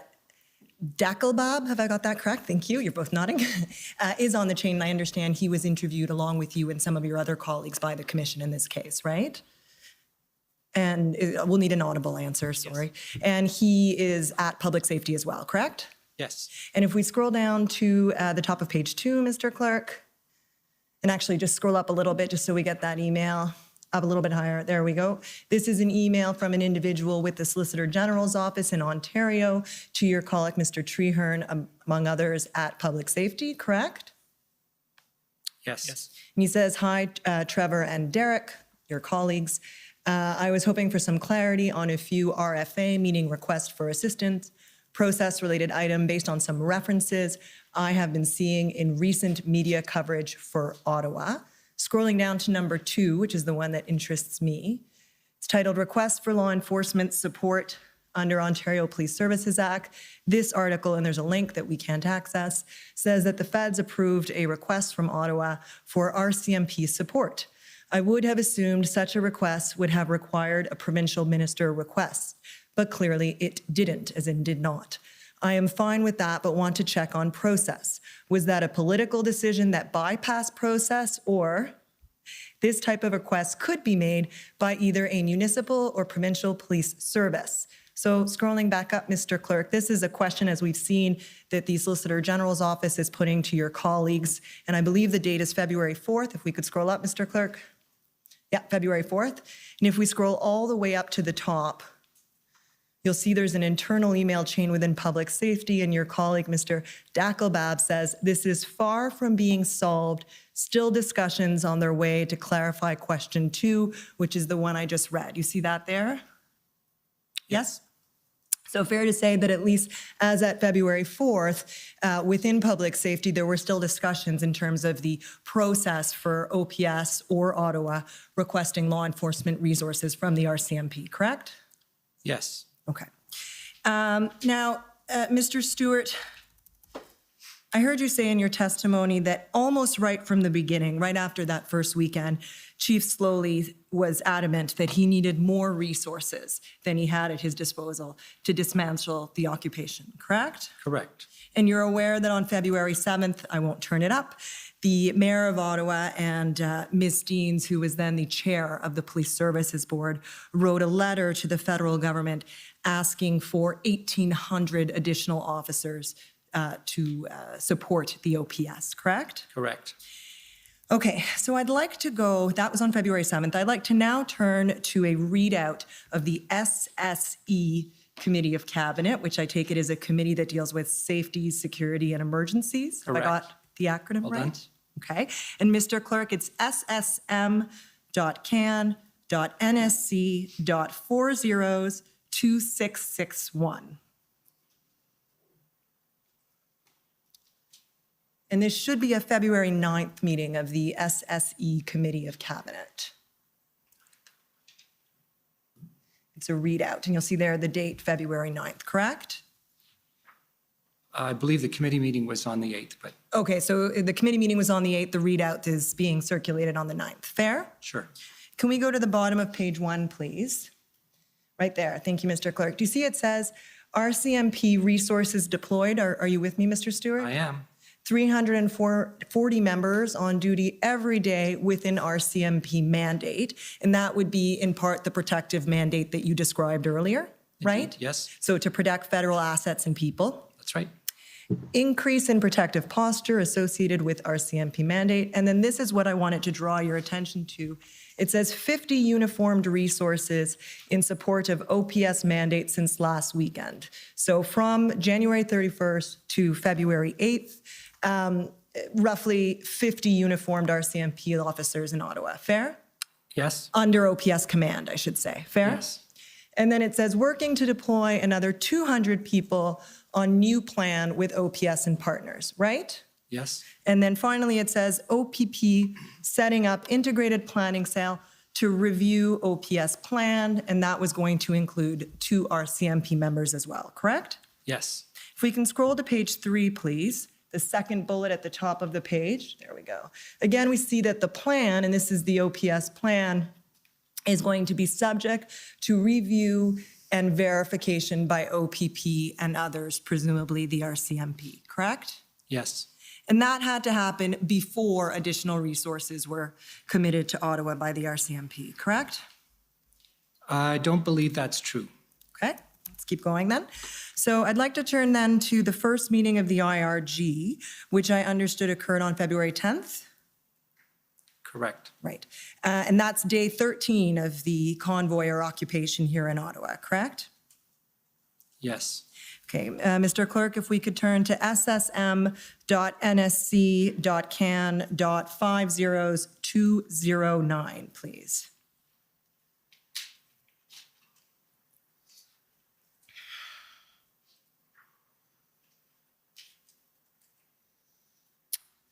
Okay, and if we could turn then to page 5, please, halfway through the first complete paragraph. Yeah. So you'll see there it says the RCMP, it's about 6 lines down. Do you see that? Thank you, Mr. Clerk. The RCMP has provided all recourses requested by the OPS. Do you see that there? I do. But I think we can agree that the 1,800 or any significant portion thereof requested on February 7th was not yet in Ottawa by this date, February 10th, correct? Correct. Right. And then if we scroll to page 6, please, halfway through the page. Right there, the commissioner of the RCMP, do you see that, Mr. Stewart? I do. Indicated that Windsor remains the #1 priority. And I don't think that's quite contentious. This is February 10th. But that was what the commissioner indicated on that date, right? Right. And I put it to you that that's the reason that the IRG was not convened until this date. That is, until Windsor had occurred, the blockade at Windsor. I would not agree. Okay, and then why did it take 13 days for the situation in Ottawa before the IRG to be convened?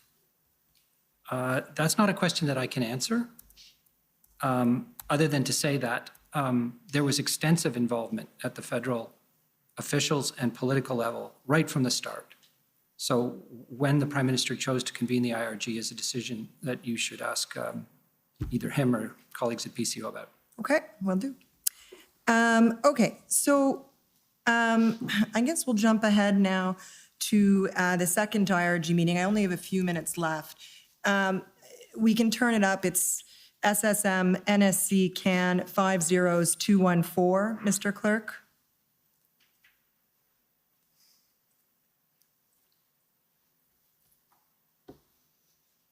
If we can go to page 6, please, at the bottom.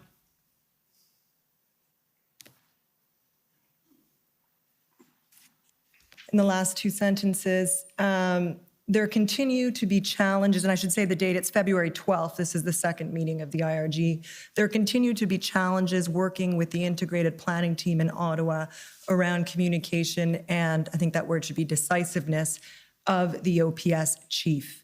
Every request made by the OPS has been fulfilled, with RCMP personnel exceeding the 250 agreed upon in the MOU. And maybe this comes back to what you were saying earlier, Mr. Stewart, that you thought more had been provided than that 200 even before the plan had been finalized. But I take it we can agree that the large number requested, the number that was eventually needed in order to dismantle the occupation, was still not in Ottawa by this date on February 12th. To the best of my knowledge, that is true. Right. And that was the number that had been requested on February 7th, correct? The 1,800 from both levels of government. That's not here yet at this point in time, correct? Yes, that's correct. Right. And you mentioned, and pardon me, Commissioner, if I could just have 1 minute, I think I'm out, but I'm wrapping up. Thank you. You said earlier that it took several weeks. But on condition you speak slower. Okay. Understood. I heard you say earlier, Mr. Stewart, that it took several weeks for the right chemistry to be achieved at the Integrated Command Center. Recall saying that? I do. And I take it the ICC established unified command over the operation to dismantle the convoy, right? That's my understanding. Between all 3 police forces, OPS, OPP, and RCMP, right? Right. And you described Chief Slowly as a strong personality, right? I did. You had heard it was challenging to get him to relinquish his authority. That's what I had heard. And I expect we will hear evidence that Commissioner Lucky of the RCMP told her counterpart at the OPP on February 5th, so during that first week, that the federal government was either losing or had lost confidence in the OPS. Did you share that view? No. Did you hear of any such concerns, either from the commissioner or from ministers? I heard concerns about the ability of the OPS to manage the situation, definitely. Now, you've said that the OPS should have looked to the OPP first, right, to fulfill its needs? Technically speaking, although I want to be clear on this point, this is not a situation in which you go by the book. Fair enough. I think you also said the RCMP was always ready and willing to assist. I did. And I appreciate there were logistical concerns, paperwork, swearing them in, getting them to Ottawa if they're deployed elsewhere, right? Right. But fair to say the real issue was what was perceived, at least, as the OPS lack of a plan, right? That was a major impediment. and what you understood to be Chief Slowly's reticence to relinquish authority because he was controlling the approval of the plan. That's what you understood. You can put the 2 points together. I'm not sure that I can testify in any direct way that that was the case. I mean, two things seem to be facts that I was hearing. Okay. The relationship between the two you can't put together. That's correct. And the reason I put to you that the OPS or that the Government of Canada wanted the OPS to look to the OPP first was that it hoped the OPP could resolve the issues around leadership and the plan. I don't know that. Thank you. Okay, next, if I could call on the Ottawa Police Service, please.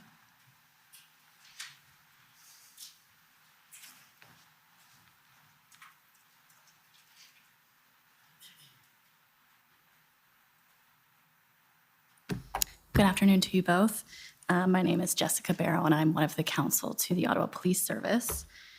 My questions will be directed to you, Mr. Stewart. I just want to start by discussing some of the information that was known to public safety prior to the arrival of the convoy. And I know you went through some of that already with Commission Counsel, but I wanted to clarify a couple of things. So you indicated in your witness statement that there were challenges in obtaining information in relation to the convoy because the novelty of the events made it difficult to distinguish between things seen on social media that were credible versus not credible. Is that correct? That is correct. And in fact, you testified this morning that because of the organic nature of the events, it was difficult to obtain what you referred to as, quote, good intel, correct? That's correct. And you would agree with me that these would have been challenges that all law enforcement agencies would have been facing as well, correct? Yes. So Commission Counsel took you to one of the key points documents, and I want to take you through a couple as well. I'll start with January 26th, and Mr. Clerk, the number is pb.can.701.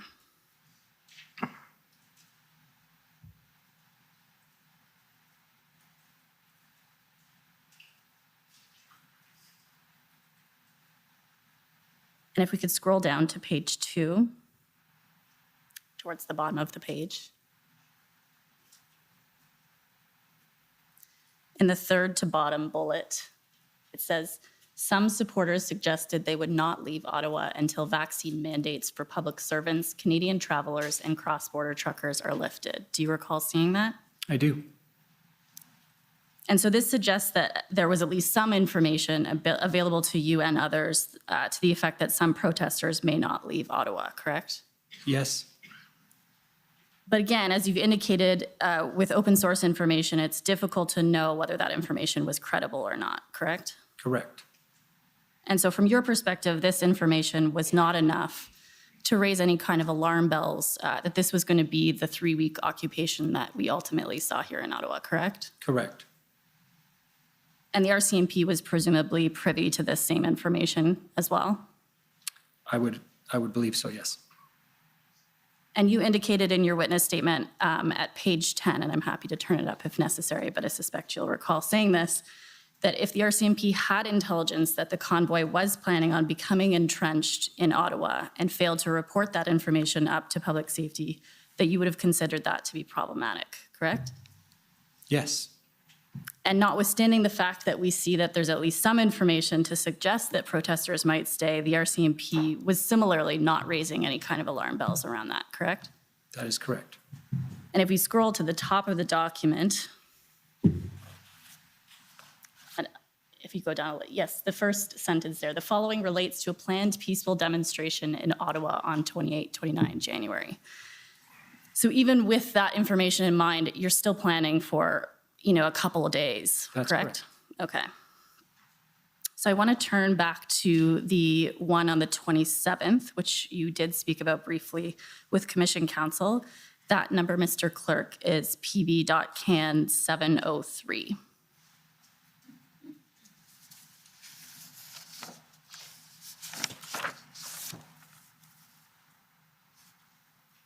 And if we could go to page 3, please.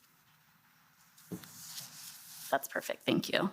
My friend took you to one of the bullets in the bolded section that we see here, but I want to turn to some of the bullets that precede that one bullet. So what we can see here is a number of directions that appear to have been provided by OPS in relation to where the trucks could park when they arrive, right? Right. And is it your understanding that this information was coming from Intersect? That would be my understanding. Okay.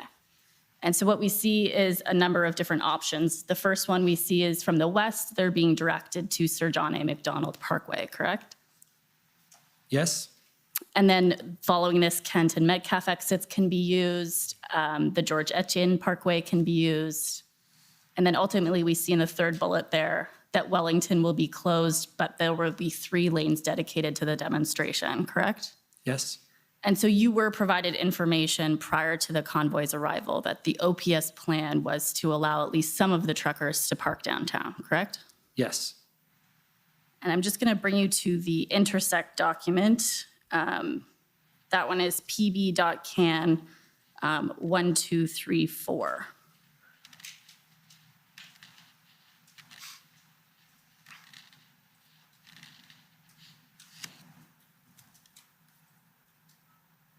If you could scroll down a little bit, please. So this is presumably then the Intersect information that ultimately we see coming through that key points document. Is that fair? I believe so. And so again, we see here that there is information to suggest that OPS's plan involved having some truckers park on Wellington, correct? Correct. And so again, this didn't raise any kind of alarm bells from your perspective that this was the plan for OPS, right? No alarm bells. And again, this information would have been available to RCMP. Yes. And similarly, RCMP didn't raise any concerns with you in relation to the plan. Not with me. And you understood at this point, and I'm happy to turn back to the previous document if necessary, but I think you would agree that this was a group at this point that was cooperative and from your perspective was exercising their democratic right to peaceful protest, correct? Correct. Mr. Clerk, could we turn to SAS 12, please?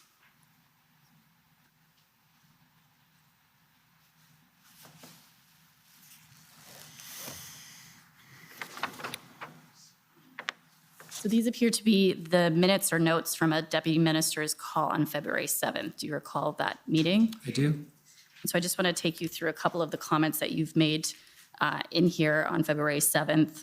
The first bullet references a protest of significant proportions we have not seen before. Do you recall saying that? I do. And if we can go down to the third bullet point, please. And in there we see setting a standard to worry about, setting standard for behavior, how to go above the norms and laws. So I take it you agree that you made those comments? I do.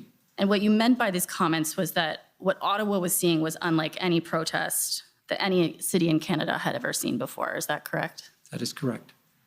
And specifically, you were saying that the behavior of these protesters was unlike anything seen in previous protests.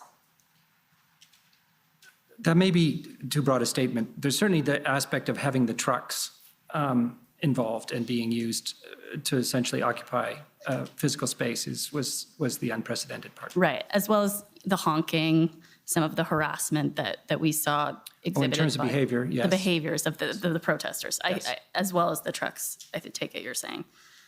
And so the protesters were prepared, from your perspective, to disregard the laws as well as the social norms of behavior that we had come to expect in the city and other places as well with respect to the behavior of protesters. Is that fair?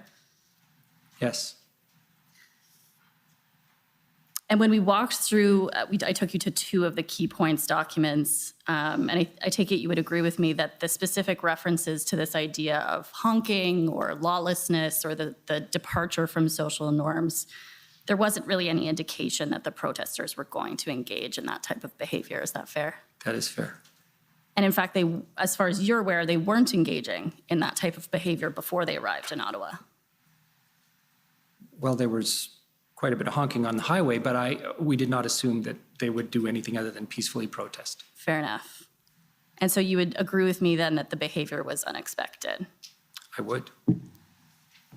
And I don't need to pull it up, I don't think, but please correct me if that's not the case. But on page 12 of your witness statement, you indicated that the other cities that subsequently had similar events were able to learn from what was seen in Ottawa. Do you recall saying that? I do. And so you would agree with me that it's because of what happened in Ottawa that other cities may have been able to prepare in a different way. That is correct. I just have one last issue I want to raise, and that's in relation to the engagement proposal that you went through with Commission Council earlier. And so I wonder if we could pull up OPP 142, Mr. Clerk.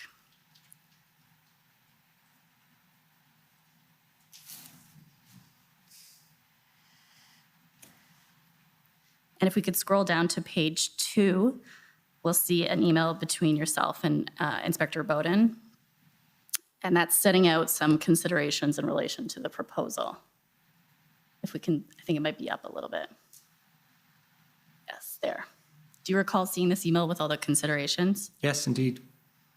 And what we see from Inspector Bowden is that he was of the view that this could constitute a win of sorts for protesters in terms of providing an exit strategy. Do you recall that? Yes. And would you agree with me that the comments that come from Inspector Bowden involve an advocacy for a measured approach consistent with the national framework rather than simply resorting first to enforcement? Yes, I agree. And in your witness statement, you indicated at page 18 that there were particular difficulties actually to enforcement operations in Ottawa. Do you recall saying that? I do. And that was because the protesters were very entrenched and they were aggressive towards the police? That's correct. And so the proposal was presumably aimed at trying to change that posture. Is that fair? That would be true. Okay. And you indicated in your witness statement that you did not share the proposal with OPS. Is that right?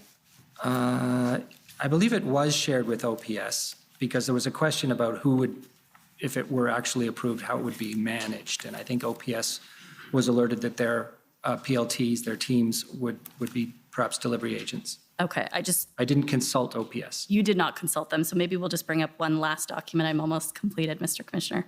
OPP 633, just to provide some clarity on this point. So you're asking for more time? If you wouldn't mind. Yes, you can have a little more time. Thank you very much.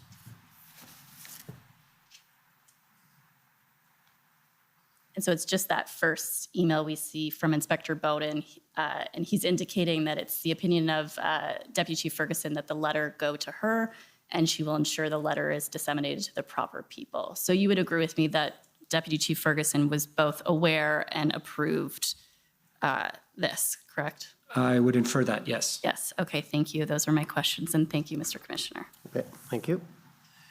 Next is counsel for former Chief Slowly.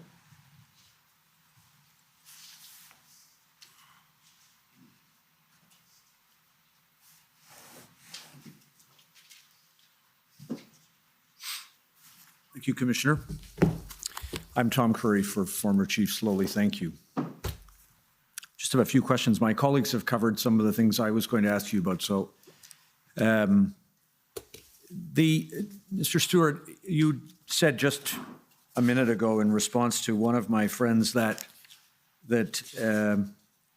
you don't go by the book in a situation like this.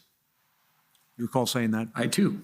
And does that capture the idea that what you were dealing with during the time that we are speaking about, with the protests in different locations across the country, was completely without precedent, and there is therefore no playbook that you can follow? I would agree with you that we were in unprecedented and unanticipated circumstances, absolutely. One of the things that that you have spoken to us about in your statement and today was the role of various of the federal government entities that concern national security. Recall that? Yes. And did the events, in your opinion, become a national security threat? They were decided to be and adjudicated to be a national security threat, yes. Was that your own view? I was very concerned about the possibility of physical and serious violence. Mr. Rochon? I would agree, yes. Same opinion? Yes. And as a consequence of, and of course, as you've described to, I think, one of my friends, it was not thought to be a national security threat at the time that the convoys began to organize and come to Ottawa. No. You agree? It was not. I agree. Now, I want to ask you, if I can, about well, one more thing. I think you've probably covered this, but former Chief Slowly has described these events as representing a paradigm shift in protest in Canada, probably for the reasons that you've given, Mr. Stewart, concerning the use of heavy vehicles. Do you share that view? Yes, I do. Mr. Rochon? I would agree, yes. Now,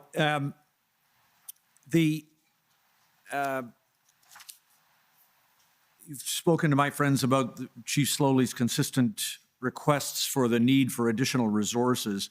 Do you agree that those came in two forms? First, there was a request for resources to maintain the safety of the citizens, the protesters, and police service members who were policing the areas in Ottawa that were the subject of protest. Yes. And second, of course, a greater need for resources in the event that a dismantling of the occupation was required. I would agree. Two very separate ways of thinking of resources. You agree? Agree. Do you also agree that the second, that is an effort to bring public order and to dismantle an occupation, requires the greater number of resources that you were eventually speaking about? I agree. And everyone understood, didn't they, that the OPS itself did not have the resources needed to do the second thing? Agreed. And it's true also, of course, they didn't even have the resources to do the first thing because their own members were stretched so thin, I think you said. I agree. Now, this was, of course, the same thing that occurred in a sense in both Windsor and Coutts and probably other places in terms of the under-resourcing of police services trying to manage those situations. Is that true? I think there's a confluence of events here. Obviously, the unprecedented nature of these protests did lead us into a situation where more resources were required. I don't know if that equates to chronically under-resourcing police, because if we were better prepared and as they were in other cities, they didn't need more officers. Understood. I suppose that it wasn't, we know that, don't we, that the protest in Coutts, the blockade in Coutts, was not able to be prevented by RCMP officers on the ground there.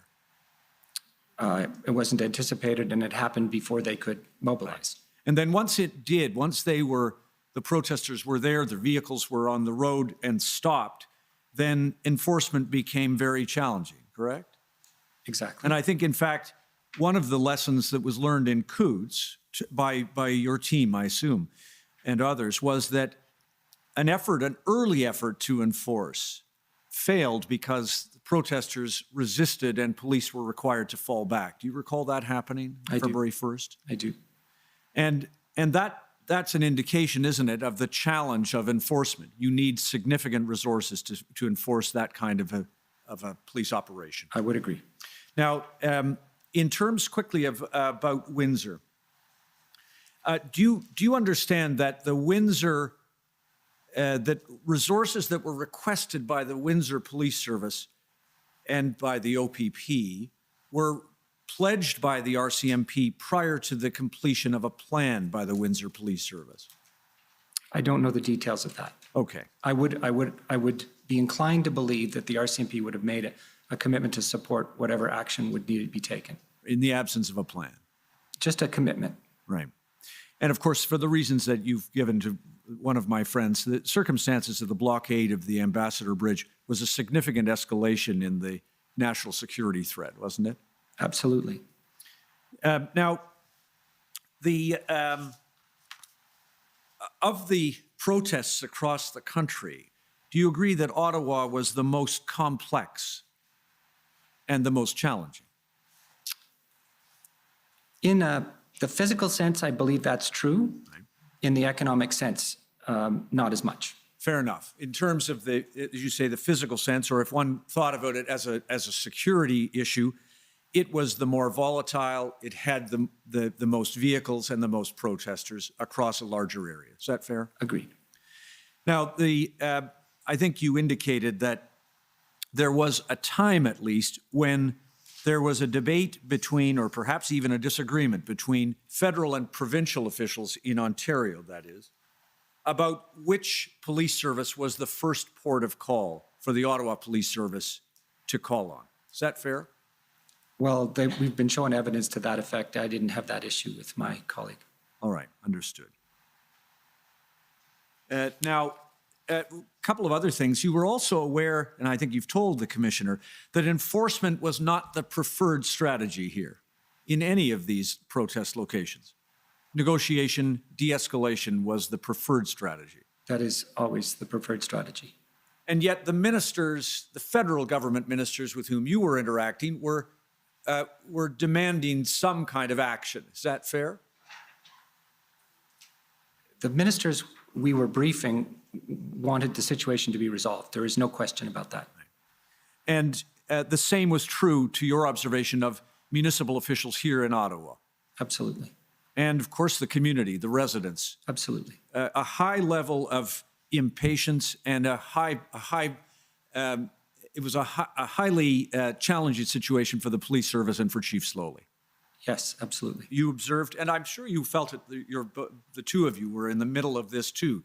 Can you tell the Commissioner, did you yourselves feel enormous pressure to try to do something to solve this problem?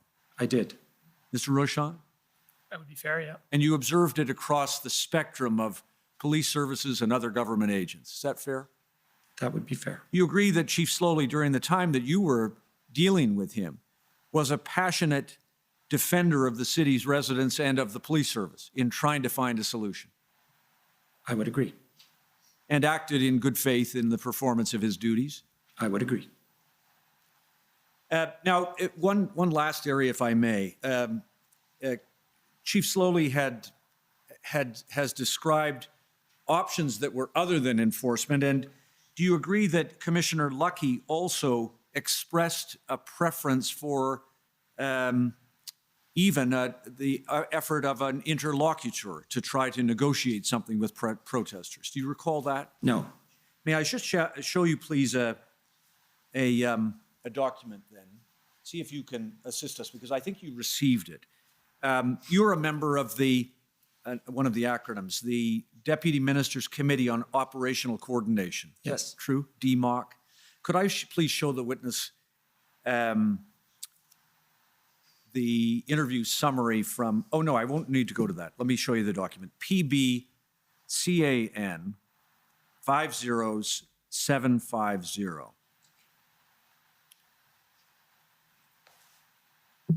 See if this assists your recollection, if you would, please, Mr. Stewart.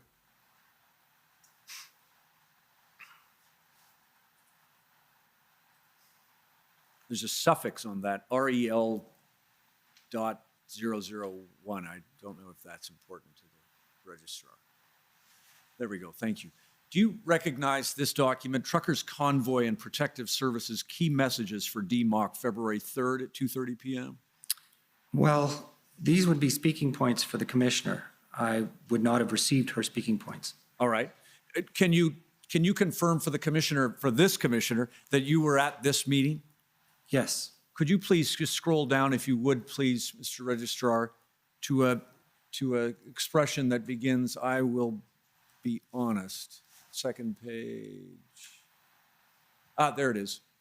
Just read that, if you would, Mr. Stewart. For the record, I'll be honest. This may not be something that can be negotiated out of or resolved only with enforcement. There may need to be some other solutions, maybe the engagement of an interlocutor. Does that refresh your recollection that on the 3rd of February in the afternoon, Commissioner Lucky raised this concern that there may not be a solution through only through enforcement, and there may be other solutions, including an interlocutor? Yes, it refreshes my memory. And that she said that? check against delivery, but I believe she did. All right. I'm out of time. Thank you very much. Thank you, Commissioner. Okay. Thank you. Next, the Ottawa Coalition.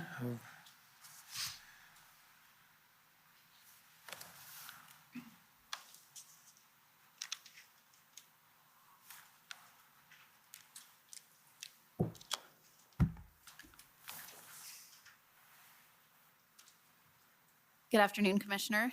Mr. Stewart, Monsieur Rochon, my name is Emily Tamman. I represent the Ottawa Coalition of Residents and Businesses. And I just have a couple of questions for you arising out of your testimony today. Monsieur Rochon, if I could start with you, please, sir. You explained that within the broader intelligence matrix in Canada, that public safety is a consumer of intelligence, right? Correct. And you indicated this morning that the government had determined prior even to the Freedom Convoy that there is a need for a refresh of the national security strategy. Is that right? Not technically speaking, the government is always looking at policy matters, and it'll be a decision for the sitting government of the day whether or not to publish an update to that strategy. But subset to the national security strategy, there are a series of other strategies like a cybersecurity strategy, a critical infrastructure strategy. So we're always working on those, yes. Okay, and the current strategy, I believe you said, dates back to 2004? The national security one, yes. And at that time, I think you explained that threats to Canada's national security were understood to be different than they are today. Is that fair? Indeed, I would say post 9/11, the very creation of our department at public safety followed. And indeed, I think that was the impetus for Canada's national security strategy at the time in 2004. Okay. And so in pursuing a refresh or in continually, considering and reconsidering the government's approach, it's a recognition that the current strategy may not be optimal because it could miss certain kinds of threats from groups oriented around certain radical ideologies, or even, as you said, I think this morning, individuals acting alone on the basis of a broader range of grievances than the current strategy might have otherwise been built for. Is that fair? I would even go so far as to highlight the counterterrorism strategy, which I think dates back to 2012, if I'm not mistaken. And we're in the process of refreshing that. Parliamentary Committee in the House of Commons for National Security, SECU, has recently done a study on ideologically motivated violent extremism, which came out with 33 recommendations. We recently tabled, I believe, the government response to that study, and we're in the process of updating our counterterrorism strategy that will deal with what you referred to, yes. Okay. And you testified this morning that in the lead up to the Freedom Convoy's occupation of Ottawa, there was no reason to see the convoy as a national security threat, right? Based on the intelligence that had been produced for you. That would be correct. But ultimately, a national security threat was, as Mr. Stewart articulated, I think, adjudicated to exist, at least from the perspective of the federal government, which ultimately led to the Invocation of the Emergencies Act, right? Correct. So as a consumer of intelligence products, then, would you agree that the intelligence product you were provided with was flawed in the sense that the threat posed by the convoy was grossly underestimated at every level, OPS, OPP, RCMP, CSIS? I wouldn't say flawed, because intelligence is only as good as a moment in time when it's collected, and you have to know where to go looking for it. And at the time, all of the various indications were pointing to a peaceful protest. And so police of jurisdiction who handle these types of protests on a regular basis, there was no reason to question their integrity in terms of their assessment. But as the protests grew in number across the country, and indeed witnessing the various behaviors and the entrenchment of the occupation in Ottawa, and the impacts on Canadians, Canadian lives, the economy, the reputation of the country, trading issues, supply chain issues, yes, it definitely rose to a national security concern. But we can't necessarily know if the issue was how the available intelligence was interpreted, or if it was actually a failure of intelligence to actually see what might have been in front of law enforcement authorities. Is that fair? The difficulty is that you don't know what you don't know, and therefore there are always unknowns. Right.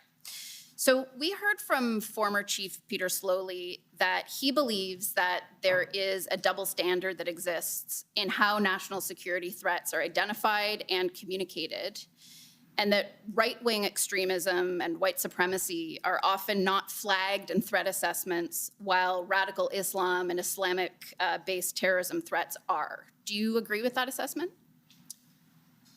I would only agree with it in so much as perhaps historically there might have been a bias, but I believe more recently, as I've indicated, ideologically motivated violent extremism has risen to the level where our security and intelligence agencies have it as the top priority at the moment. I would argue that if you look at just at the terrorist listings that we're responsible for with public safety, we've, I think, listed up to 9 now IMVE groups in the last 3 years. So I would not agree with that characterization in the present day. But historically speaking, we certainly were more focused on other types of terrorism. So you wouldn't agree then, I take it, that the potential threat posed by the Freedom Convoy wasn't recognized or articulated as a national security threat because of biases in intelligence gathering and in a reluctance to identify certain types of threats as being national security threats? No, I would disagree. Okay. Mr. Stewart, in your statement, you're said to have expressed the view that the government and law enforcement lack certain tools to monitor social media and properly distill its content to identify threats. Is that accurate? Yes. I wonder if you would agree then that it's likely surprising to Canadians that law enforcement continue to have a deficit in that regard, given the central role that social media plays in modern day communications, and particularly given that it can be monitored on an open source basis. Is that something, to your knowledge, that will be addressed in the refresh or reconsideration of the national security strategy?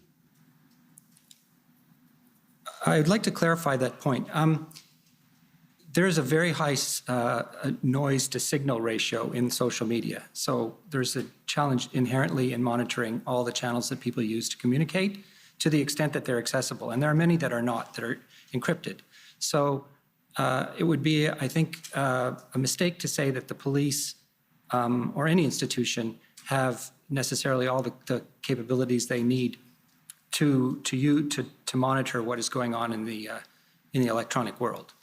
And then beyond that, it's about assessing it and trying to make sure that, you know, what we understand to be the case is either likely to be or is the case. And that assessment process is also very challenging. So I think there's a lot of inherent challenges here. Okay, thanks. Okay, so just switching gears a little bit. We've heard evidence, and I'm completely moving to a different area now, that by February 3rd, Mayor Watson had spoken with the Prime Minister and with Minister Mendicino about the situation in Ottawa and the need for federal resources. From this perspective of public safety, then, the convoy occupation by that time was recognized to be a significant event, right? Yes. But no one within public safety at that time on February 3rd was considering invoking the Emergencies Act at that point, were they? There was no active consideration at that time. And the commission's heard evidence that on February 4th, a private citizen launched a class action against the convoy because residents felt completely abandoned by all levels of government and policing institutions. You're aware of that? I am. But no one within public safety at that time was considering invoking the Emergencies Act, right? It was not under active consideration at that point in time. And you've indicated that it did become an active consideration around February 11th. Is that fair? Yes, I did. So would it be fair then to say that the federal government never really saw a role for the Emergencies Act as a tool for dealing with the Freedom Convoy until the international borders were blockaded? No, I think that's putting it too linearly. I think a combination of factors led it to become more actively considered, including the borders being blockaded, the protracted protest in Ottawa, and the threats of personal and economic harm. Okay, but a significant part of the consideration with respect to economic harm had to do with international trade, didn't it? It had to do with blocking ports and gateways, yes. Yeah. So had it not been for the border blockades, would, in your assessment, residents of Ottawa have continued to have been left to deal with the effects of the convoy despite the tremendous social and economic harm they were experiencing? There was always going to be a police action in Ottawa. So right. I think you are neglecting the fact that that was mobilizing, albeit in a very incremental way. But specifically with respect to the Emergencies Act, would you, based on your understanding of the discussions that took place around that, in your view, would the Emergencies Act have been an appropriate tool to deal with the situation in Ottawa had it not been for those other events? The Emergencies Act is generally considered to be a tool of last resort under very exigent circumstances, urgent, time limited. So there were many other tools in the toolkit. Indeed, Ontario used one, and it was not used until quite a bit later in time. So I would say, we were all conscious of it as being a tool, but in the minds of those who were, discussing it with counterparts, there were other tools as well. Okay, thank you. Those are my questions. Okay. Next, I'd like to call on the Ontario Provincial Police.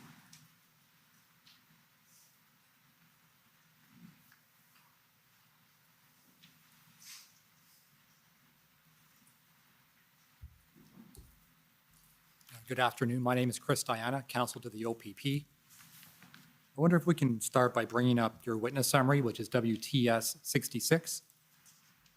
And while that's coming up, I expect that most of my questions will be directed to Mr. Stewart, but Mr. Rochon, if you have some insight or some information, then please chime in.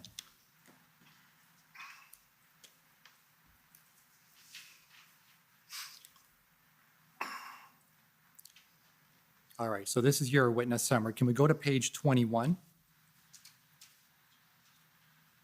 And the last paragraph. And I want to ask some questions about the consultation that took place before the invocation of the Act. So it reads, DM Stewart added that the Act was welcomed by law enforcement, especially police of jurisdiction. Though they were never explicitly asked to invoke the Act, they were asked whether they had the tools they needed, and the answer was consistently that they could use more tools. I want to ask about that paragraph in particular. You use the word they, which suggests that multiple law enforcement agencies were canvassed about tools that could be used under the Act. Is that a fair characterization of the summary? There's a spelling mistake in there, just for the record. The were in the second sentence. This is a composite statement based on all the consultations we undertook with officials as well as with police. Right, and so my question arising from that is, which law enforcement agencies were consulted about the use of the Act?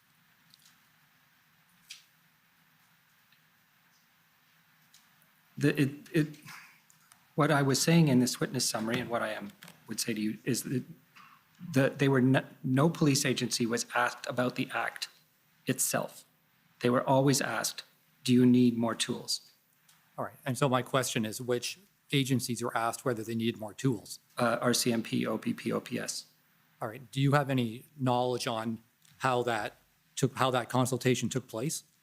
No, it would have been guided by the RCMP. All right, because Commissioner Carrique, and I don't know if you heard his evidence, he testified that the OPP was not consulted about the use of the Emergencies Act or any tools by anyone with the federal government. But do you have any reason to dispute his testimony in that regard? I would not have firsthand knowledge of this. The RCMP was our primary interface as a department and in the discussions that we were having.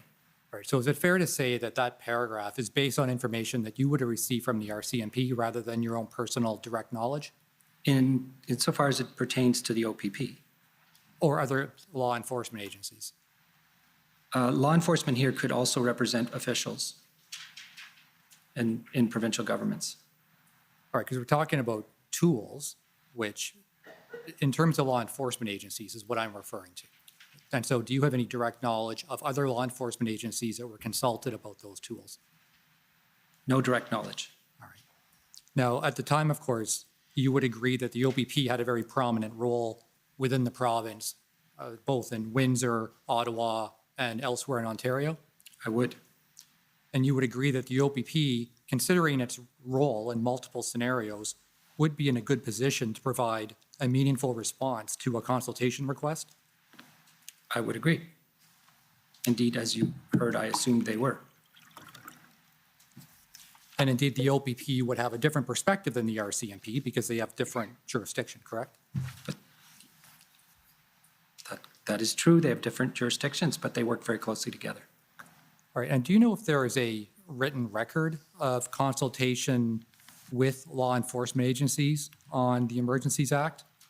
I do not. Considering the extraordinary nature of the Emergencies Act, do you agree that perhaps there should be a written consultation record for accountability purposes? The consultations were, in the broader form, were often recorded, and there have been notes to that effect, right? And again, they weren't about the act, they were about the tools. Right. And then the formal consultations were also recorded and reported to Parliament. Right. And the reason I ask is because there is a consultation record, which I won't take you to unless you want to see it, but that consultation record refers to consultation with different provinces and officials, but there's no specifics about consultation with law enforcement. And my question is are you aware of any document that deals directly with the law enforcement side of the consultation? No, I'm not aware. Okay, but you would agree that perhaps considering the fact that law enforcement has to use those tools, it would be a good idea to have written records of that consultation? I would agree. Did you have any direct involvement with consulting law enforcement? I think you said you did not. Fair? Not police, other than the RCMP. Right. If we can turn up document pb.nsc.can.503256. Actually, if I may, I'll correct that answer because I did have calls with Chief Slowly, on which Commissioner Karik was also participating. So I would say I had firsthand evidence from Chief Slowly that he needed more tools as well.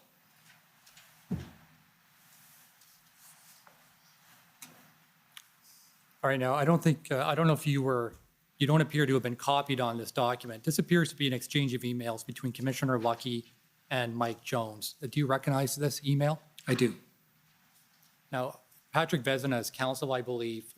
Who are Alison Whalen and Dennis Daly? They are RCMP. One's a civilian member, the other's a regular member. Okay, did you see this document at the time that it was generated or around the time it was generated? I do not recall seeing this document. Okay, now Mike Jones, as I understand it, was Chief of Staff for Minister Mendicino, is that correct? That is correct. And if you scroll down to the bottom,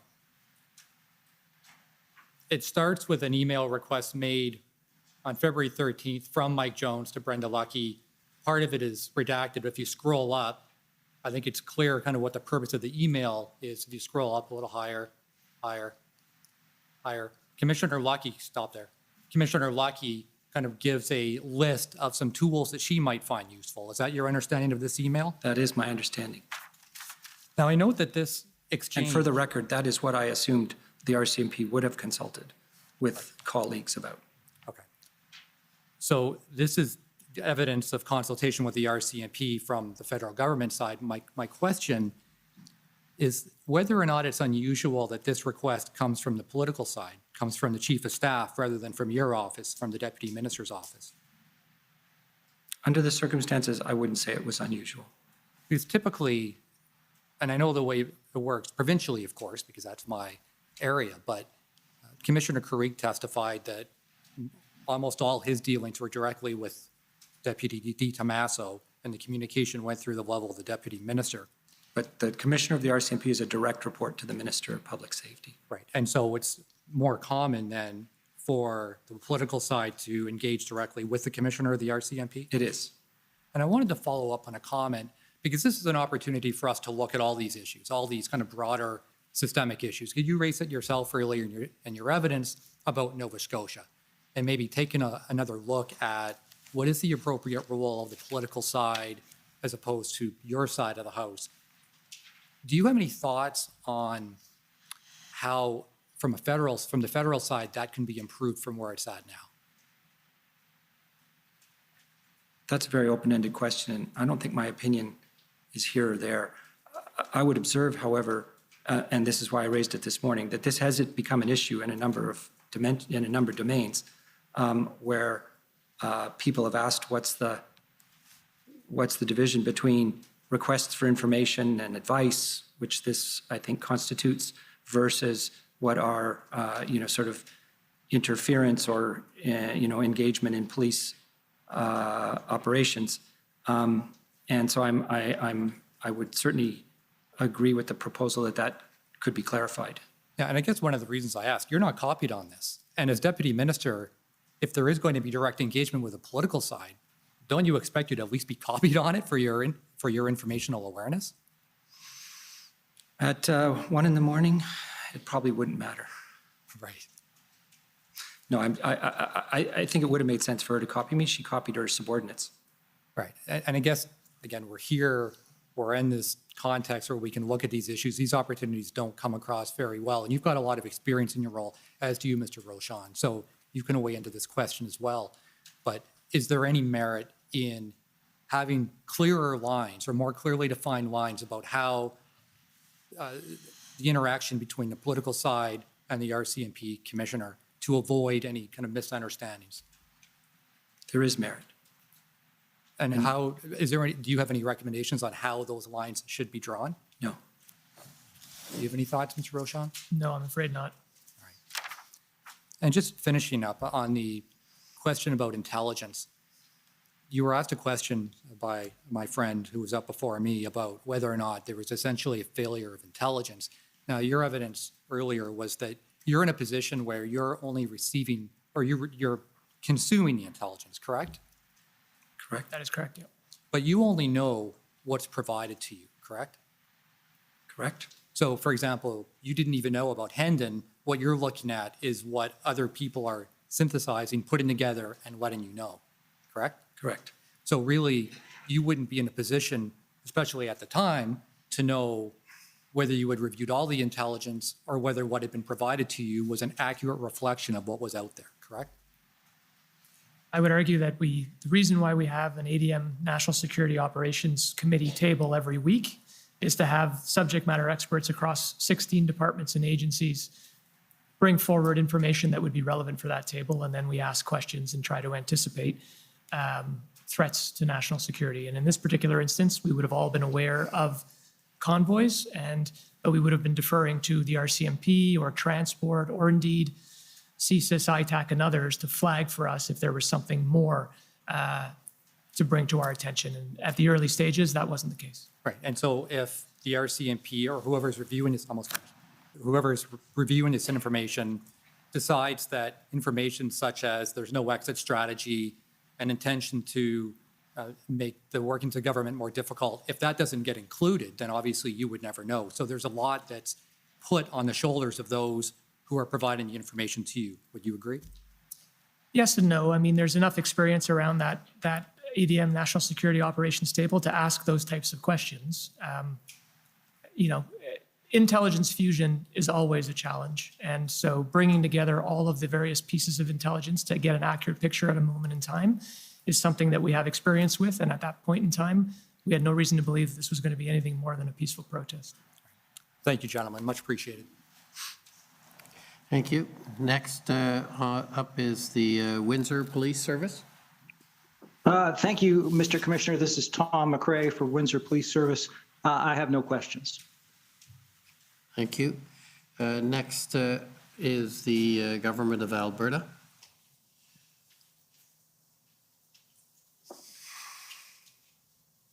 Good Good afternoon. My name is Stephanie Bose for the province of Alberta. I just have a few questions around the RFA that came from Alberta. I think, Mr. Stewart, you're probably the one who will be answering these questions today, but certainly if this is something that both members of the panel can respond to, please feel free to do so. For now, can I ask that the clerk please bring up the Public Safety Institutional Report? That's document DOJ.IR.708. And while that's happening, Mr. Stewart, I believe you mentioned in your evidence that the RFA that came from Alberta didn't follow the usual course, namely that there wasn't discussion before it was submitted. Is that correct? That is correct. Do you know if there had been discussion ahead of the RFA, would that have changed the response by the federal government in this case? In all likelihood, it would not. Okay. And then on that institutional report, Mr. Clerk, can you please scroll down to page 22 and look at paragraph 75, please? And this is referring to the February 5th RFA from the Minister of Municipal Affairs for Alberta. And it says, upon reviewing the request, it was determined that the RFA process was not the correct mechanism for addressing the issue of additional law enforcement personnel. Requests for additional RCMP officers must be made under sub-article 9 of the Provincial Police Services Agreement and not through an RFA. So is it true that the RFA from Alberta was interpreted to be a request for RCMP officer deployment? No, it was perceived to largely be a request for tow trucks. Okay. There is a mention of personnel in the RFA. I'll just take you to that as well. That's document pb.can.50718.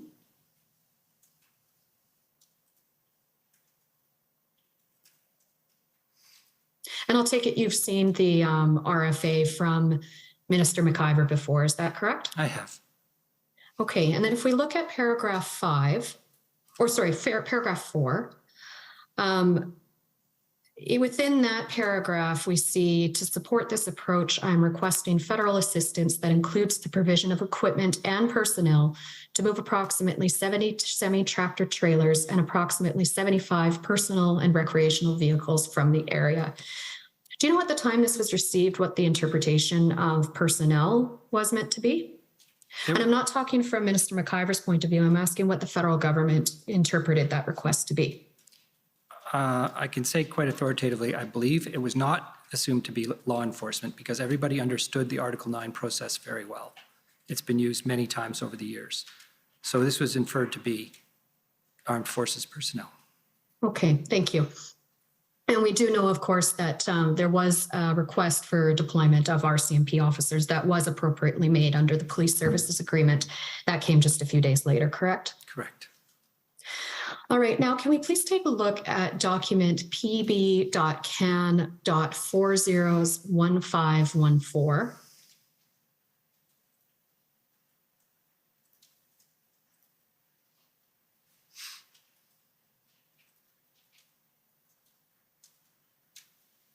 And this is an email from Mr. Dackelbab to yourself on February 13. And it outlines a meeting that Transportation Canada individuals had with colleagues from Alberta, Manitoba, and Ontario. And if we scroll down to the bullet points that begin with Alberta, we can see those there. Alberta requests for CAF support have been denied, but they are surprised that the request to access reservists with operational skills needed to drive towing trucks was not accepted. This part of the request is news to us, and we committed to follow up on this specific point. Do you know if there was any follow-up on that point? I do not. All right. Now, ultimately, the Government of Canada was going to deny Alberta's request for assistance, correct? Actually, what happened was that we evaluated the initial request and determined that the CAF equipment would not be appropriate. And as this indicates, it was not my understanding that there was another dimension to the personnel request. However, we did not formally notify Alberta that the RFA would be turned down on the basis of the fact that we were still having discussions about the federal toolkit and ultimately addressed the tow truck issue via the Emergencies Act. Okay, now I'd like to take you to some draft letters that were in Canada's production for this, beginning with pb.nsc.can 409547.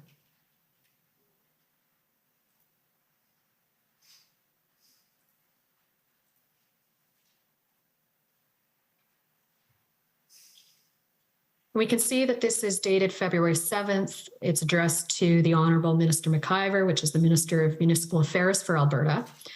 And if we scroll down to the last paragraph on the first page, it says, further, I understand that Alberta has the required authorities necessary to enforce compliance as a highway is considered essential infrastructure, and it is unlawful to willfully obstruct, interrupt, or interfere with the construction, maintenance, use, or operation of any essential infrastructure in a manner that renders the essential infrastructure dangerous, useless, inoperative, or ineffective as per the Critical Infrastructure Defence Act of Alberta.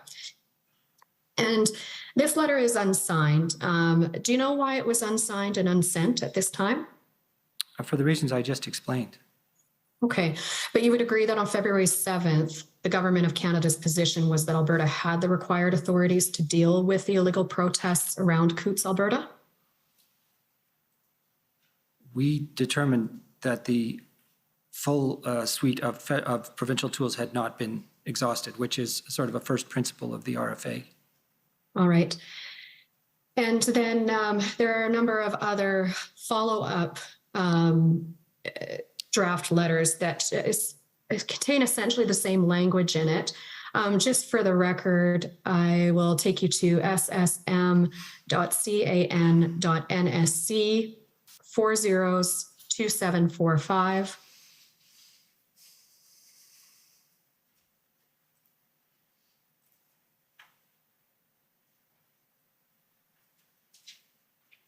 And this is a memorandum for the Minister of Emergency Preparedness. I understand if you scroll down to page 2 that you digitally signed this memorandum on February 9th.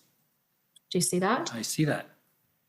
And in this memorandum, you recommended that the Minister of Emergency Preparedness sign an enclosed reply indicating that the Government of Canada was refusing the RFA. Okay. Is that correct? I believe so. I haven't seen the attachment, but I believe so.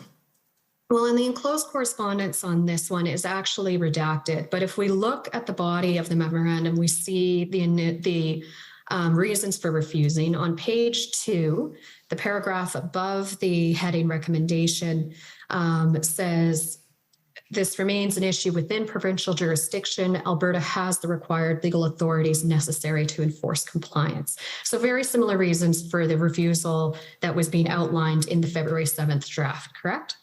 Correct. And then if we turn now to ssm.nsc.can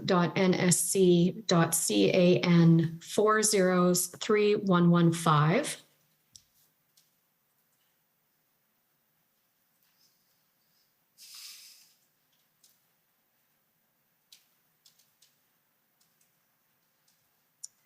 This is a series of emails from February 11th.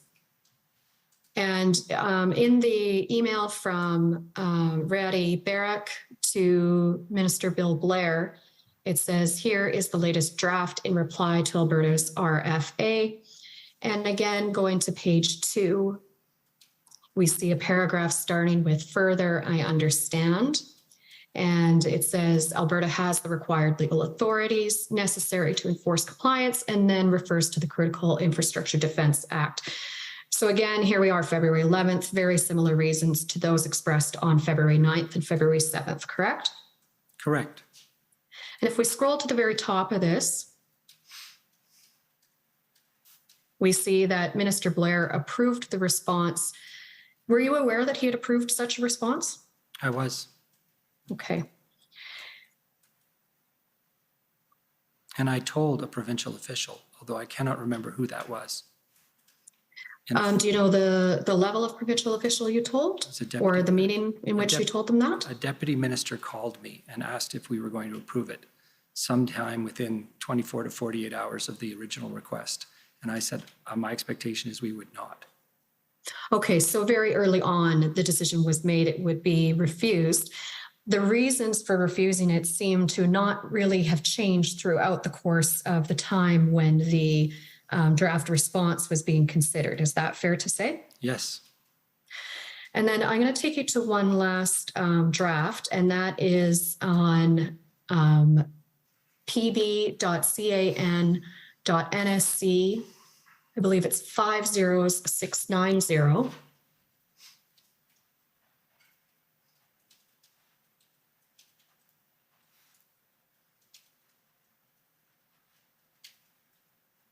And this is an email. My understanding is with the timestamp, this time is actually the true time that this was sent should be 5 hours ahead of this. So sometime in the evening on February 12th. Excuse me. If we scroll down to the second email there, and on the second page, we again see we've got a draft response. And again, the wording is very similar. Further, I understand Alberta has the required legal authorities, and then reference to the Critical Infrastructure Defence Act. So by as late as February 12th, the Government of Canada's position on Alberta's RFA was that it had the required legal authorities necessary to enforce compliance of any illegal protest activity occurring in Alberta. Do you agree? It had powers to address the circumstance, including compelling tow truck drivers. You're now well out of time. And I just have 1 minute to clarify which act that that power comes under, Mr. Commissioner. Okay. So, I'm sorry. You referred to Alberta having the power to compel tow truck operators under the Critical Infrastructure Defence Act. I'm going to put to you that that act is not actually the correct act. It is only 5 sections long, and the Commission has heard evidence from the Assistant Deputy Minister DeGrand that legislation makes interfering with critical infrastructure an offence, but it's not something that Alberta needs to invoke. Alberta does have the Emergency Management Act, which does grant in it the power to compel service providers to provide services. So despite maybe having a confusion about which act that power falls under, it doesn't change the position that Canada's response to Alberta's RFA. Would you agree? I would agree. Okay. Thank you. That's my only question. Those are my only questions today. Okay, thank you. Next, if I could call on the CCLA, please.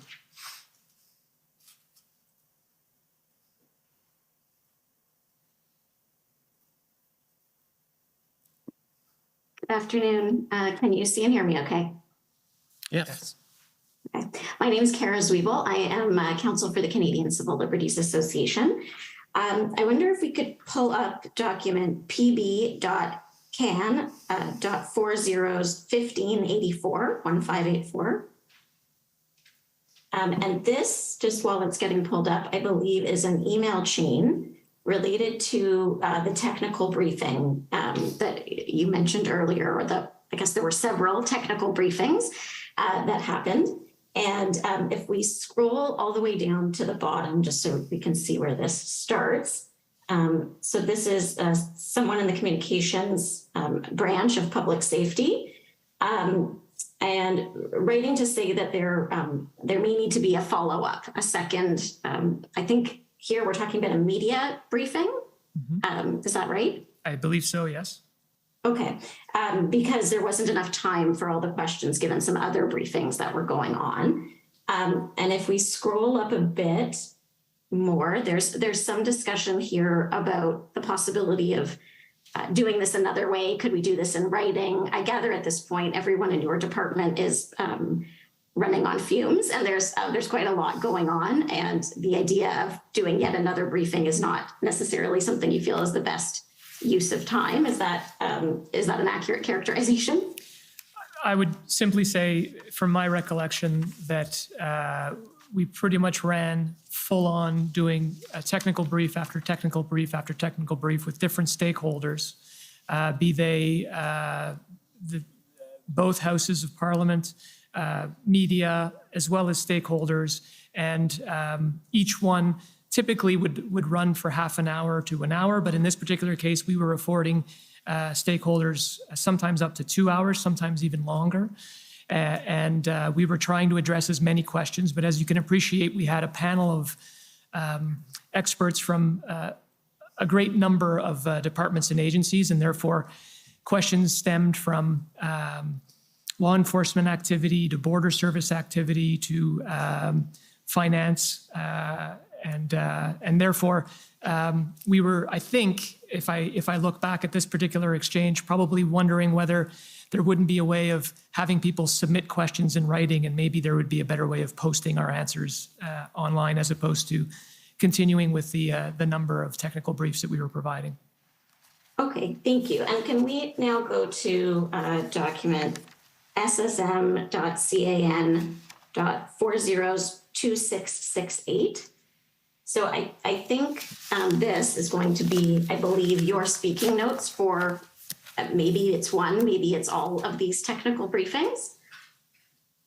And if we can just go down to the first full paragraph on page 3.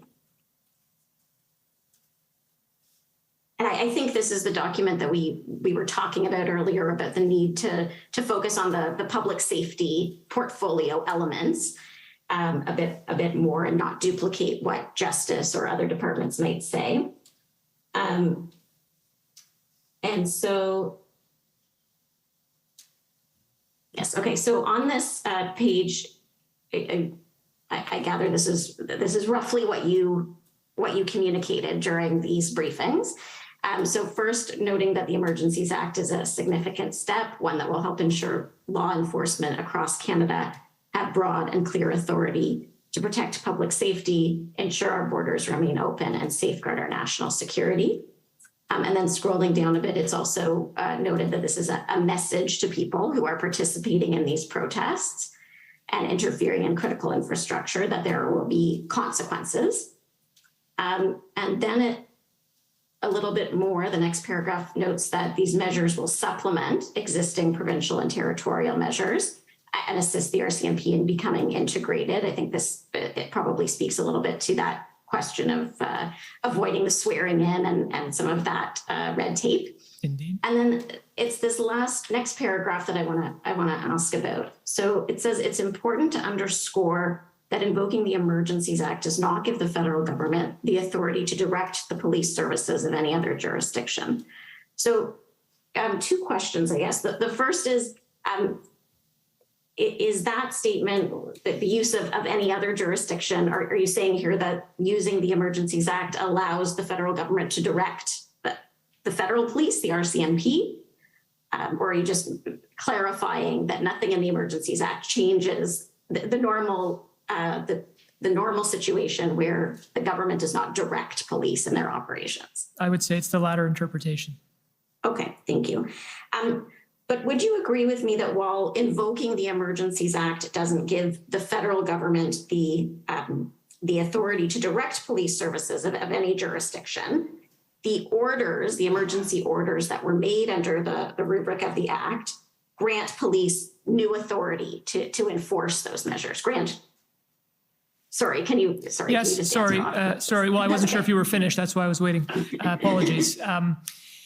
Yes, I think it certainly gives them additional tools via the means of additional authorities that they can avail themselves of.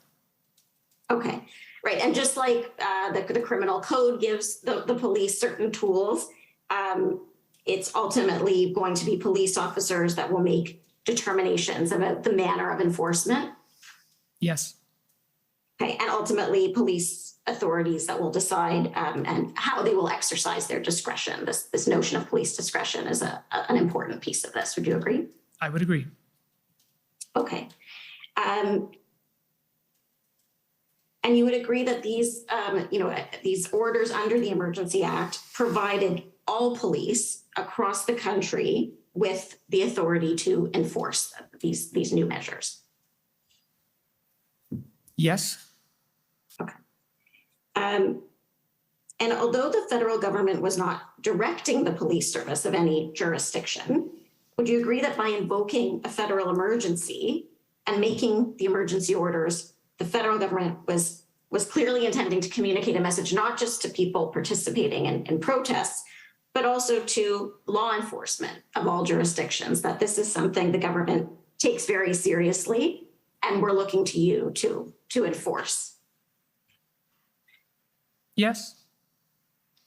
I think at some point also Minister Blair made a comment. This was a bit before the act was invoked, but I think he was sharing with the media that this was something the federal government was considering. And he said it was important that police do their jobs. Do you recall that comment? Not specifically, no. But Okay. I don't disagree with the thought, I guess. Okay. And Mr. Stewart, in your testimony earlier, you said that enforcement, and I think this is when you were talking about the engagement proposal, that the engagement proposal was not really an alternative to enforcement. It was something that would be used to try to shrink the footprint, as we've heard, and sort of lay a path to eventual enforcement. And I think you said enforcement was only a matter of time. That's correct. And I think you also told my friend, Ms. Tamman, there was always going to be a police action to dismantle what was going on in Ottawa. It was a question of timing. That's correct. Okay. One more question related to, there was a document that you were taken to before, and this is around the relationship with the Government of Ontario and the powers that they had under their Emergency Act, or their Emergency Management and Civil Protection Act. And I think you noted that the Ontario legislation had more teeth than the federal legislation in terms of the penalties. Do you recall saying that? That's correct. Okay.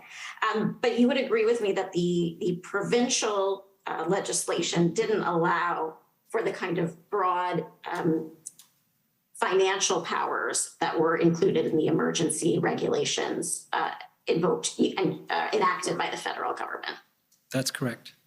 So that the freezing of assets immediately without notice or due process is likely something that the province would not have been able to do, or is not contemplated under their legislation. It was not contemplated, and indeed it was done under the Bank Act. So that's a federal statute. Okay. Can we just go back to that pb.can.401584? This is the email chain again related to the technical briefing. And sorry to jump around a little. I'm just trying to use my time as effectively as I can. So if we just scroll down a little bit, let's keep going. Thank you, right there. So Mr. Rochon, this was, again, I think you're discussing sort of how to make the best use of everyone's time in what's a very busy time. And you note there was better control in the first meeting because it was one that you were chairing. Second brief was bananas and justice is at fault. Can you tell us a bit about that second briefing and what happened there in terms of the communications? Certainly. The way these briefs are typically handled, in my experience, having gone through many of these over the course of my career, is that you normally have a moderator. So a moderator from a particular department will invite, will essentially moderate a call. This typically will happen on a teleconference line. The teleconference line will be open to a series of stakeholders. If it's a media event, for example, you'll have a number of media spokespeople who will be in a queue. And they, having never been on the other side, I'm not sure what technology they use, but they get into a queue in order to be able to ask questions. Normally, a moderator will open up, will explain who is representing the government, will walk through the time that will be allotted to an opening statement by the government officials, then how much time will be allotted for questions, and whether or not whether or not stakeholders are afforded a follow-up to that question. Having been a former Assistant Deputy Minister of Communications in a previous department, this is protocol that we normally follow. Unfortunately, in light of the way these were being set up, this particular brief, from my recollection, Justice was supposed to be lead. So the first meeting was chaired by Public Safety. We would have followed that protocol. And therefore, we would have gotten to 6 questions because the 6 questions were likely rather broad, and they were followed by each a follow-up, and the cutoff time of an hour, if I remember correctly, that first brief ended up limiting itself to 6 questions, and there were a number of people in the queue that complained about that, which is my first point. The second brief was one that was led by justice officials. They didn't have a moderator. And so if I remember correctly, I came on and had to play the role of moderator and try to police how the call was being managed because there was no moderator, hence my comment that it was rather bananas. Okay, so it's more, it's a question of the procedure. Yes, Is yes, that right? Okay. absolutely. Thank you very much. Those are all my questions. Thank you. Okay, thank you. Next is the Canadian Constitution Foundation. Yes, good afternoon. Can you hear me okay? Yes, ma'am. Okay, great. So my name is Janani Shen Muganathan, and I'm here for the Canadian Constitution Foundation. And my questions are for Deputy Minister Stewart. So, sir, in your interview summary, you explained that in Ottawa, municipal and provincial authorities were not used more extensively because the OPS was overwhelmed by protesters. Do you recall saying that? I do. And I take it what you mean by that is that authorities like the Highway Traffic Act, noise bylaws were not being enforced by the OPS because they were overwhelmed by protesters. That's correct. So there was this resource issue in Ottawa, not enough police officers on the ground to enforce the law. That's correct.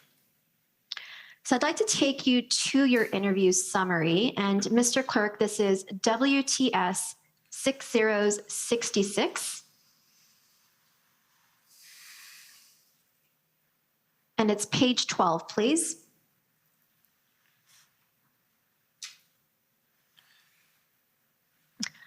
So if we look at the third paragraph under the Ottawa Police Service heading,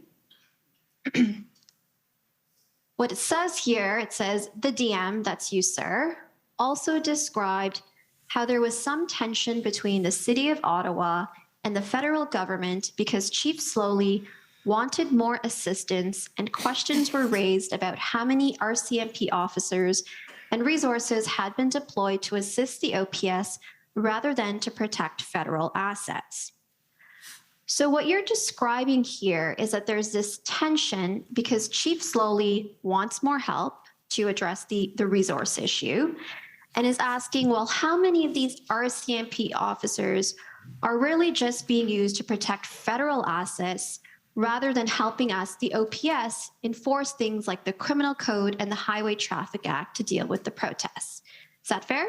That is fair. And the tension is that OPS wants more help and is questioning, well, how much help are we actually getting, right? Right. And you go on to say in that paragraph, the RCMP's position was that the OPS should have asked the OPP for more resources and that it was the OPP's responsibility to come and serve. He, that's you, sir, explained that the RCMP felt pressed by the OPS, but that the OPP was the force that the OPS should look to pursuant to legislation. And then there's a reference to the Ontario Police Services Act. So there's this tension, and the RCMP is feeling pressed, and the response you're hearing coming from the RCMP is that the OPS should really go to the OPP, right? Correct. The response isn't, hey, not exclusively, though. To be clear, not exclusively. The RCMP had agreed to come with resources that they had to hand to help. And there was some confusion around how they were counting heads.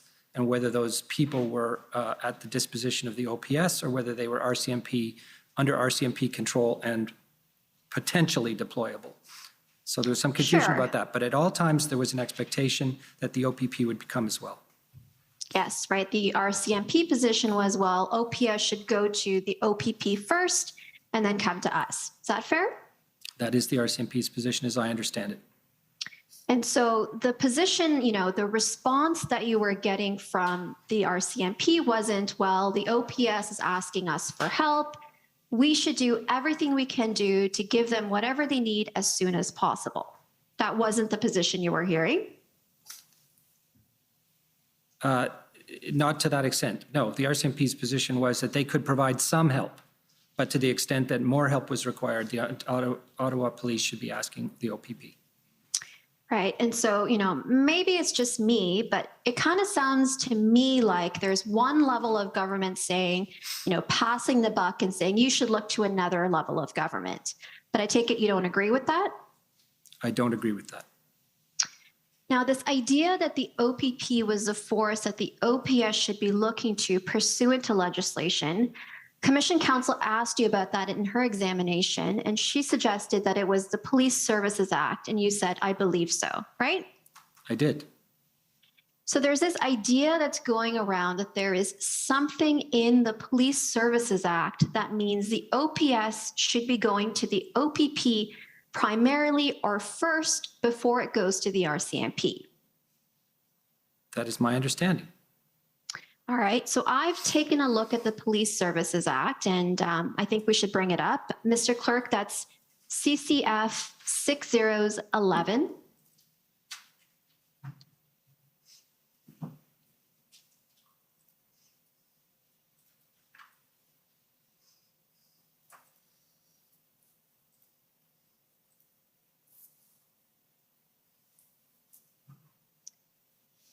And to page 15, please.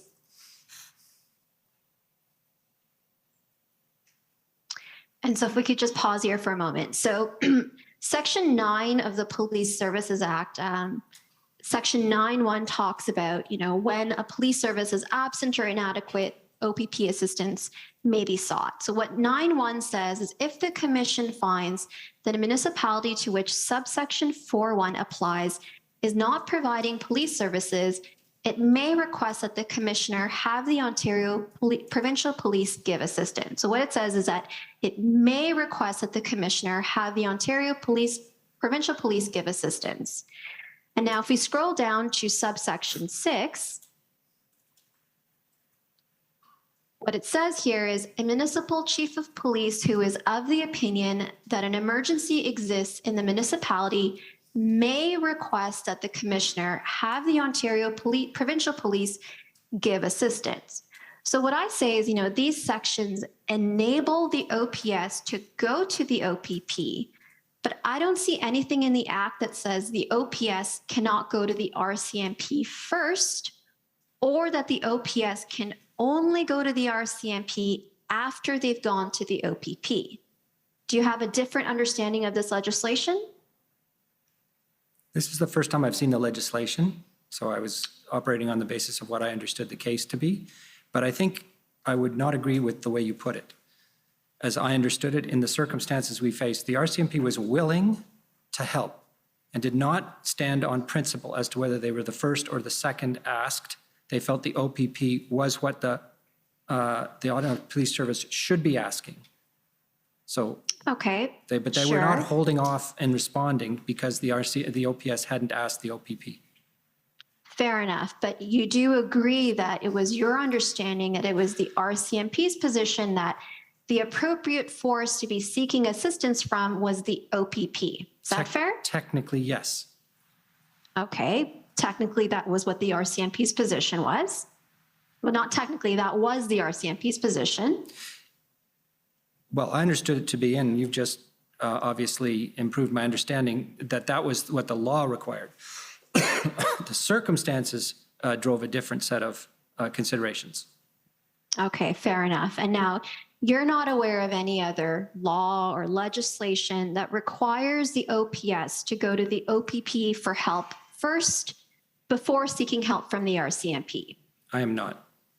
Okay, those are all my questions. Thank you very much. Okay, thank you. Next, the City of Windsor.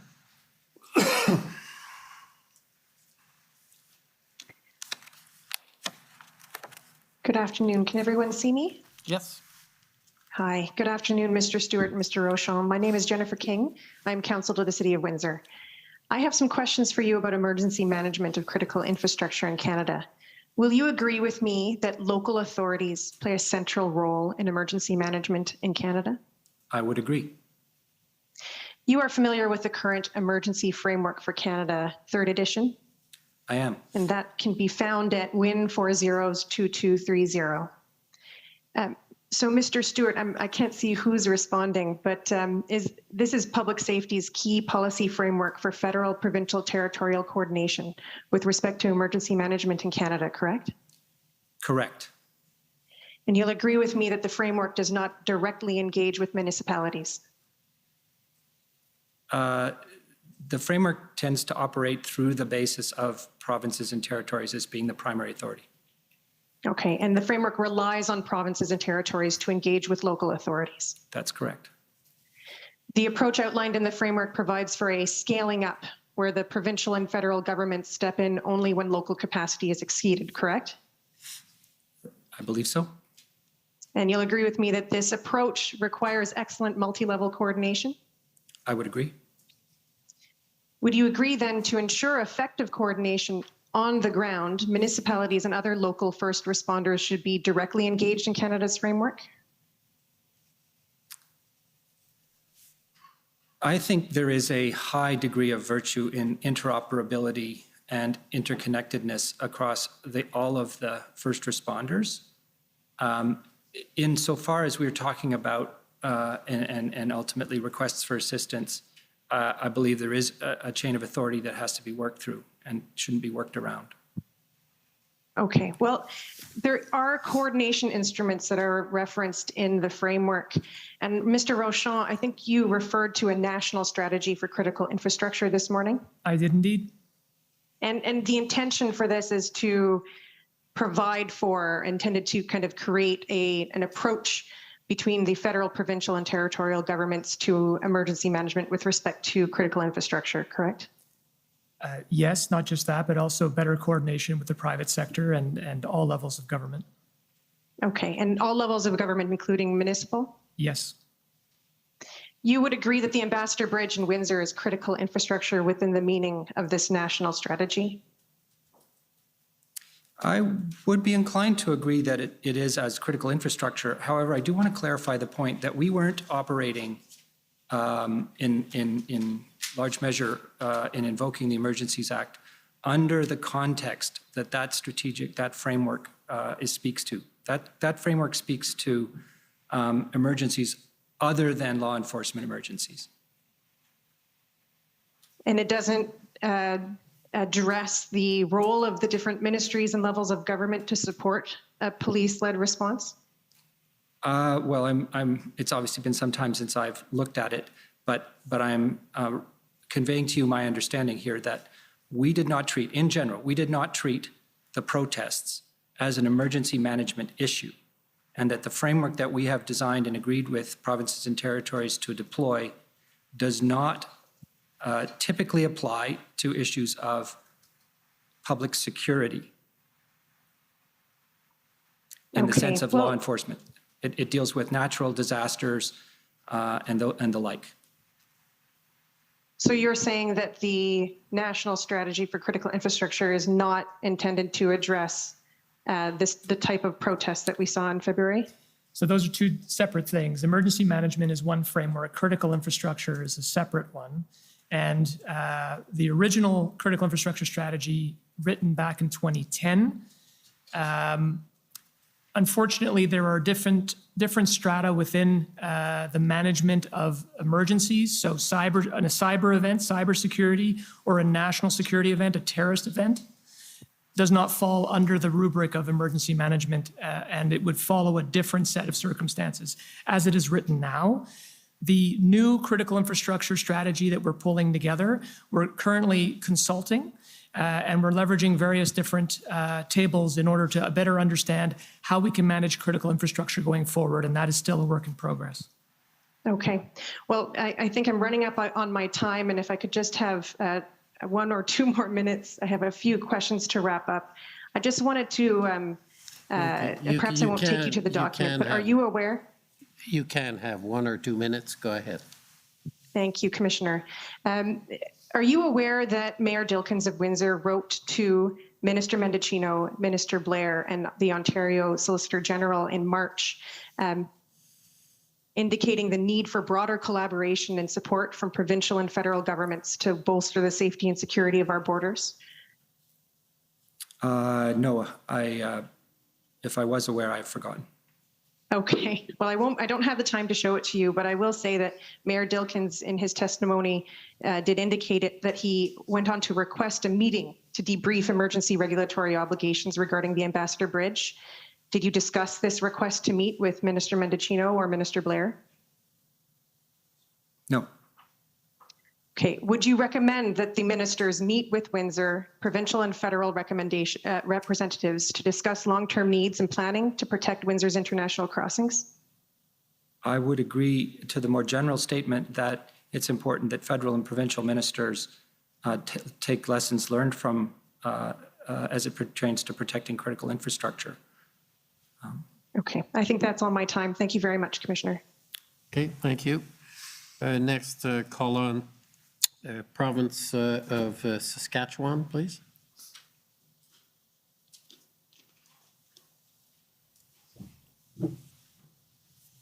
Good afternoon, sirs. My name is Mitch McAdam, and I'm one of the lawyers for the government of Saskatchewan. I just have a few questions for you today.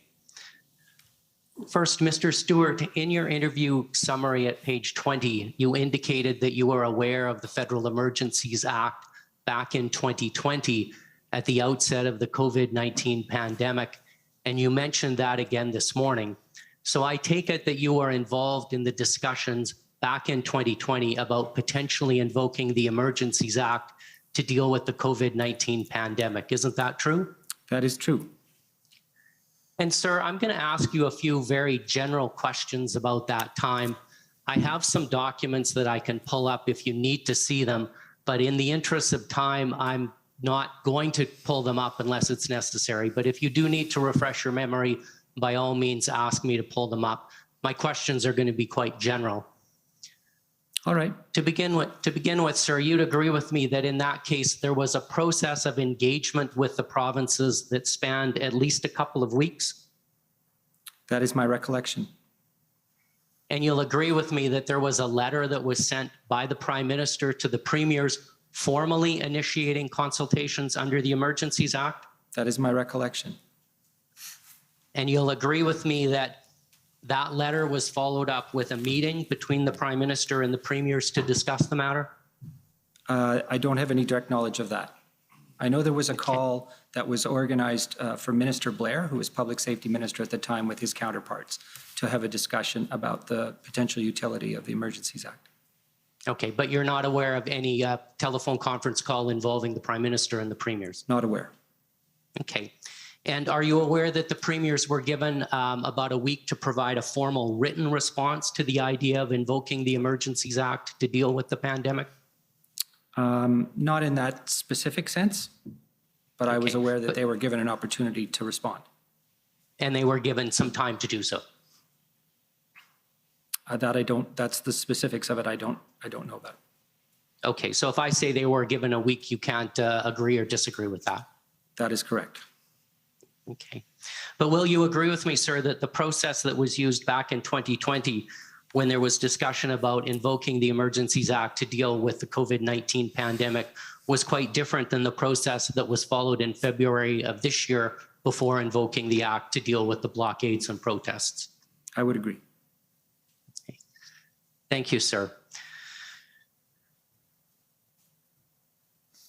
Next, sir, I'd like to ask you a few questions about the FPT meetings that were discussed this morning. And Mr. Stewart, you talked about a meeting of deputy ministers that you attended on February 7th. You recall that meeting? Yes, it was a call. Okay. And Mr. Rochon, my understanding is that you attended a meeting of the FPT Crime Prevention and Policing Committee on February the 11th. Do you recall that? Yes, I believe that's correct. Yes.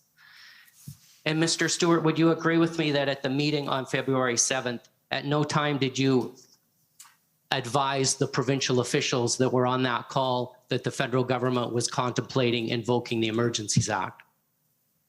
That is correct. And Mr. Rochon, would you agree with me at the meeting on February 11th, at no time did you or anyone else from Public Safety Canada advise the provincial and territorial officials on the call that the federal government was considering invoking the Federal Emergencies Act? That's my recollection, yes. Okay. And Mr. Stewart, would you agree with me that these opportunities, the deputy minister's meeting that you had and the meetings of the CPP committee would have been a good opportunity to discuss the potential invocation of the Emergencies Act with provincial officials? Had the invocation of the act been a subject of active discussion? Yes, but it wasn't. Okay, so at the time of these two meetings, it wasn't under active discussion. In the time I did the meeting, it was not. So on February 7th, it was not. That's correct. Okay. And Mr. Rochon, when you had the meeting on February 11th, was the Emergencies Act under active discussion at that time? I'm trying to think. At that time, I believe the situation of a national security threat was certainly top of mind, and we were, by recollection and not having the document in front of me, my recollection is that we were looking at every available tool available to us and to provinces and territories and municipalities in order to be able to deal with the situation, the threat that seemed to be growing. So, sorry, go ahead. Mr. Stewart, you're aware of a meeting that Mr. Dackelbaum from your department attended with officials from Alberta, Manitoba, Ontario, and the RCMP on February 13th. That's a meeting that he reported to you by email on Sunday night. Do you recall that? Yes, I do. Okay. And at that time, the invocation of the Emergencies Act was under active consideration by the federal government, wasn't it? Yes, it was. And your information is that Mr. Dackelbaum or the other officials, federal officials on that call, did not advise their provincial counterparts that the act was under active consideration, did they? I cannot say for certainty that any of them knew. Okay, so you're saying the federal officials that were on the call would not have known that the Federal Emergencies Act was under active consideration at that time? I'm not sure that they did. I can't say for sure. So they couldn't have advised their provincial officials of that? Indeed, had they not known. Okay, and as far as you know, they didn't advise provincial officials of that? I would agree. As far as, thank you. So you're now out of time. Okay. Thank you, Commissioner. Those are all my questions. Okay, thank you. Next is the National Police Federation. Yes, hello. This is Nini Jones for the NPF. We have no further questions. Thank you. Okay, thank you. Next is the Democracy Fund.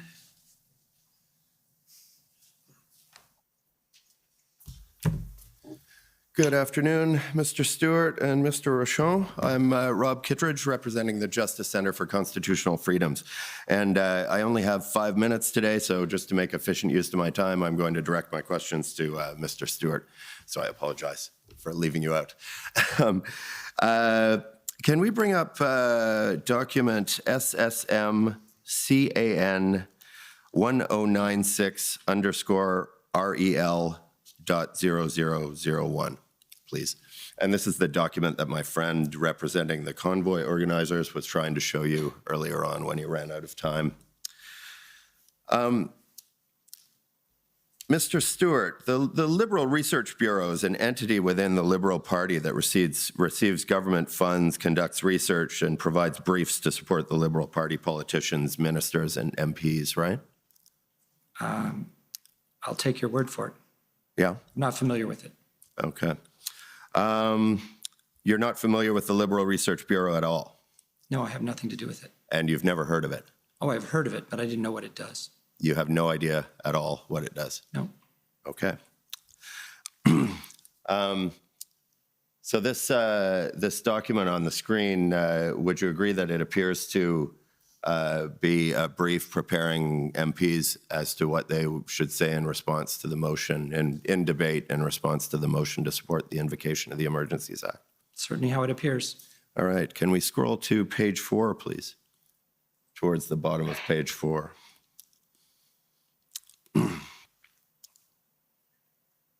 And you can see here at the bottom of page 4, it outlines the CPC's position, the BQ's position, and the NDP's position, which it indicates that the NDP will support the motion. Would you agree with that? That's what I observe. Right. And in your dealings with the ministers and elected executives, they told you that before the Emergencies Act was invoked, they already had the support of the NDP to uphold the invocation, didn't they? No, they did not. When did you first learn that the NDP were going to support the invocation of the Act? Upon the vote. Okay. Are you aware of any polling that was done to assess public support for the invocation of the Emergencies Act? Not aware. All right. All right, and moving on a little bit. Numerous witnesses from the OPP and the OPS have testified that the invocation of the Act may have been helpful, but it was not necessary to clear the protests. Would you agree with them on that point? I believe that the invocation of the Act provided very useful tools to law enforcement. Useful tools, but not necessary tools. Well, I'm not in a position to render an opinion on that. I don't think. I would only observe, as I've observed already, that upon the invocation of the Act and the use of those tools, the protests diminished and stopped. And that goes beyond useful. When discussing the invocation of the Act in an email on the night of February 14th, you indicated that the emergency powers didn't bring a lot of significant benefits, didn't you? I acknowledge that was perhaps an underestimate on my part. Right. But you were, at that point, you were having trouble even coming up with examples of how the emergency powers might be useful in clearing the protests, weren't you? I was encouraging my colleague, for the purposes of doing technical briefings, to try to be more specific and clear. Right, but you were running out of ideas on how it might be useful. The ideas were already on the table in the sense of the drafting of the various orders and measures. The issue here was how they were explained. Right. Provincial powers at that point hadn't been exhausted, had they? In Ontario, I would say they had. You would. Your interview summary indicates that you thought that the power to compel tow trucks was important. Do you remember that? I do. But really, you have no personal knowledge of whether that power was actually necessary to clear the protests, do you? It was reported to ministers, and I was present at this time, that was an important element and was used. You have no knowledge at all of whether tow trucks had already been retained by the OPP prior to the invocation of the Act, do you? I do not. Right. And you have no direct knowledge of whether the power to compel tow trucks was useful to police anywhere in Canada, do you? Really? No firsthand knowledge. Right. Similarly, while you suggest that the declaration of emergency, the financial measures, and the other emergency powers may have acted as a deterrent, you don't actually have any direct knowledge of that, do you? Well, that's a hypothetical. In light of my observation that the protests were significantly de-escalated and stopped, I think deterrence was a major factor. So you'd speculate that the invocation of the Act had a deterrent effect, but you don't actually know that. That was its intent. Pardon me? That was its intent. But you'd speculate that it was effective. It's hard to observe it in the. Right. So you have no real direct knowledge that it did have that effect. You just speculate that it had that effect.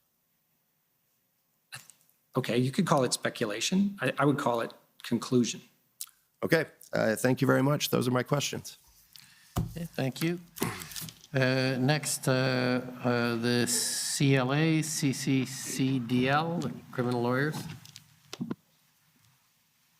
Thank you very much, Commissioner. Can you hear me all right? Yes. Okay. My name is Colleen McEwen, and I'm co-counsel for the Criminal Lawyers Association and the Canadian Council of Criminal Defense Lawyers, two organizations with joint standing at the Commission. My questions are related to the consultation process, and I'm directing them to Deputy Minister Stewart. If the clerk could please bring up the witness summary, WTS 6066.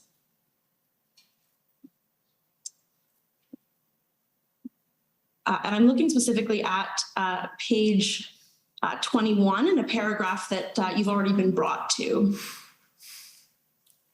It's to scroll down a bit.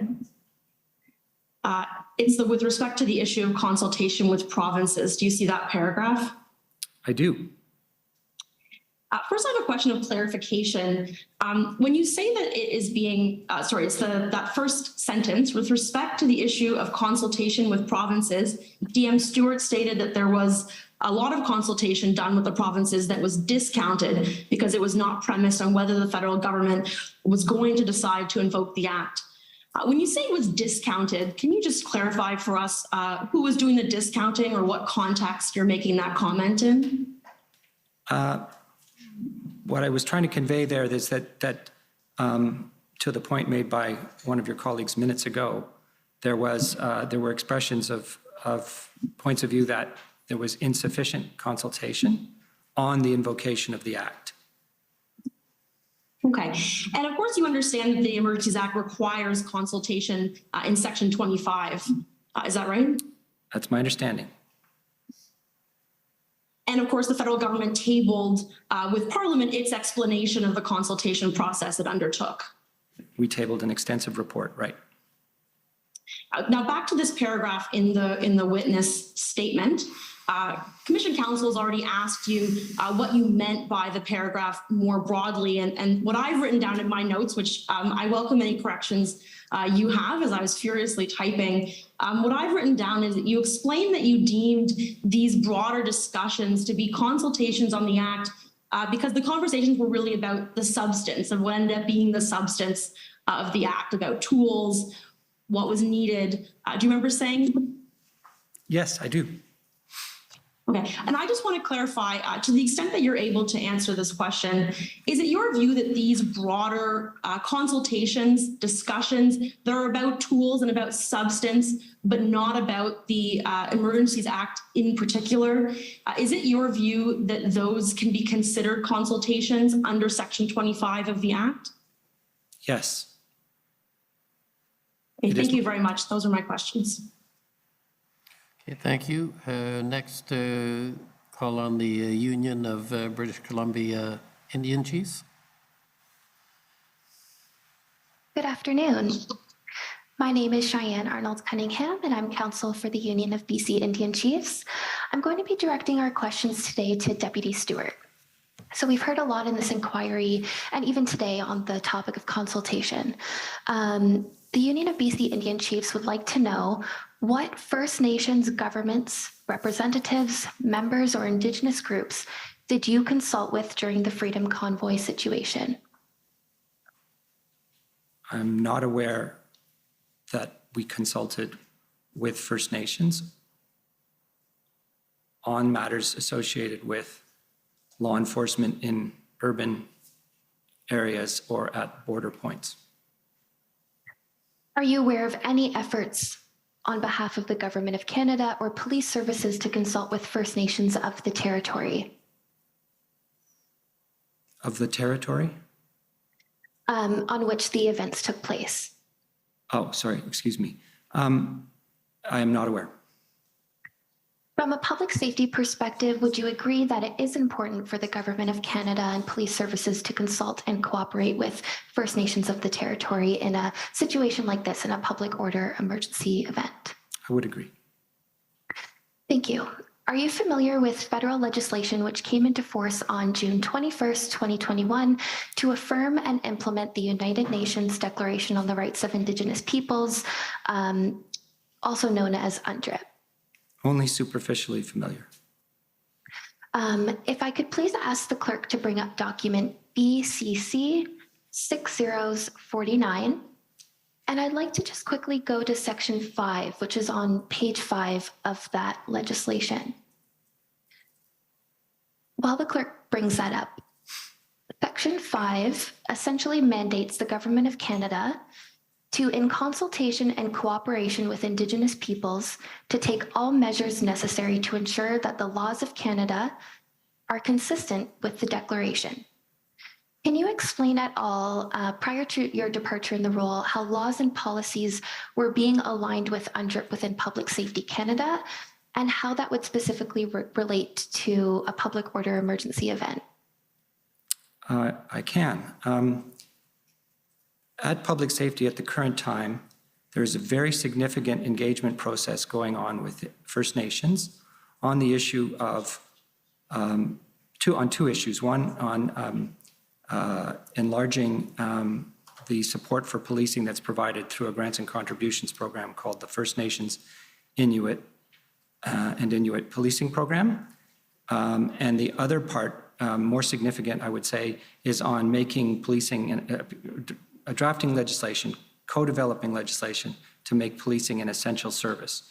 That engagement process has been going on since the spring and has resulted in or involved extensive consultation across the country by the minister and officials, and does relate in its ultimate goal to ensuring that First Nations are the beneficiaries of policing services on an equal basis to other areas of the country or parts of the country.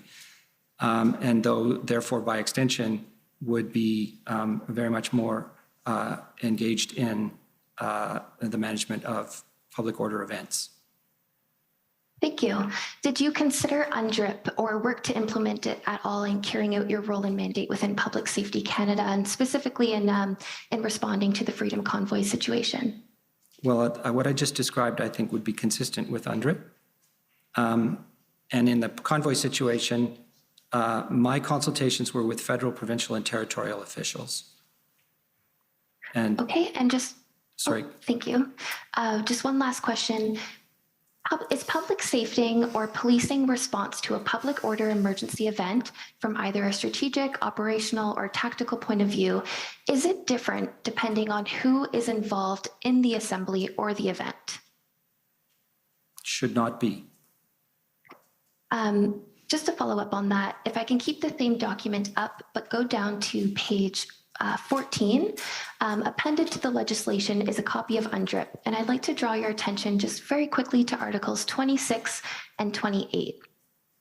Articles 26 and 28, I won't read through them for timing purposes, but what they essentially say is that Indigenous peoples have the right to the lands, territories, and resources which they've traditionally owned, occupied, or otherwise used and acquired, that states shall give legal recognition and protection to these lands, territories, and resources, and that Indigenous peoples have the right to redress when these lands, resources, or territories have been confiscated, taken, occupied, used, or damaged without their free, prior, and informed consent.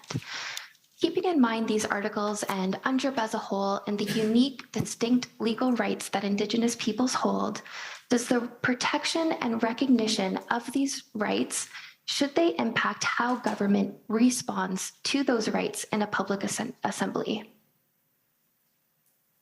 I don't believe I can answer that question. Would you be able to confirm who you think might be able to answer that question?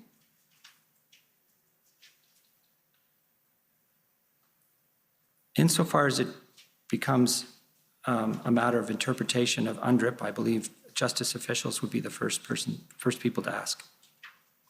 Okay, thank you very much for both of your time, and thank you to the Commission for the opportunity to ask our questions. Okay, thank you. Next, call on the Government of Canada.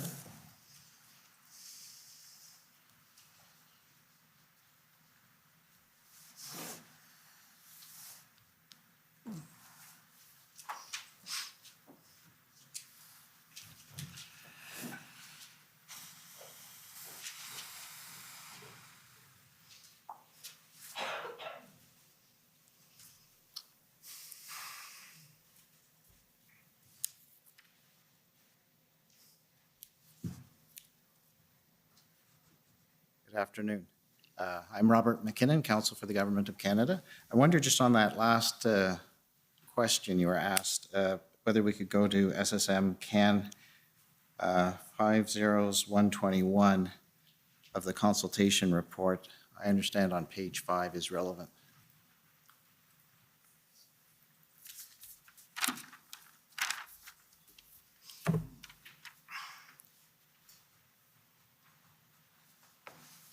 Are we on around the middle of the page of consultation? So that's the bottom. Go up a little bit. No, go up a little bit. Stop. The Government of Canada also engaged Indigenous leaders regarding the blockades. For example, the Minister of Crown Indigenous Relations spoke with the National Chief of the Assembly of First Nations, the President of the Inuit Tapiriq Kanatami, the President of the Métis National Council, the Grand Chief of Akwesasne, and the Grand Chief of the Manitoba Southern Chiefs Organization. Do you see that? I do. Is that and for the record, when I answered the question by the person in it prior, it was on my own involvement. All right. So do you see that there's a reference to consultations there? I do. Okay. One of the last questioners also raised the Police Services Act as to why, where the RCMP is mentioned perhaps in that act, because it doesn't say specifically that the process is you go to the OPP, that's stated, but it doesn't say then you go to the RCMP. Do you remember that question? I do. We don't have to pull up that Services Act because this is more of a legal question, but Section 2 of the Police Services Act defines police force as OPP or municipal police and does not include the RCMP. Does that sound correct to you? That sounds correct. And would it be to your understanding that the Ontario government cannot pass legislation to bind the RCMP as a federal body? That would be my understanding. You were also asked a question about the lack of consultation with law enforcement. Do you remember that? I do. I could ask you to turn to the Institutional Report for Public Safety, which is DOJ-IR 708.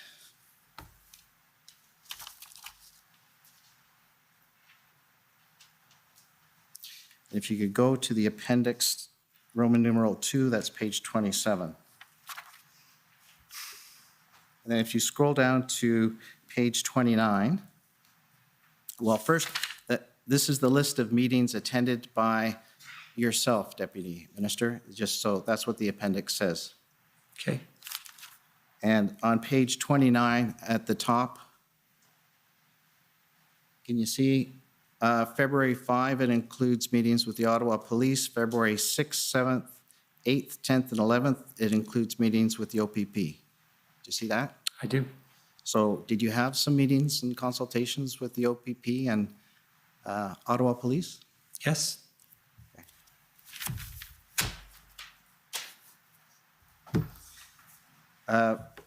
Mr. Rochon, you mentioned that there were unknowns in talking about intelligence, I believe, in some of your answers. And I just wanted to ask you, concerning the Convoy protest, were there intelligence gaps? I would argue there are always intelligence gaps. That's the nature of the business. Part of the art of collecting intelligence and fusing it and assessing it is to come up with questions as to what is in the art of the possible. Therefore, what is it that we know and what could also transpire, and what do we need to protect Canada and Canadians against in terms of assessing threats?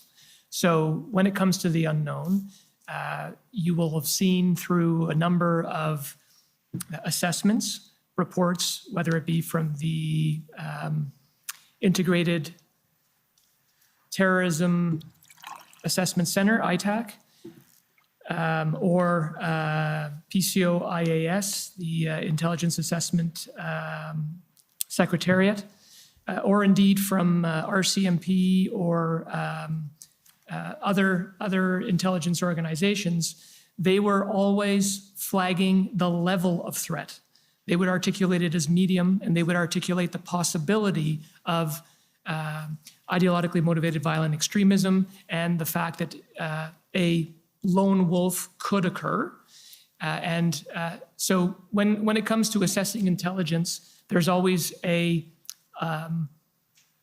level of what is the likelihood that something could transpire. So when it comes to unknowns, there were many unknowns throughout the situation. And as the situation continued to be prolonged, and indeed as we saw it expand across the country, those questions as to whether or not a hostile state actor may be involved in terms of the funding, whether there were questions of extremist groups or possible extremist factions involved. Would this provide fertile ground for extremists to recruit? There were counter protests that were emerging as well. So all of that factored into a bunch of questions that I would characterize as unknowns and that needed to be taken into consideration. So it's not just factually, what did we know? Because at the end of the day, when it comes to intelligence and when it comes to law enforcement and security, it's not about dealing with something once it happens, but it's about preventing something before it happens. And in order to prevent it, you need to think through what could happen and put in place measures to protect Canada and Canadians. Because you're looking ahead at threats and you want to protect them from materializing, is that correct? That's a much more eloquent way of putting it, yes. Mr. Stewart, do you have anything to add to the unknowns at the point where the Cabinet made a recommendation to invoke the Act? Any kind of unknowns that were in mind to your knowledge? Well, I can only be more specific, I believe, which is to say, on the eve of enforcement in Ottawa, we knew that enforcement was challenging, and we knew there had been some very significant negative reactions to attempts at enforcement, such that the police were deterred from doing so to any great extent until they mobilized enough of a critical mass of resources. But even on the eve of that enforcement action, after the Emergencies Act was invoked, we had no awareness as to what was in the trucks or how people who were in the trucks would react to an enforcement action. So you could call that an intelligence gap or just a lack of information, but we did not have a line of sight as to what would happen. You, for Mr. Stewart, you mentioned the engagement proposal that was considered by Cabinet on February 12th, and you were taken to a comment that was made. Was the fact that the Windsor proposed engagement failed earlier that day and news later that day that the Ottawa proposed agreement appeared to fail form any part of the consideration by Cabinet in its decision to not pursue the engagement, your engagement proposal at that time? And I'm talking February 12th, the day before. I don't believe I'm at liberty to discuss what cabinet ministers said. I think it's plausible to think that was in their minds.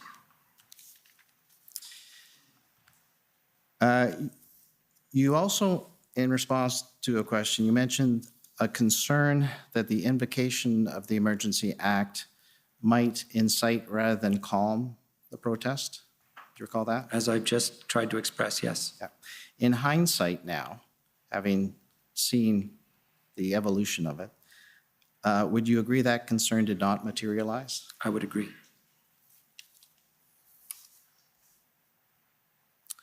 You have been taken to page 21 of your interview summary 2 or 3 times now, so I'd like to take you to that same page again for a different paragraph. WTS number of 066.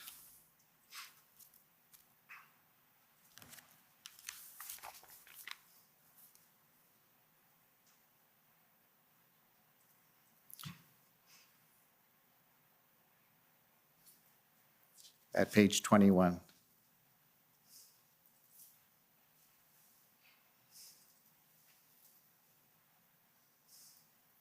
It would be that middle paragraph, DM Stewart also stated. That's right. Yeah, go up, that's right. So where it says DM Stewart also stated that they underestimated the deterrent effect of the act.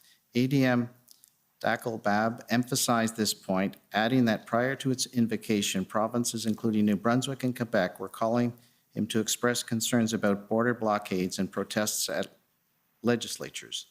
After the act was invoked, those calls stopped, and within a week of the act being invoked, the protests and blockades were gone. So in your view of that, you're saying that the act had a deterrent effect from your inference. Is that correct? I am. One last document I'd like to take you to is the actual Section 58 explanation for the invocation, which that's PB Can 401160.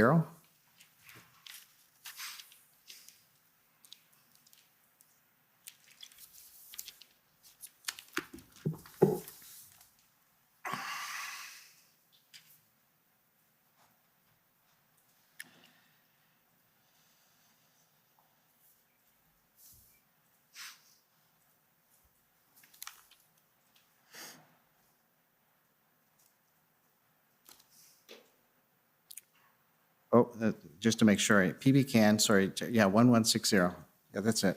So if you go to bottom of page 5.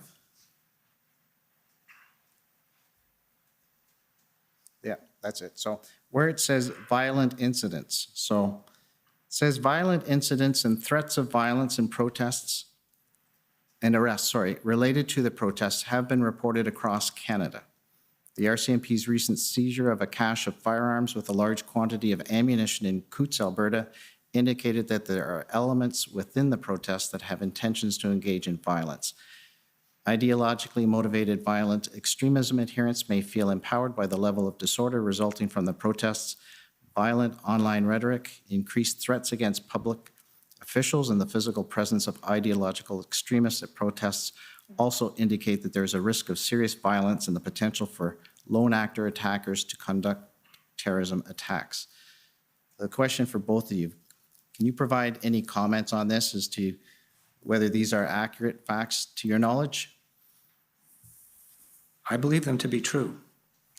And in a more general sense, I will underline a point made by my colleague that this is a evolving situation, and the focus on violent extremism has shifted from coming from abroad to domestic. And in the context in which we are, and I've said this, under-equipped and indeed not empowered to do the work that we need to do to pay attention to what people's intentions are. I would note that since 2014, there has been significant domestic violent extremism. I believe the numbers are 26 people killed and 40 injured in over a dozen attacks, often by lone wolf actors with no prior indication that they would do so. So this is a very serious concern. And Mr. Rochon? The only thing I would add is that the opinion around the security and intelligence community was that the paragraph that you read was factually correct. There were indications of potential violent acts, IMVE adherents that were certainly engaging online and were making threats online. And we needed to be mindful that those threats could materialize at any moment, given the growing nature of the situation, both in Ottawa and across the country. Okay, could you turn to page, the middle of page 7?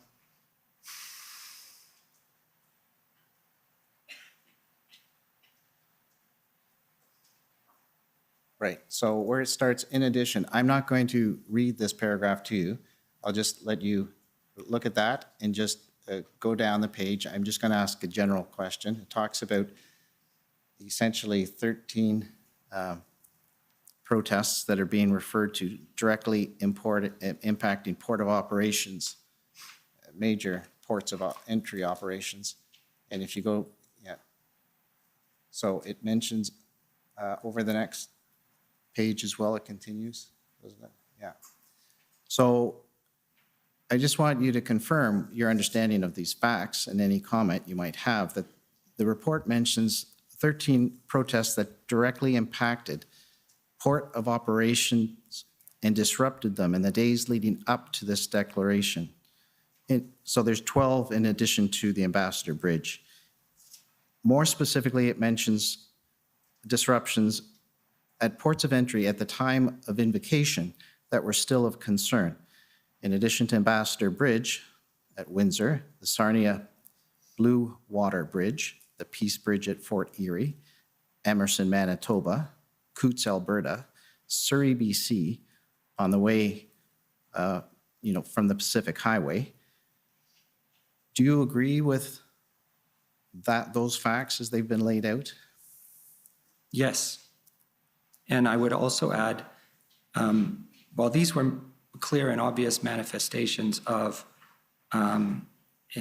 interference with people's ability to cross the border and commerce, there were many other slow roll convoys in other places in the country.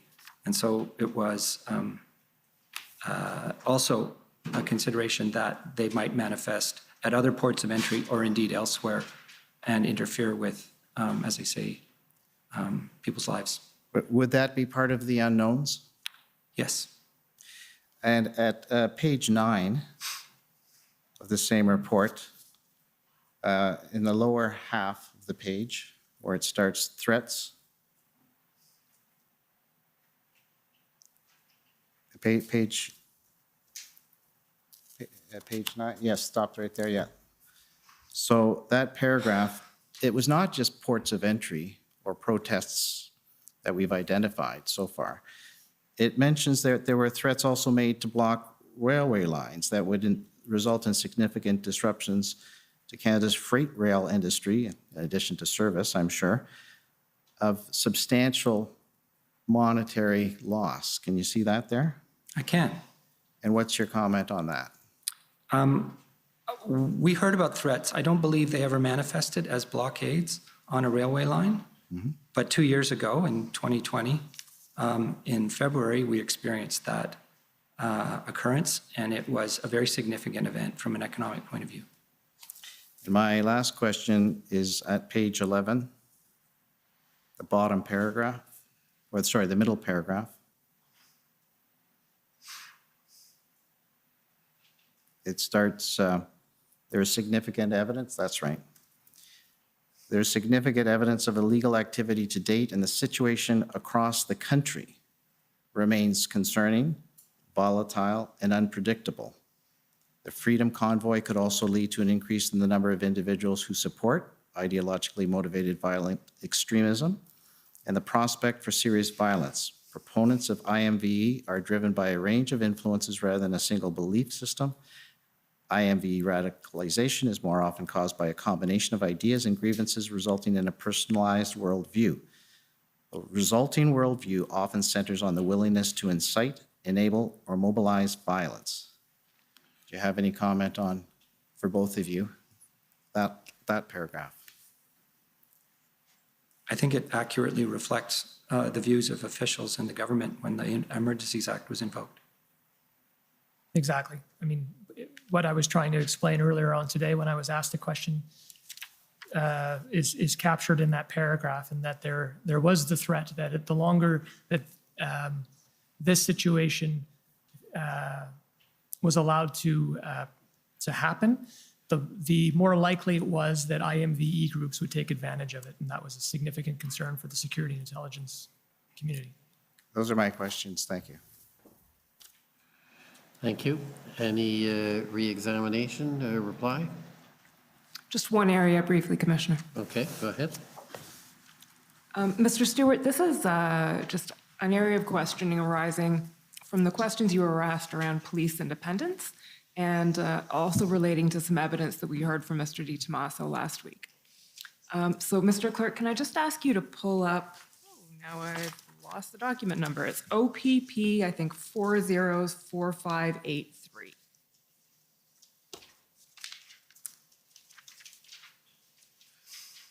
So while that's coming up, Mr. Stewart, this is a text exchange between Commissioner Lucky and Commissioner Carrique. If we can go to page 52 of the document. Bottom right-hand corner. Yeah, there we go. Okay, so just scroll up a little bit.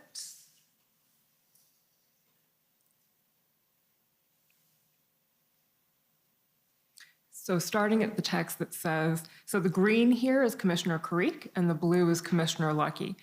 And the context of the conversation is with respect to the potential new chief coming into OPS.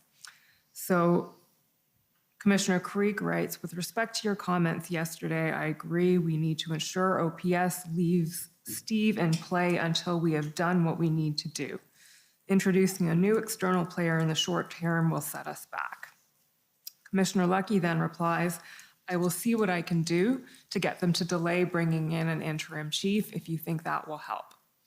Commissioner Carrique responds, if you have some influence, I think it would be helpful. Our ministry policing advisor is going to suggest the same. Just going on to the next page, 10-4 says Commissioner Lucky, and then she says, had DM Stewart reach into Steve Kay, Ottawa City Manager, he assures that they are very sensitive to this, keen for the ICC plan to proceed, and don't want Bell to be replaced. Rob being you, got the sense that there's a lot of political infighting going on. And then Commissioner Cree says, thanks, Brenda. We've made the same recommendation via the province. Hopefully they stay the course. Okay, so first thing, can you tell us first about that conversation that you had with Commissioner Lucky? When did she reach out to you? Do you remember? No, not in specific terms. I mean, we talked often, several times a day. Okay, do you remember this conversation I do. at all? Okay, what did she raise? What were her concerns? More or less as expressed by the city manager there, that they wanted to keep the ICC, which they just agreed to not that long before, and its ability to, execute on a plan going, and they worried that that would be set back. They were ready to go on the 16th of February. So that was the message.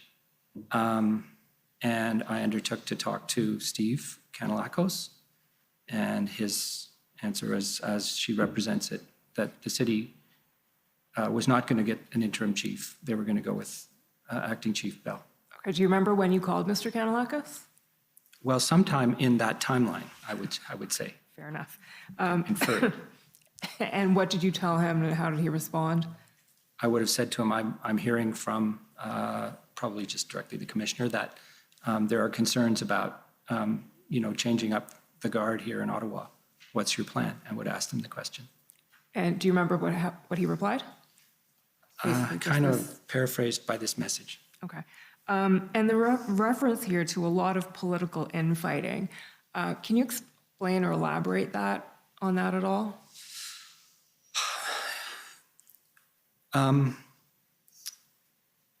It is my understanding that what the Ottawa Police Board was doing was working to find an interim chief. And the police boards, by their nature, are independent from the municipal government, although they're chaired by a councillor. And it had not been known that they were doing that to anybody. And that, when it surfaced as an issue, it caused some consternation at the senior level in the city government. And then as an observational point, I would only say that within a couple of days, I believe there was a city council meeting in which the chair of the police board was forced to resign. That's correct. So did that come up on the call you had with Mr. Kanellakos, the potential removal of the chair, or? Only tangentially. Okay. Did he mention that he'd be speaking to the chair about? No, he didn't. Position? Okay. No, he just said the mayor is upset. Thank you, Mr. Clerk. Can we now just pull up an extract from Mr. Di Tommaso's testimony? It's TRN 21 at around page 244, please.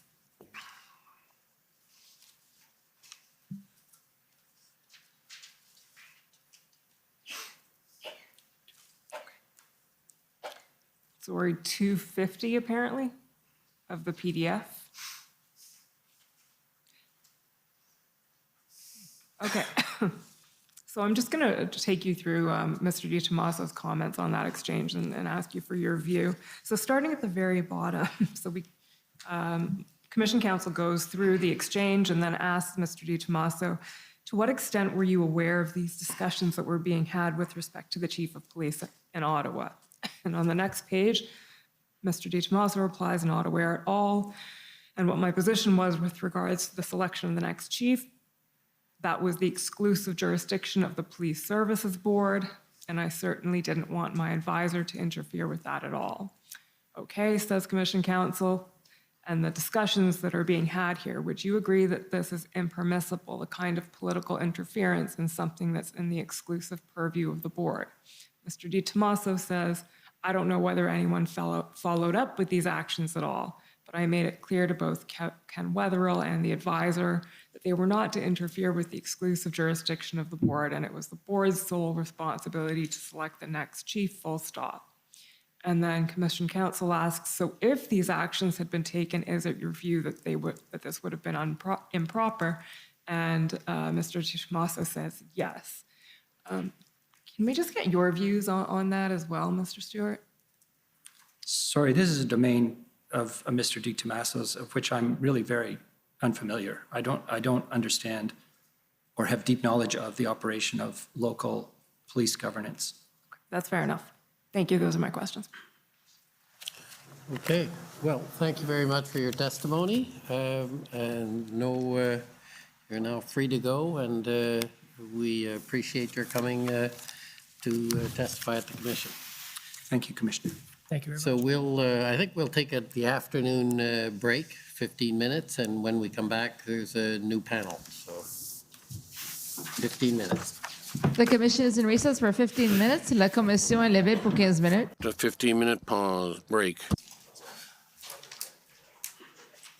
Thank you very much. Good luck in your new jobs. Thank you very much.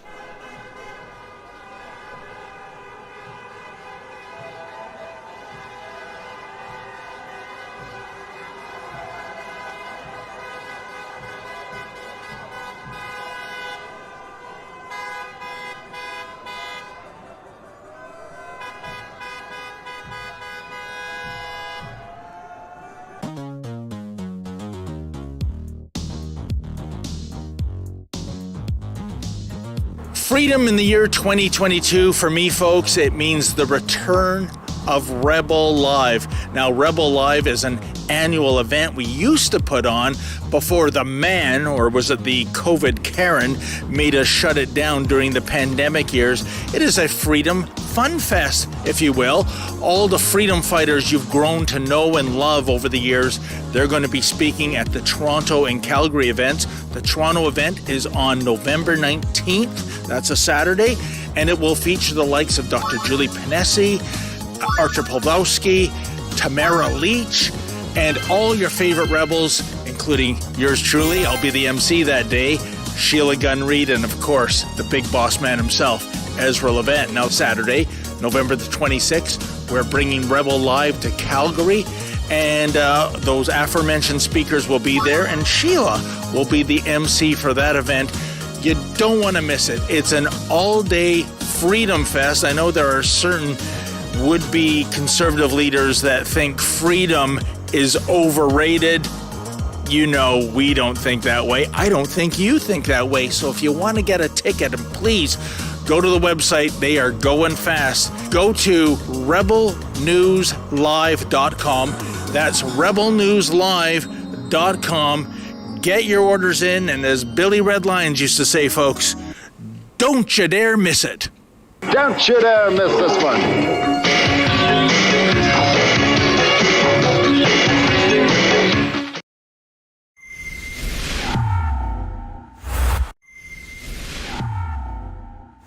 I welcome to our studio Freedom Convoy lawyer Brendan Miller. Brendan, how are you doing? You pheasants are playing like garbage. I'm sick and tired of this. And you're not keeping your sticks on the ice. I want to see some hustle out there. There's some free agents out right now. All right, Rachel Gilmore, Rex Murphy. I could bring them in. You're going to be riding the pine for the rest of the season, son. All right, get out there, keep your stick on the ice. I want to see some hustle. All right. So how many pucks do we need to put on the net tonight to I win want the to see game? some journalism, son. Some journalism. All right. Everybody here wants to score more goals than the other side. All lines should be firing. I haven't seen any of you out there hustling. So what transfers are you thinking of making? Well, gonna trade you for Rachel Gilmore. You know, she's on Twitter all the time. I don't see your Twitter going. She's got some serious tweet game. Where's your tweet game? I'm focused on the game, as you taught me, Coach. Okay, well, Damn. keep your stick on the ice. All right, perfect. Well, there you have it. Freedom Convoy lawyer, coach, hockey coach, Brendan Miller, for an exclusive interview. I think Glenn McGregor.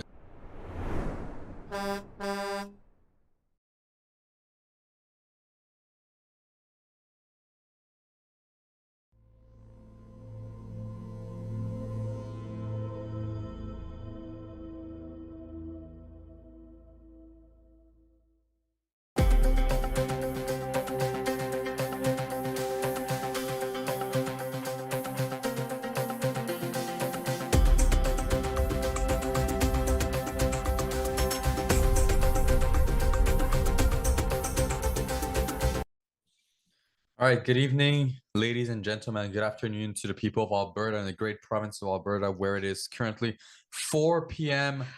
Alberta time. Right now, it's earlier than 6 p.m. here in Ottawa. I hope you guys are doing well. I am joined here once again by my colleague Celine Gallus from, once again, the great province of Alberta. Celine, how are you doing? I just like to point out that I get so incredibly happy every time he references my province as being great and incredible, because it is. I'm doing great also in that way. So You know, thank you. how's the Yeah. weather? Are you missing the weather in Alberta? What are you missing the most from Alberta? The people, the Rocky Mountains, probably just those things, and the minus 27 weather with like three feet of snow. Is it right now? Yeah. You know, as I always say, the city of Ottawa is a gorgeous city, but it is so corrupt. Freedom in 2022 is your right to disagree with me anytime on anything, in your heart, online, or in the public square. Freedom in 2022 is also your right to live your life however you see fit without hurting me or, for that matter, being bothered by me. But freedom in 2022 is in very real danger under constant attack by Justin Trudeau through his censorship bills, his attacks on gun rights, his attacks on farmers, and his attacks on peaceful protesters. These people have even tried to denormalize our flag. At Rebel News, we're not afraid to have dangerous discussions that Justin Trudeau, the media, and big tech censors say we're not allowed to have. And we want to have them with you at our upcoming Rebel Live events, first in Toronto, November 19th, and again in Calgary, Saturday, November 26th. I'll be there with dozens of other Rebels and Rebel-adjacent free thinkers, and I hope that you'll join us. Just go to rebelnewslive.com to get your tickets today, but do not sleep on this, because these tickets are going fast. See you soon.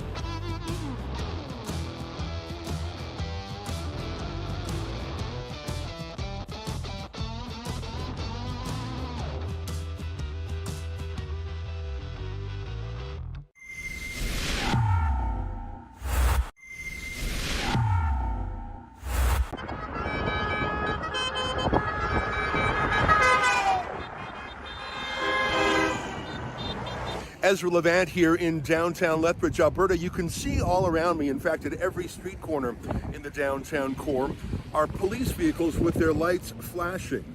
The city is not yet on lockdown, but that may well yet happen.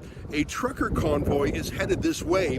One started in Calgary, one in Edmonton. They met up in nearby Fort McLeod, and they are coming to show solidarity with 3 other truckers who are being prosecuted in the Lethbridge courts today. They're peaceful men. All they did was express themselves. The truckers were successful. They liberated Alberta and indeed Canada from the lockdowns and the vaccine mandates. Well, that didn't sit right with Justin Trudeau, and it didn't sit right with the provincial premier at the time here, Jason Kenney, who has had an abusive prosecution of these peaceful protesters. Remember, it's the same Jason Kenney that threw Pastor Arthur Pavlovsky in prison for nearly 50 days for merely opening his church during the lockdowns. Well, these 3 truckers, they're not being put on trial for 50 days. The prosecutor, Stephen Johnson, is demanding 10 years in prison. There was no violence. There was nothing other than some parking offenses. But this out-of-control, vendetta-driven prosecutor, Stephen Johnson, wants 10 years in prison. Let me tell you one more thing about Stephen Johnson. He was one of the prosecutors who demanded that Pastor Arthur Pavlovsky spend 49 days in prison. And I looked him up. He was recently prosecuting an atrocious, violent rape.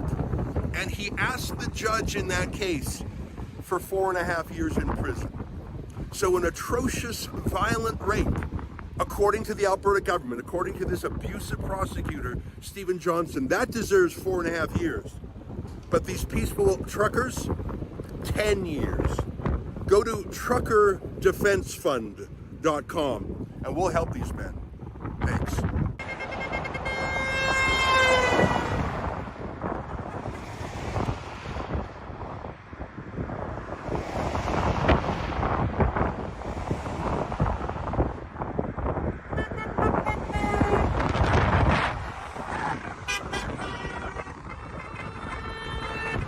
After dawn, I'm outside the Lethbridge courthouse.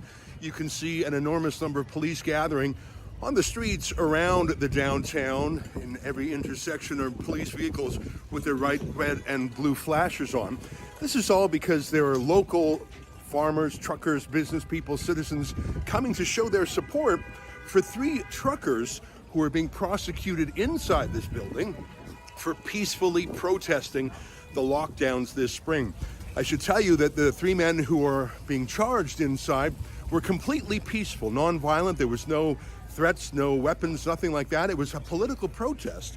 And yet the prosecutor in this case is demanding a 10-year prison term. That's atrocious. Mr. Jansen and Master Hugenboss the right to be tried by a jury of their peers. We believe that 12 randomly chosen representative jurors reflect the common sense, the values, and the conscience of this community is very important in this case. Once disclosure has been properly received, we'll proceed to trial by jury immediately. There will be no deals and no concessions of any kind.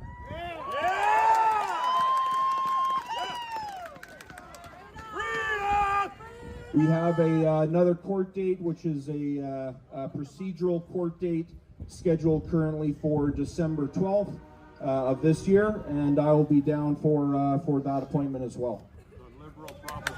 Thank you very much, Chad. And after this event, there's also going to be a barbecue, and we'll be also there. I think there's going to be donations taken up there as well. And wow, I'm humbled.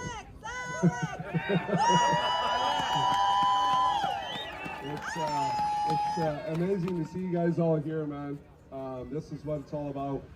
People need to stand together and in unity, and with the force of power of the people, we are hoping that they're listening and watching what we're doing, and that we're not standing here alone. We're in this together. And I believe if there was, there's probably a lot of people that couldn't attend that are here in spirit, in mind, supporting us. I know they are. I'll keep it short. Humbled. emotional when I see this thing, when I see all you guys come. We love you, man. Alex pretty much shared what I wanted to share, but a huge heartfelt thank you. A thank you to enforcement as well. They are part of the world we live in, and we may have our disagreements, but I think today went orderly, and I can appreciate that, and I thank them for that as well. Thank Rebel for coming again, but above all, we have to thank God. That's why we're here, right? It's that all glory goes to Him. Big thing, right? It's not something 10 months ago that I could have ever imagined this, never mind getting put in front of the country. I'm just a small town Albertan who's raising a family. But keep us in your prayers.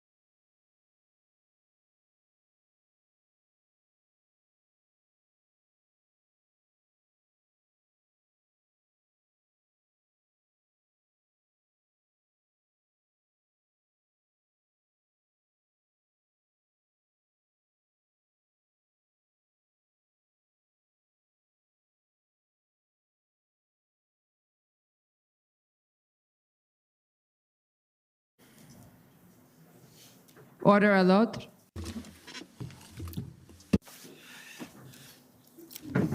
The commission is reconvened. La commission reprend. Okay. We have two new witnesses. We do indeed. Shantona Chaudhary for the commission. For the record, our new witnesses, we're changing gears completely. Heard from public safety all day so far, and now we're going to global affairs. So the commission has called Ms. Cindy Turmus-Hyson and Mr. Joe Comartin to the stand.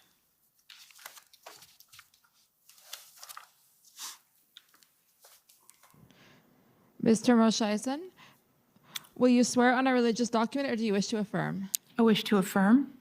For the record, please state your full name and spell it out. Cynthia Tremorshausen.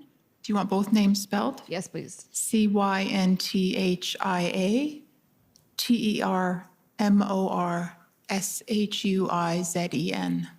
Do you solemnly affirm that the evidence to be given by you to this commission shall be the truth, the whole truth, and nothing but the truth? I do. Thank you. Mr. Comartin, will you swear on a religious document or do you wish to affirm? I'll swear on the Bible.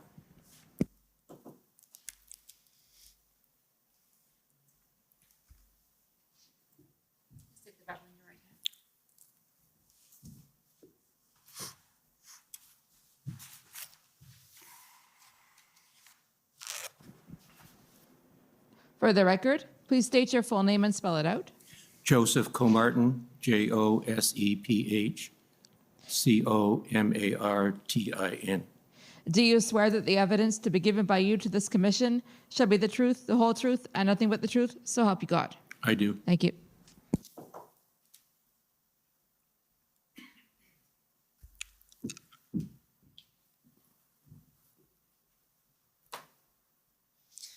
Thank you. Mr. Commissioner, I'll just note that I'll be conducting the first half of the examination, and then my colleague, Ms. Dalia Shuhaybar, will be taking over. So, good afternoon, Mr. Morsheisen, Mr. Comartin, thank you for being here. We'll just start by introducing your witness summary. So, Mr. Clerk, can you pull up WTS 6052, please?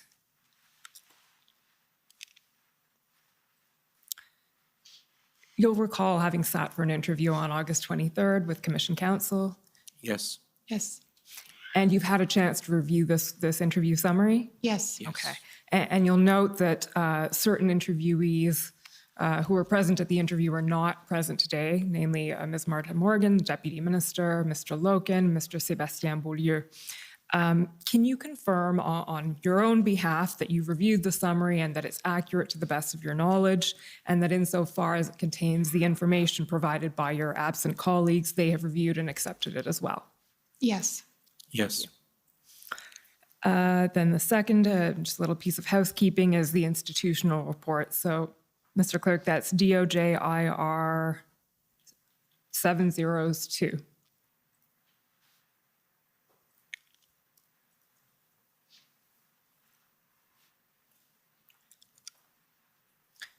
So, Mr. Morsheisen, do you recognize this as the institutional report provided by Global Affairs Canada? Yes. And you've reviewed it? Yes. And you confirm that it's accurate to the best of your knowledge? Yes. Filed before the commission. Okay, thank you very much. Okay, so I'll just start now by asking each of you to introduce yourselves. So starting with you, Mr. Morsheisen, can you tell us, I understand you're the Associate Deputy Minister of Foreign Affairs. Can you just tell us briefly, describe that role? Sure. So maybe just by way of context, Global Affairs Canada has 4 deputy ministers. There's a Deputy Minister of International Trade, of Foreign Affairs, and of International Development. And then there's a 4th Deputy Minister, which is my role, which is the Associate Deputy Minister of Foreign Affairs. And so in that role, I support the Deputy Minister of Foreign Affairs and the Minister of Foreign Affairs in the overall management of the department, but also in the management of foreign policy files that are delegated to me. Okay, and the Deputy Minister, as we've seen, is Ms. Martha Morgan, or at least was at the time of the convoy, I think recently changed. That's correct. She retired, but she was at the time of the convoys. Okay, and the Minister of Foreign Affairs is Ms. Mélanie Joly. Exactly. Okay. And Mr. Comartin, can you tell us your position? Well, your position is Consul General of the Detroit Consulate, but tell us a little bit about what that role involves. Yes, I was Consul General in Detroit until the end of September of this year. The consulate is responsible for 4 states in the United States, Michigan, Ohio, Kentucky, and Indiana. I would say our primary work is divided between certainly consular affairs, but that's a small part of what we do. The other major part is a breakdown between the trading relationship between the 2 countries and the amount of work that we do in terms of contacts with, mostly with the business community. And the other side of the office deals with political and academic and people like that. Okay, I'll now ask you to describe at a very high, broad level how each of your roles was engaged at the time of the convoy. So during the convoy, generally speaking, what was your role in all of this? So, for instance, Mr. Morsheisen, I understand that you essentially oversaw the GAC's response, GAC being Global Affairs Canada's response to the events as they were unfolding of the Freedom Convoy. Is that right? That's correct. So at the time where the convoys were starting, we actually had another crisis situation brewing, which was the imminent invasion of Ukraine by Russia. And so Deputy Minister Morgan made the decision that she would focus on Ukraine primarily and would delegate responsibility to me to handle the headquarters aspects of the convoy-related issues. So my primary role at the time was to participate in the regular meetings of the DMOC, the Deputy Minister's Operations Committee that I think you've heard about earlier in these sessions.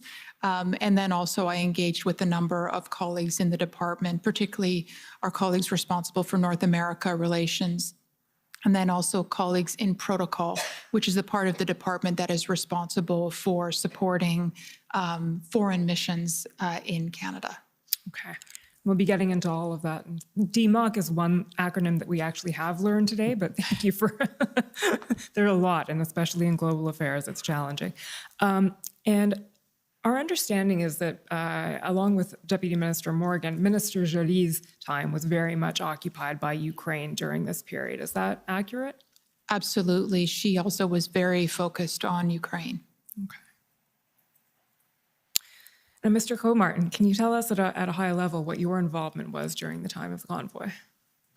I'd have to say it was mostly reactive. We were being contacted both from elected officials, particularly from Michigan, but also from Ohio, and a good number of senior business people, particularly from the auto industry and the manufacturing sector as well, some from the agricultural sector, basically looking for, I guess, information from us as to how the blockade at the Windsor-Detroit tunnel was going to, or bridge was going to be dealt with. Okay, so essentially interacting with U.S. officials and business stakeholders. Okay, yes. We'll be looking at some specific examples of that. But before we get there, can you just tell about the very early days of the convoy? When did the convoy hit the radar, so to speak, at GAC? I would say it probably hit the radar when it did for a lot of average Canadians. We first started hearing about a convoy potentially coming to Ottawa in sort of late January. And so we were very much following the news, and that would be when we first were aware of it. Okay, and within the department, what was the reaction at that point or response? So I think the initial response was like a response to maybe other protests that had happened in the past in Ottawa. I mean, Ottawa is the capital city, and so protests are not infrequent. And so I think my own early thoughts were, I wonder what kind of road closures there will be. We might have to ask staff to redirect. So initially it was, I think, that kind of response. And then, of course, as the convoy actually came to Ottawa and settled in, there were other reactions.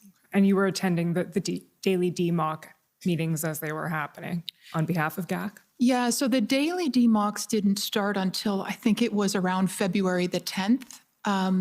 According to my recollection, the first DMOC discussion that I attended where the convoy was a specific topic of conversation was January the 31st. Okay, so I think that's when it started to be a topic of discussions interdepartmentally that I was a part of.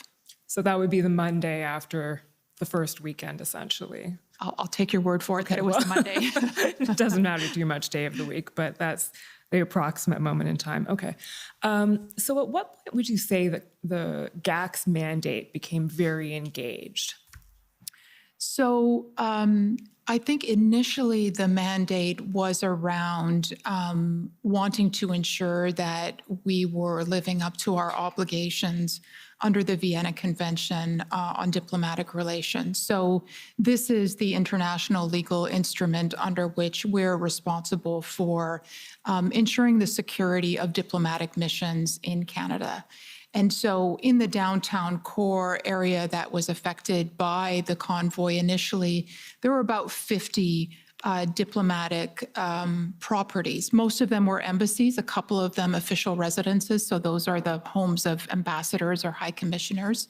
And so the department under that legal instrument has a particular responsibility to ensure the safety and security of diplomatic missions and their staff, and to ensure that they're able to access their facilities unimpeded, that their consular clients are able to attend to those buildings. So that was the early area of focus for us, and this was primarily done at the working level in the early days. And then the second aspect of our mandate that really started to come into play a little bit later was with the blockades of various border crossings, and particularly the blockade of the Ambassador Bridge became an enormous area of focus just because it's such an important crossing. About 25% of our trade with the United States goes over the Ambassador Bridge. So that's when there started to be an enormous amount of engagement, particularly with U.S. officials, but also concerns that we started to have about our reputation as an international trading country and as a country that was safe for investment. And that started to come up as we headed into sort of the 7th and 8th of February and thereafter. Okay. We'll come back to all of that. My colleague, Ms. Shuhaybar, will be asking you some more specific questions about the missions. And I'll be asking you some questions now about your engagement with U.S. officials and what you were hearing. But before we get there, I just want to set the stage contextually a little bit.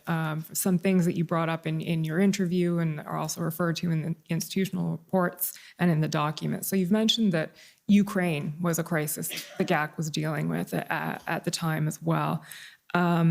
And there's a couple of other contextual elements. So, Mr. Clerk, I'll ask you to bring up PB Can 5027.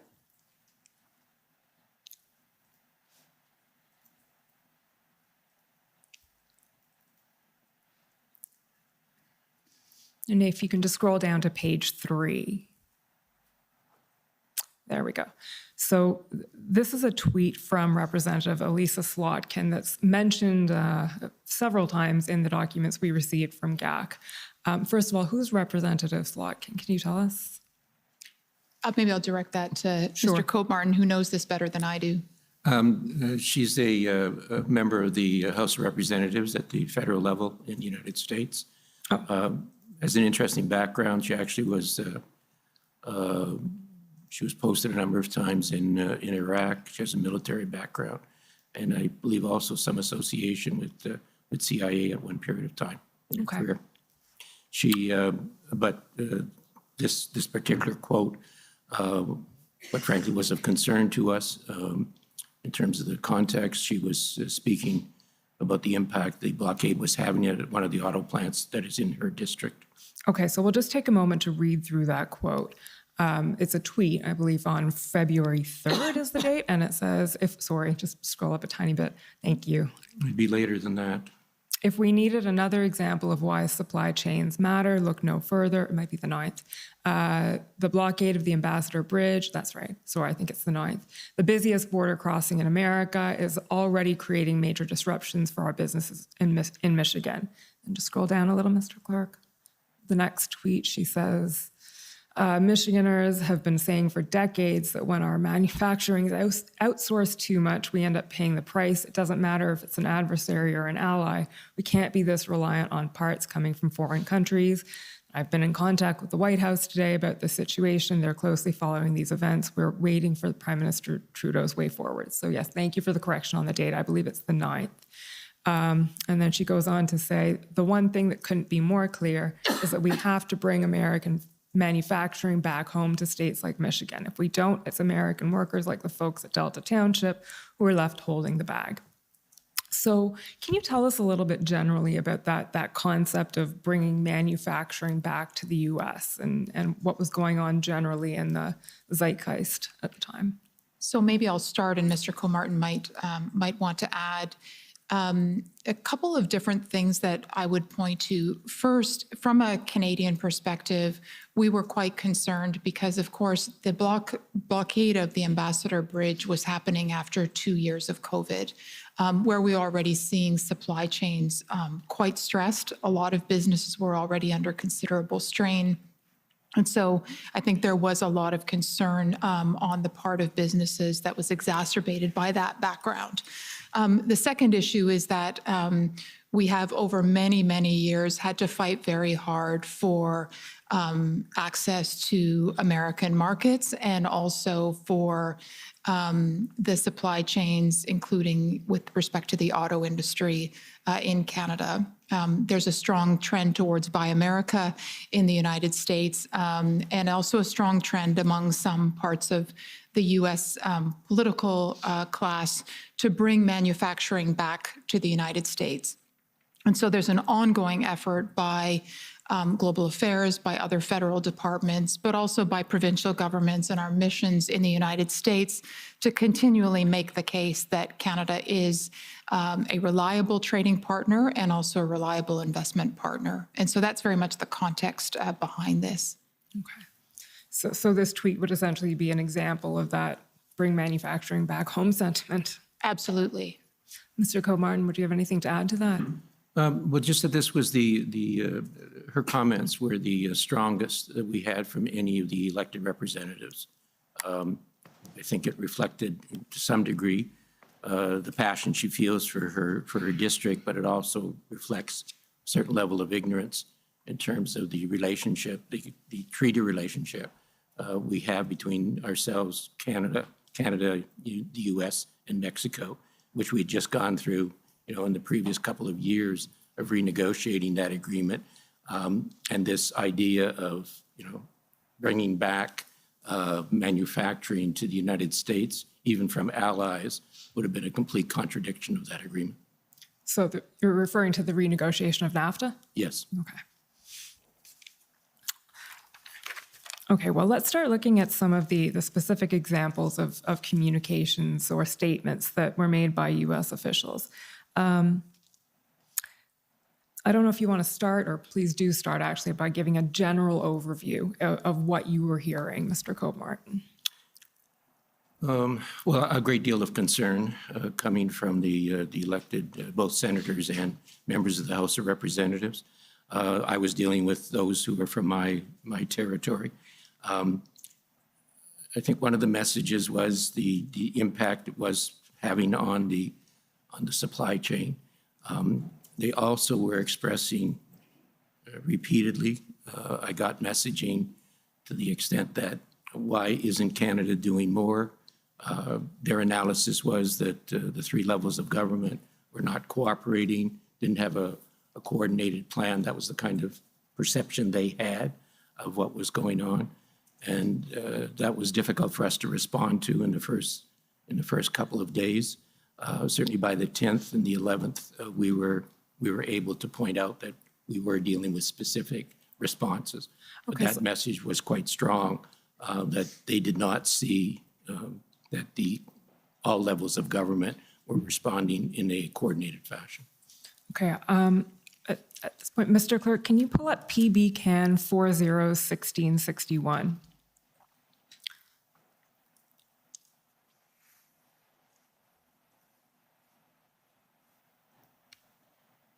So I appreciate this isn't an email that either of you received. It is your colleague, Martin Loken, who's the Deputy Head of Mission, Foreign Policy and National Security at the Canadian Embassy in Washington. And he's writing to Jody Thomas, whom we've heard is the National Security Advisor. And he says at the bottom here, concern about Ottawa's situation now overshadowed by the blocked Ambassador Bridge and supply chain disruptions to Detroit, there is a sense Canada is not devoting enough resources, human or otherwise, to dislodge the truckers. So is that an example of what you were just telling us about? Yes. That sentiment? And that's something that Mr. Logan was hearing and you were hearing as well? Yes, we were hearing that directly from the White House. He was, and I was getting it locally in our territory, my territory. Okay, and Mr. Morseison, you were hearing that as well? That's right. We were also hearing that directly from the United States Embassy here in Ottawa. And then also there were a number of conversations at the ministerial level between various departments where similar concerns were being conveyed.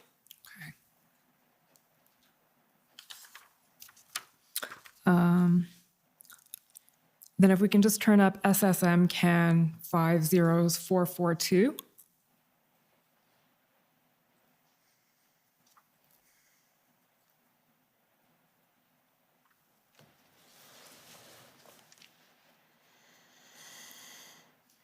And just scroll down a little bit, please. So this is a public statement by Governor Whitmer. So that's the governor of Michigan, I take it? That's correct. Okay.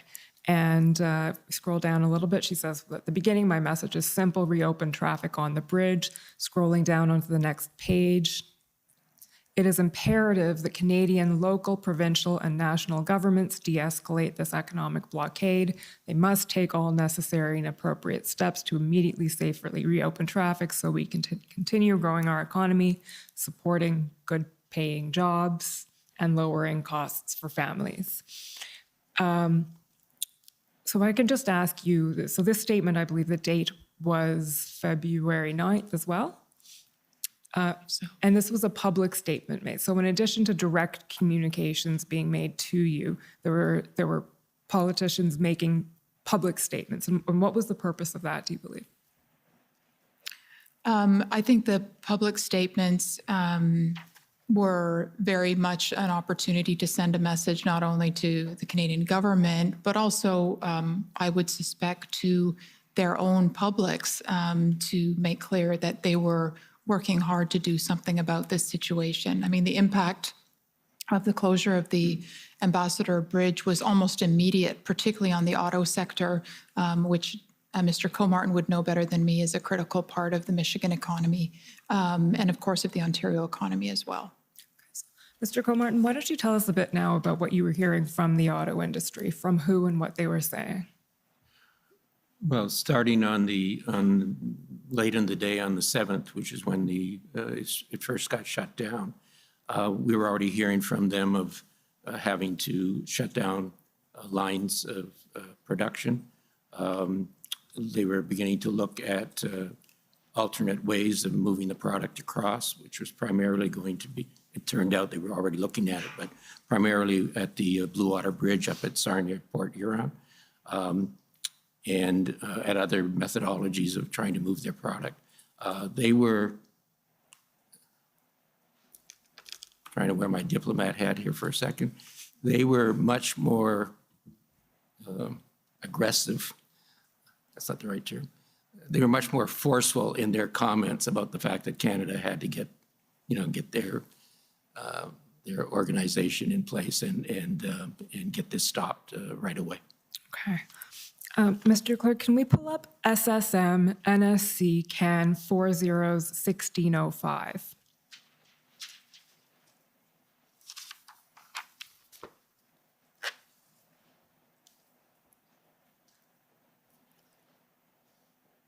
Scroll down to page 3, please. Okay, so this is a weekly advocacy report that sort of recaps what happened over the course of February 7th to 11th. And the first thing addressed, essentially, it recaps some of the conversations you've had, Mr. Comartin. So I'm hoping you can take us through a few of these with the assistance of the notes here. So the first thing that's mentioned is a call that you had with Congresswoman Brenda Lawrence. And I believe that was in response to a public statement that she had made the day before or earlier, also calling on the Canadian government to do something about the Ambassador Bridge. That is accurate, but it also was, she had been wanting a call with the ambassador, our Canadian ambassador in Washington, and who was not available at that particular time.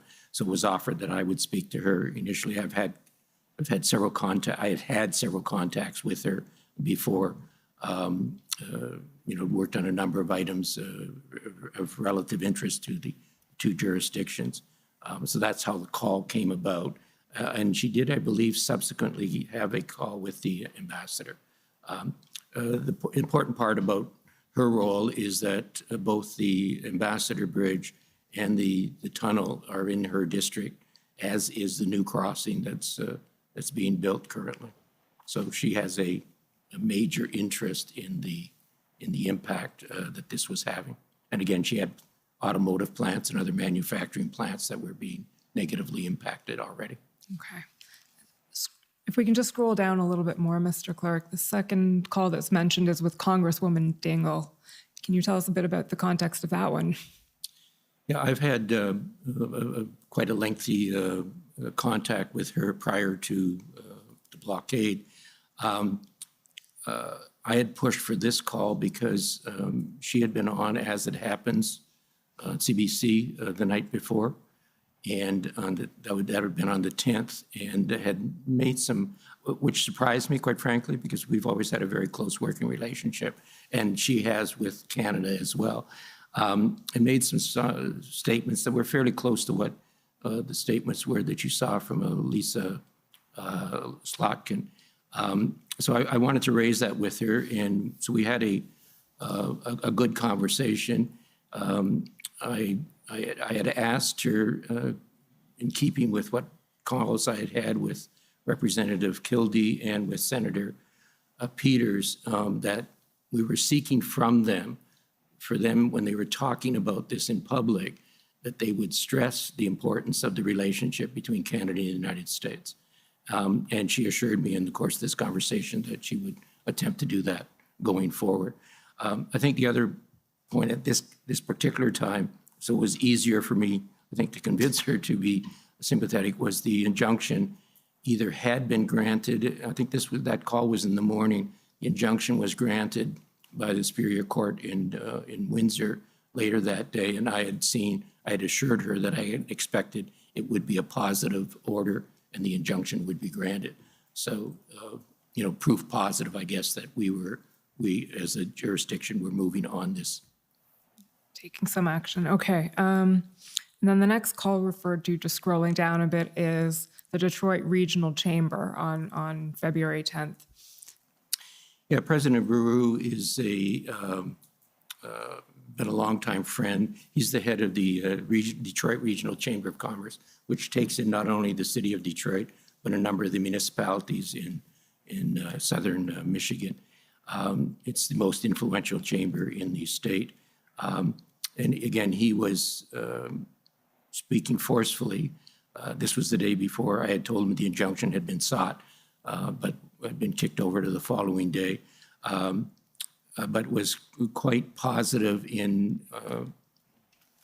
willingness, I guess, to send his messaging out to his membership and to the general public about the importance of the relationship, that it was a strong one and needed to be preserved. Okay. And the next series of calls there that are mentioned is the OESA and MEMA. Can you tell us about those conversations, who those are, those organizations, and what was said? Yeah, they're both basically manufacturing associations. The OESA stands for Original Equipment Suppliers Association, and then the Motor Equipment Suppliers. Again, we've had extensive contact with these associations over the years. They're very knowledgeable of the importance of the supply chain relationship between the two countries. They were, Ms. Freehan in particular was upset. She had raised the concept of the Emergency Act, whether it was going to be a state of emergency was going to be declared. I don't think she understood the act itself, but wanted that. At that point, my information was that it was not being considered. I didn't have any indication to the opposite, and indicated some of the other things that we were doing. Again, this call took place on the 11th, the day the injunction had been granted, and I think this call took place after it was granted, so I was able to say, we've got that. And at that time, I think I also knew that the province was moving on their emergency legislation as well. Okay, so that's February 11th, and you were specifically asked by Ms. Freem whether the Canadian government was planning on or intending to invoke emergency legislation, and your information at that time was no. That was what I had to communicate to her. Okay. I think in the interest of time, we'll leave that document.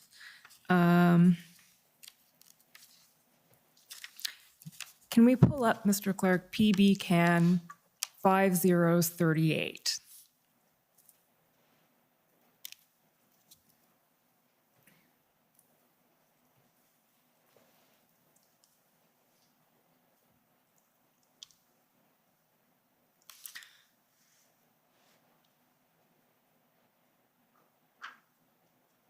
Page 1, bottom half. Okay, yeah, that's exactly where we're supposed to be. Thank you.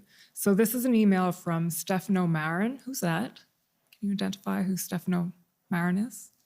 He's an employee at our embassy in Washington. Okay, and he's writing to Ambassador Hillman, and Mr. Loken and Mr. Comartin are both copied on this. He's giving an overview of the situation, key takeaways, and one of the things he says about midway down that paragraph is he emphasized the shared nature of, he's talking about a conversation with Representative Kildee. And can you just tell us who Representative Kildee is? He is a representative for one of the districts in Michigan. I think the important thing to know about him in terms of his background is he was a strong proponent of we're on a side issue here, but the tax credits for the electric batteries, and thank you. And it had been strong on pushing this, that these credits were going to be limited to batteries having to be built in the United States as opposed to in Canada and Mexico. So his support that we were trying to get to have them agree that the credit should be granted to vehicles or batteries built in both Mexico and Canada. His support was really important, that we were able to do that, which we eventually did. But at this period of time, it was still up in the air.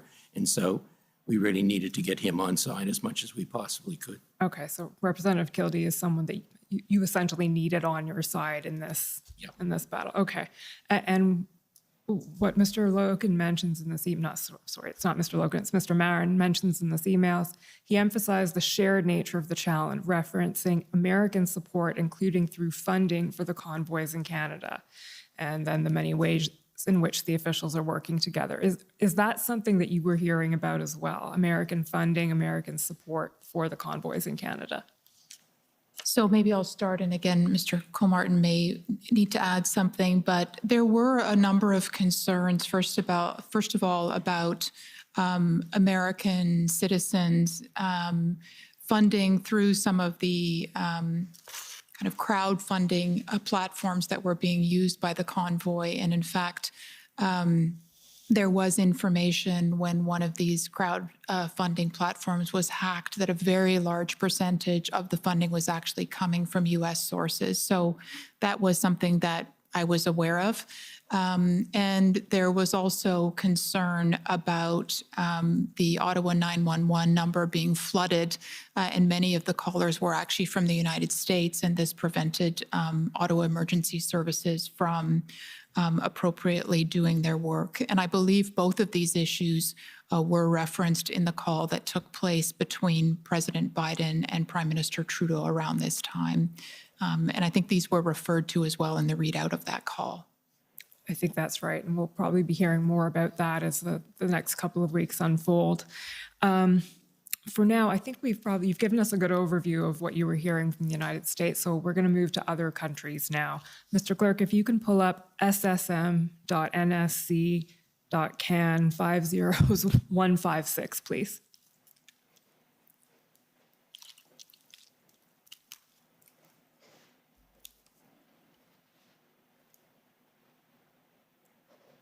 So this is some material that was prepared for you, Mr. Morseisen, skipping a little ahead in time on February 14th, but it gives a bit of a summary of some of the things that were being said. So if we can just scroll down a little bit, Mr. Clerk, to where it says top-level messaging there. GAT continues to monitor the situation in the US and around the world, concerned that the Canadian quote-unquote model is being exported and that the Canadian flag is being misused as a symbol to fuel protests in capitals around the world, e.g. France, Belgium, Netherlands, New Zealand. Can you tell us a bit about that, Mr. Morseson, what you were hearing, what was going on? Sure. I mean, one of the things that we are always worried about is Canada's reputation abroad, and that's for a number of reasons. From an economic perspective, we're a very trade and investment dependent economy. Over 60% of the value of our GDP is made up of international trade in goods and services. So we're a particularly trade-dependent country, and so we need to maintain a strong and positive reputation as a place where people can safely trade and invest and do business. And part of that sort of positive trading and investment climate is a climate where the law is respected. And so clearly what we were saying during this period was very significant defiance of the law at both significant border crossings and in some of our large cities, including Ottawa. I think we were also really concerned from a broader reputational perspective that our flag was being used in some of these copycat protests that were happening around the world. The flag is a symbol of our country, and it was being used, frankly, as a symbol of defiance of the law. And we were quite concerned about those reputational impacts. Okay, we're going to come back to some of the copycat protests in this, but I just want to take you to something else right now because it came up. Mr. Clerk, can you pull up SSM NSC CAN 50141, please?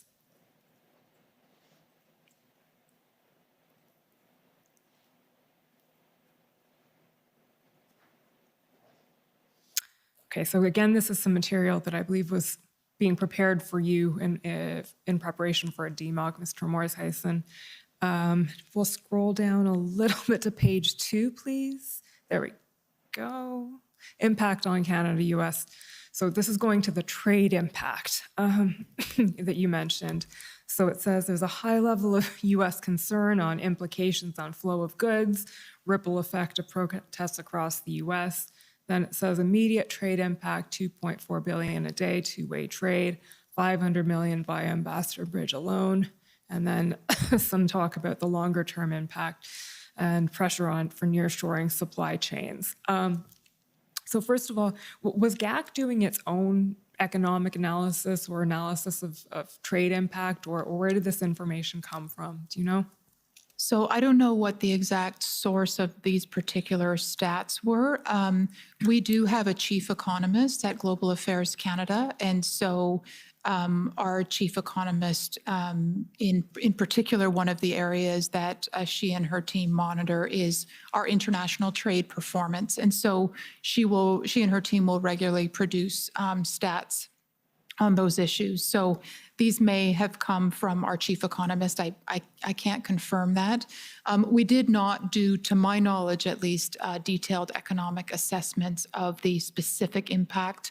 I believe other departments were doing that, including the Department of Finance and possibly the Department of Transport. But specific economic impact assessments weren't being done, to my knowledge, by Global Affairs Canada. Okay, so you had less knowledge of the specifics and more of the broader picture. Is that fair? That's right. I mean, we would definitely, as a department, have information on sort of average daily trade, on the scale of the trading relationship with the United States, trade flows, that kind of thing.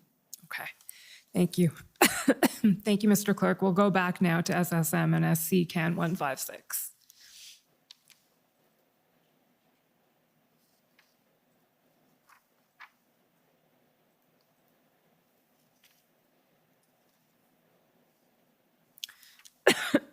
Sorry. We can scroll down to page 2, please. Keep scrolling. Keep scrolling. Okay, so We're talking now about what happened in Wellington, being New Zealand, the Super Bowl. Can you just give us a bit of an overview of those concerns, Mr. Morris-Eisen?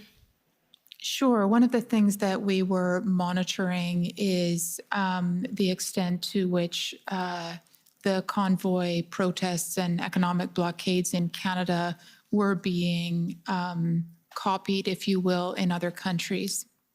And I would say probably the largest copycat protest that we saw was in Wellington, sort of quite similar phenomenon of large numbers of protesters entrenching themselves around the parliamentary precinct in Wellington. We also saw other protests of smaller scale in The Hague, in Paris. There were some smaller ones, I think, in Rome, in Sweden. So we were monitoring these protests. Okay. Thank you, Mr. Clerk. Next document I'd like to pull up is SSM NSC CAN 50703.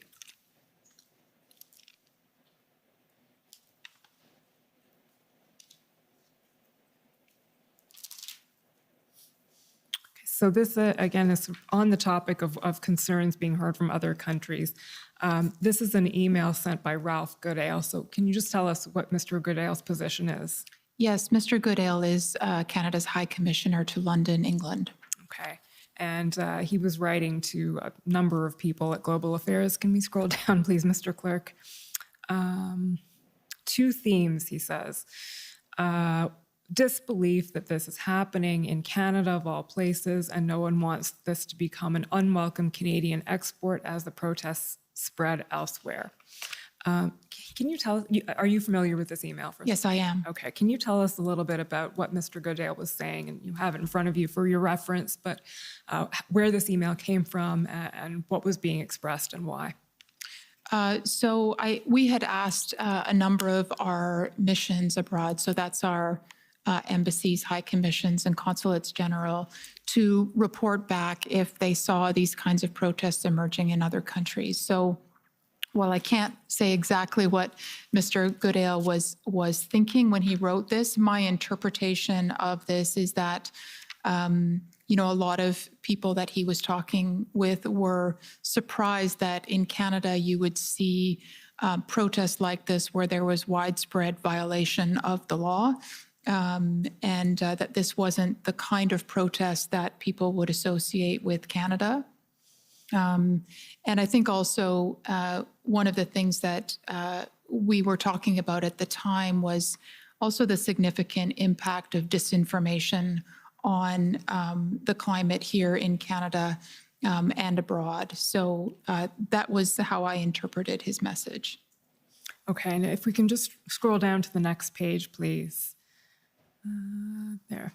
That's the last paragraph, the concluding paragraph of Mr. Goodale's email. He says, two consequences need to be watched very carefully: the negative economic and reputational impacts from trade disruptions, and the possible impression that Canadian police, security, and intelligence systems are incapable of responding effectively to blatant, large-scale illegal conduct.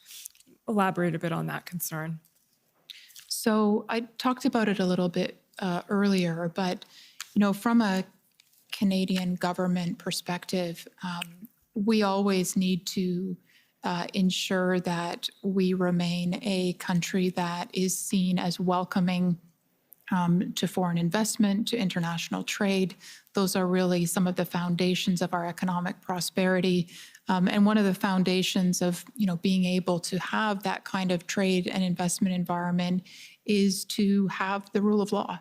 And I think there were real concerns, as Mr. Goodale is expressing here in his email, that perhaps Canada was not able to respond effectively to some of the illegal actions that we were seeing in the protests.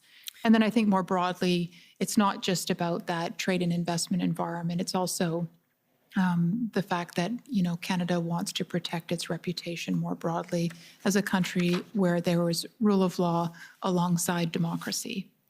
Okay. The last question I'll ask you in closing has to do specifically with the Section 58 explanation provided by the government. It's one line. We can pull it up if you'd like to have it in front of you, or I can just read it to you. Sure. Okay, it's COM 50670.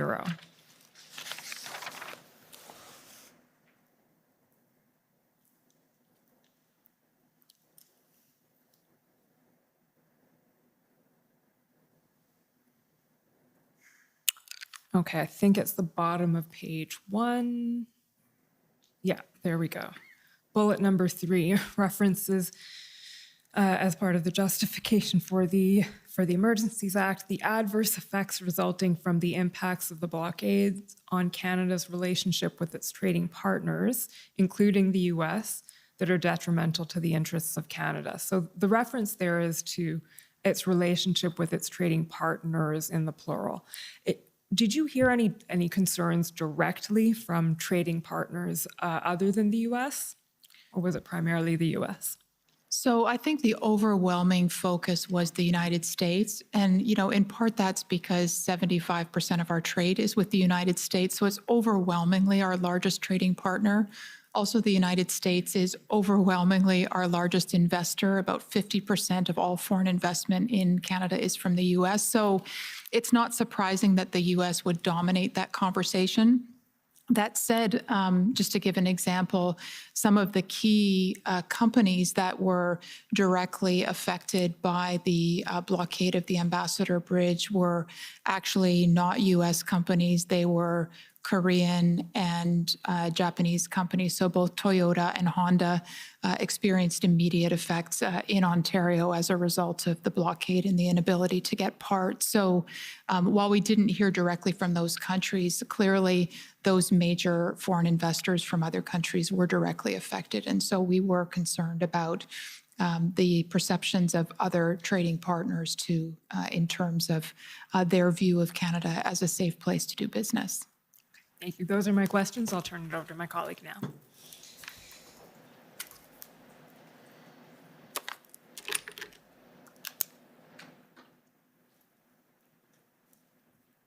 Good afternoon. For the record, I'm Dalia Shahibar with the Commission. So I have some questions for you, Ms. Termes-Hyson, about the missions and embassies in Ottawa. And so you mentioned earlier the Office of Protocol. Can you just explain a bit? Speak a little slower, yes. Can you explain in a bit more detail what the Office of Protocol is? Sure. So within Global Affairs, we have an Office of Protocol that has a number of responsibilities. One of its responsibilities is to support both incoming and outgoing high-level visits. So the Office of Protocol supports visits in and outgoing that are related to the Prime Minister, the Governor General, and the Ministers of Global Affairs Canada. But it also has a specific responsibility with respect to the diplomatic corps in Canada. So there are about 8,000 diplomats accredited to Canada. They're across the country, but of course, given that Ottawa is the capital city, they are heavily concentrated in Ottawa, and many of the embassies and consulates located across the country would engage with us. There's a whole range of things that we take care of for them. We take care of their accreditation. We provide advice, help with a lot of the documentation for them. And we have, as I mentioned earlier to your colleague, a very specific responsibility to the diplomatic presence here in Canada under the Vienna Convention on Diplomatic Relations. And that governs all of our obligations under international law with respect to diplomats here in Canada. Okay. And I understand that the office was receiving some complaints from missions during this period. Can you elaborate on those? That's correct. So we have a mechanism whereby embassies or any diplomatic presence or diplomat can lodge formal complaints or concerns with the Office of Protocol. And we have on record a number of embassies based in Ottawa raising concerns about the impact of the Convoy protests in Ottawa on their ability to function effectively. I should also note that in addition to that formal channel with the Office of Protocol, there are also informal channels of communication with our geographic branches in Global Affairs Canada. So we have branches that are responsible for Europe and the Middle East, for Africa, for North America, and for Asia Pacific. And so there are daily conversations between missions and those parts of the department, and we wouldn't necessarily have formal records, but we do understand that there were also complaints lodged through those more informal mechanisms. So did they have any security concerns, or what kind of concerns did they have in particular? So we heard a range of concerns. A lot of the concerns were around access. It was very hard to get into the downtown core with any kind of vehicle, personal or otherwise. There were a lot of concerns about noise, which I think were quite similar to what you heard about from Ottawa residents earlier on in the Commission's proceedings. Also concerns about fumes. And then we, of course, were also concerned about the ability of staff to access their offices, and also for consular clients to access their offices. Okay. And I believe you raised these concerns at the DMOC meetings, is that right? Yes, I did. Okay. I'd like to pull up SSM NSC CAN 50155. And so just for context, I believe the Office of Protocol sent 3 notices to missions during this period. Yes, that's my understanding as well. Yeah, so this is the third one from February 9th.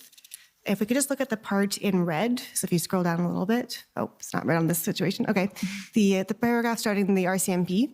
So the RCMP has advised the Office of Protocol that it currently has no specific concerns for diplomatic missions in connection with its event from a protective policing. Slow down again. Yeah, please? excuse me, sorry. Has no specific concerns for diplomatic missions in connection with this event from a protective policing perspective. So were you aware of this assessment from the RCMP? Yes, so maybe a couple of things to clarify, and the RCMP can probably speak to this better than I can. Usually the concerns of both embassies and consulates, and frankly our own protocol people, is around demonstrations that are focused on a particular embassy. So you'll see protests because of a certain country's policies or activities, and there are demonstrations like that quite regularly. And so we would count on the RCMP to provide protective policing if those demonstrations were to the point that we were concerned about the security of that particular facility. What was, I think, quite interesting about the convoy protests is they weren't directed at diplomatic missions at all. In fact, we were obviously concerned about the safety of diplomatic premises, but we never had any indication that embassies or official residences of ambassadors were the target of any of the issues. I think a lot of our concerns were more like the concerns that we heard from regular Ottawa citizens, which was their safety on the street. We were concerned about potential harassment because I think we had heard of many cases where that had happened with public servants, with Ottawa residents. And so under international law, we have a particular responsibility to ensure the safety and security of diplomats. And so it was that broader context that we were concerned about. Would you say that Canada was unable to fulfill its obligations under the convention during this time? I think it's fair to say that we were concerned that we would be unable to fulfill our responsibilities. And I think as the convoy went on longer, and there were more and more stories about assaults on the street, about unlawful conduct and unwillingness to comply with injunctions and so on, that concern just continued to rise over time. So I'd like to switch to a different topic, which is the Invocation of the Emergencies Act. So when did you become aware that it would be invoked? I became aware of when it would be invoked.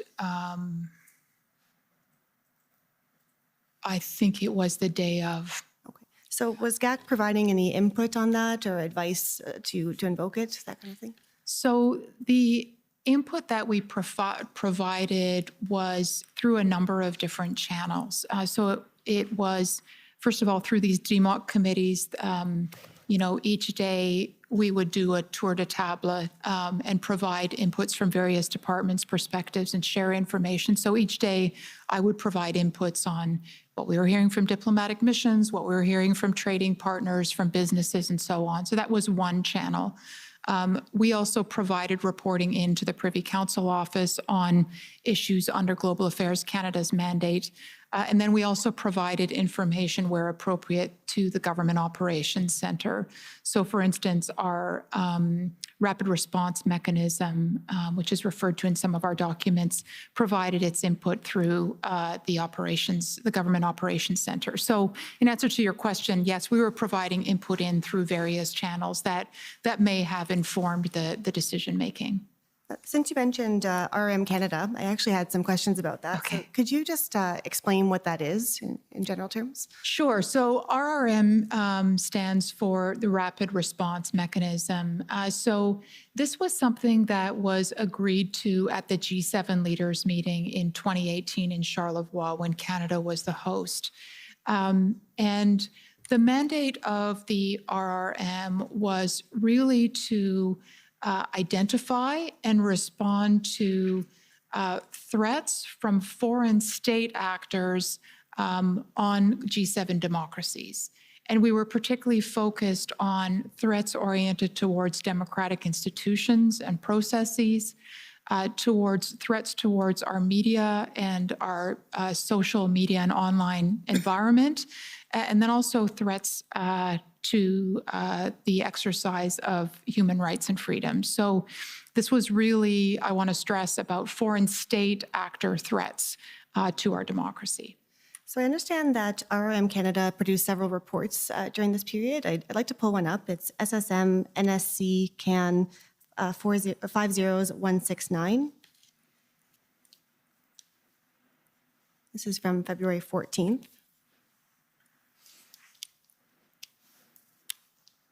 If we look at the key findings, the first one says RRM Canada has not seen evidence of significant foreign state-sponsored involvement in the online information space to date. So were you seeing these reports at the time? Or? Yes, I was. Yeah. And was this, when they speak of significant foreign state-sponsored involvement, can you expand on that? I think you touched on it already. What were they looking for? So because the mandate of the RRM is to really focus on foreign state-sponsored threats to democracy, that's really what the RRM looks like. So, looks at. So the RRM uses tools that would be publicly available to do analysis of social media. And its focus is really on identifying, are there foreign state actors that are introducing disinformation? Are they amplifying certain messages in order to mislead or deceive, et cetera? And were these reports shared with other departments during this time as well? Yes, so these reports were fed into the Government Operations Centre. And while I didn't share these reports in their entirety with DMOC, I did provide some of the sort of top-line messaging from time to time at DMOC meetings. Okay. So I'd like to return to just another few questions about the Emergencies Act itself. And just when we looked at the Section 58 explanation before, it talks about the adverse effects on trade corridors, international border crossings, and Canada's relationship with its trading partners. Can you comment on how the measures were designed to address those concerns? I wasn't really involved in the design of the measures, so I don't really think I can speak to that question unless I'm misunderstanding your question. No, that's okay. How did they affect the concerns, I suppose? Were they effective in the end, these measures? So, and again, maybe Mr. Comartin will have additional points to add, but I would say that the response from many of our, particularly U.S. interlocutors, was a sense of relief. After those measures had been invoked, the concerns about particularly the economic blockades at border crossings, and not just the Ambassador Bridge, but it was Emerson, it was Coots, it was the border crossing near Surrey in BC, and then concerns that some of these would reoccur. And so I think the sense of relief was palpable amongst many of our interlocutors in the United States at both the political level, also the business associations, and amongst unions. Do you have anything to add, Mr. Comartin? Like, did you hear from stakeholders? Not so much at that immediate period of time, but subsequently over the next few weeks, even few months. The same point that my colleague has raised of that sense of relief and I think a conviction that Canada was not prepared to let this happen again to the extent that they would move to invoke that type of legislation. So that messaging was fairly clear, but it sort of drifted in over a period of time. It wasn't immediate. And did the measures ultimately resolve the concerns that missions in Ottawa had as well? Yes, I mean, I think with following the invocation of the Emergency Act and the enforcement action that happened, the convoy protests were cleared and missions could go about their usual business, and our concerns about being able to uphold our responsibilities under the Vienna Convention were allayed. So I think I'm just about out of time. So just a general question, is there anything I haven't raised that you would like to raise for today? I think maybe one thing I just want to add with respect to the point about the RRM, while we did not see significant amounts of foreign interference or foreign state interference in the convoys, I think it's fair to say that there was a real underlying environment of disinformation that had been profoundly exacerbated during the 2 years of the COVID pandemic. And in fact, during the COVID period, we saw extensive information and data from the analysis that we did of significant disinformation efforts by foreign states. So that underlying disinformation environment was, I think, a really important factor for us in looking at and trying to understand what was happening around the convoys. Thank you. Anything you would like to add, Mr. Comartin? Yeah, maybe just to emphasize and again, I'm speaking particularly of my territory, when the blockade hit, it hit at a really crucial time, both in terms of what was going on in the auto manufacturing sector, the types of development that's coming. We're going to build a whole new supply chain in order to have the electric vehicles come online. And Canada has the potential to play a great role in that. That was jeopardized by this blockade. I think we've been able to put most of it to bed now, but it was a high-risk period of time for that to occur, especially coming out of the pandemic when the manufacturing sector had been so hard hit. It was just a very difficult time to be able to convince our U.S. partners that we were serious about being their partner on an ongoing basis as we have historically. Thank you very much. Those are my questions. Okay. So can we now go on with the cross-examinations for the convoy organizers? You're up first.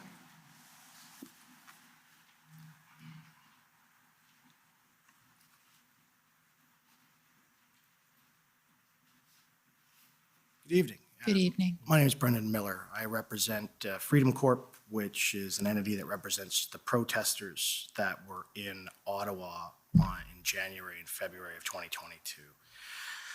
So I take it, given your positions with respect to international affairs and all of that, your focus in the protests was more dealing with the protests that were occurring at essentially border passings, et cetera, with respect to commercial trucks and vehicles being able to come in and leave Canada, correct? I would say that Global Affairs Canada was particularly interested in the border crossings and the economic blockades that were happening there, but also in the convoy protests here in Ottawa, given the concerns we had with respect to diplomatic missions in the downtown core. Right. And I take it that, at least from viewing some of the records, et cetera, that the concern with the diplomatic missions was not that the protest was interfering with the missions, but that it inconvenienced some of the diplomats. Is that fair? No, I wouldn't agree with that characterization. It wasn't just a matter of inconvenience. As I mentioned to Commission Council, the Government of Canada has an obligation under the Vienna Convention to ensure the safety and security of diplomats here in Canada, and to ensure that they are enabled to carry out their functions without undue difficulty. So we were concerned about being able to fulfill that obligation. And I think given the context in the downtown core, the concern was more than one of just inconvenience. Right. And it's fair to say that not a single diplomat from a foreign state was physically assaulted by a protester, correct? I am not aware of physical assaults, but we were always concerned about that possibility given the reports that we had heard of quite a number of physical assaults during that period. Well, this commission has heard evidence with respect to physical assaults during the period of the protest that there was a total of 5 charges in total. So that's from the beginning of the protest until the end. And I understand your concern, but you have no evidence that any diplomat was physically assaulted by any of the protesters in Ottawa. Is that correct? That is correct. Thank you. And I also understand that you have no evidence that any of the protesters in downtown Ottawa verbally threatened to harm any of the diplomats. Is that correct? That is correct. And it was always a concern that that might happen, and hence our concern about being able to live up to our Vienna Convention obligations. Right. And it's not like a situation, for example, in 1970 during the FLQ crisis where a diplomat was murdered and another one kidnapped, where they actually invoked the War Measures Act. That wasn't it. You were concerned about maybe someone might threaten a diplomat. We were concerned about being able to comply with our international legal obligations. Under the Vienna Convention. Correct. Right. Okay. And I take it with respect to just turning your mind now to the border blockades, the information that you have, you said there was no actual report done with respect to the losses that were suffered with respect to the blockades causing those losses. Is that fair? The government has never done a full tally of what was the economic ramifications of the blockades. Is that fair? I never said that. I only said that Global Affairs Canada did not do that analysis. All right. And is it fair that Stats Canada has, and they concluded that all it did was inconvenience the truckers and in fact, or the people crossing the borders and imports, and they simply had to use other ports? I haven't seen any StatsCan data. What I would say is that there were multiple impacts, including factories having to close down. And I think, as my colleague and I have both mentioned, there were an enormous number of concerns about the economic impacts, particularly on the auto sector. And there were long-term implications that we were very concerned about Canada's reputation as a trade and investment destination. Does the undermining of Canada's reputation and protests in Canada, in your view, is that a security threat under Section 2 of the CSIS Act? So I'm not an expert on Section 2 of the CSIS Act. Our primary interest from a Global Affairs Canada perspective when it comes to security is really thinking about our economic security. And when you consider that the international trade in goods and services is valued at over 60% of our GDP, we were actually very concerned about the economic security of this country. Right, and the country's reputation, right? Yes. Okay, so how was the country's reputation when various ministers and the prime minister announced that there was foreign funding coming from the United States and that this was undermining Canadian democracy. And I've seen in the disclosure and others that wasn't the United States, some of sitting members of their government, including their ministries, weren't they a little upset about that when it was accused that the US was financing this protest? Weren't they upset? I understood they would. I can't speak to the views of all members of the U.S. administration. I can just say that there were a number of conversations that were had by Canadian government officials, including the Prime Minister, where there were actually concerns about U.S. funding through the platforms that we had discussed earlier. Right, and you can agree with me that there's nothing wrong with a Canadian donating to an American cause and an American donating to a Canadian cause with respect to funding protests or charities. There's nothing illegal about that, is there? I think the concern was that some of the activities of the protesters were illegal. Right, and you're saying that was illegal was the blockade, correct? Yes, the blockades were illegal. Right, and the being in downtown Ottawa? It wasn't a matter of being in downtown Ottawa that was illegal per se. In fact, I think in this democracy, we fiercely protect the ability to peacefully and lawfully protest. It was the matter of the illegal aspects that were a concern. So what was the illegal aspect to you of the protests in downtown Ottawa? Can you tell me what the illegal aspect it is that you're referring to? I think that on matters of what particular aspects were illegal, it is probably better to speak to other witnesses. Well, we have, and I'm still confused. So what is your understanding, your personal understanding of what the illegal activities in downtown Ottawa were? I think this is probably a question that is better directed to other witnesses. So you were concerned about Canada's reputation due to illegal activity in downtown Ottawa, but you don't know what that activity is that correct? It's not a matter of not knowing. It is a matter of others being better placed to speak to this. Right. Thank you. Okay, next, the City of Windsor.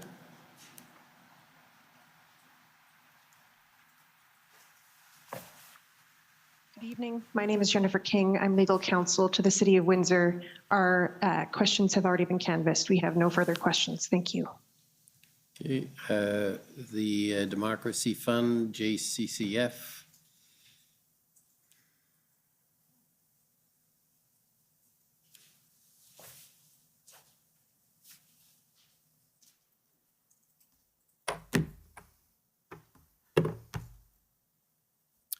Good afternoon. I'm Hatem Kier, counsel for the Justice Center for Constitutional Freedoms. Good afternoon. In the interest of time, I'm going to focus my questions on you, Ms. Termerscheisen. So you said in your testimony in chief something to the effect that it's important that Canada be seen as welcoming to investment. Would you agree with that statement? Yes. And maintaining that reputation involves being known as the kind of country that has conditions that are favorable to investors? That's correct. Okay, so taking a step back from Canada specifically, would you agree that as a general principle, one of the things that investors look for is stability? Yes. That includes social stability, Yes. economic stability, Yes. legal and political stability? Yes. And that's true because in many countries, there's political instability that can affect people's legal rights, for example, their property rights, correct? I'm not sure what you're referring to, but I would say that yes, there are countries where there is political or other instability, and that makes investments more risky. Right, and the kind of situation where the political instability in a country might, for example, affect the property interests of an investor would make that undesirable to the investor, right? Well, I think, for instance, if you have a country where you're making a major, say, mining investment, and you have significant instability and you maybe can't access that mine, this happens in some countries, that would be an example of the kind of stability you would be looking for. Right. And would you agree that investors would be hesitant to invest somewhere where their property might be subject to confiscation without judicial authorization, for example? In terms of investors, yes, I would say so. And the same would be true for seizure or freezing without judicial authorization? For investments, yes. Now, under the emergency economic measures, the bank accounts of protesters and donors could be frozen without prior judicial authorization. Don't you think that that could affect their confidence in Canada as a place to make their investments? I wouldn't say so. I think that what you had was illegal conduct by individuals and therefore actions taken in response to that illegal conduct. That is not a corollary to a law-abiding investor. But prior to the declaration of emergency, there wasn't a law that authorized the freezing of those bank accounts, right? There was illegal conduct at the time. So the emergency economic measure wasn't necessary to take that action then? I think others are best placed. That is not a Global Affairs Canada area of expertise, nor is it my area of expertise. But don't you think that responding to a political protest by extrajudicially preventing people from accessing their own funds would deter people from wanting to place their money in the Canadian financial system? I think that is, I couldn't really speak to that, but I think investors would be looking at much broader considerations in making decisions to invest in a particular country. So you don't think that subjecting property rights and the financial system really as a whole to rules made without legislative deliberation or any sort of judicial pre-authorization system would concern a potential investor? Again, I think the Emergencies Act is a very special consideration that, to my knowledge, is not applied to investors.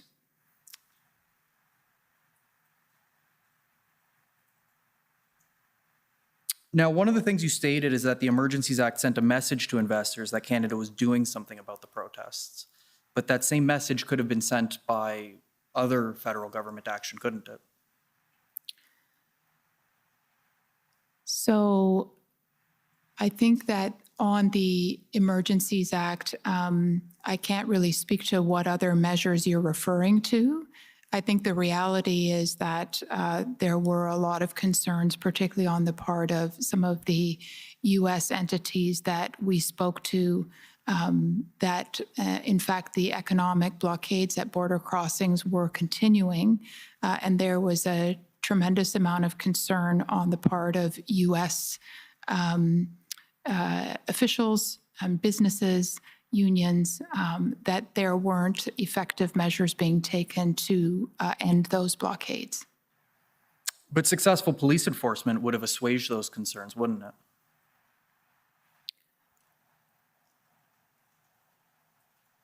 I would simply say that it's kind of a counterfactual point. The reality is that that hadn't been possible. So certainly in our conversations with U.S. interlocutors, there was a sense of relief once those blockades were ended. Well, we've heard from police witnesses that the protests would have been cleared even had the Emergencies Act not been invoked. And you have no reason to believe, for the purposes of global affairs responsibilities, that the Emergency Act would have been necessary for other reasons then, do you? I can only say that, not being an expert on the Emergencies Act itself, that the clearance of the blockades was greeted with relief. Right, but what I'm asking is that, given that we've heard from police, who are the experts in policing matters, that they've said that they could respond to the protests without the Emergencies Act, for the purposes of matters directly under the concern of Global Affairs Canada, the Emergency Act wasn't necessary for something outside of policing the protests, correct? I've already answered your question. Okay, no further questions. Thank you. Okay. Thank you. Next is the Ottawa Coalition. Good evening, Commissioner. We don't have any additional questions. Thank you. Emily Tamman for the record. Okay, next is the OPP. Good evening, Commissioner. Chris Diana for the OPP. We also have no questions. Thank you. The Windsor Police Service.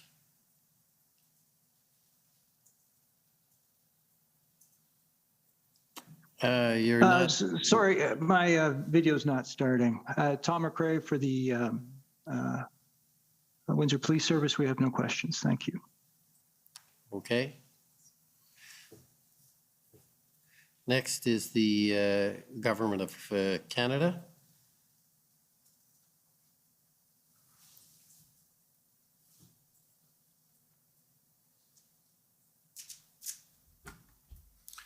Thank you, Commissioner. Mr. Termesheisen and Mr. Comartin. My name is Brendan Van Nieuwenhuis, and I'm counsel for the Government of Canada.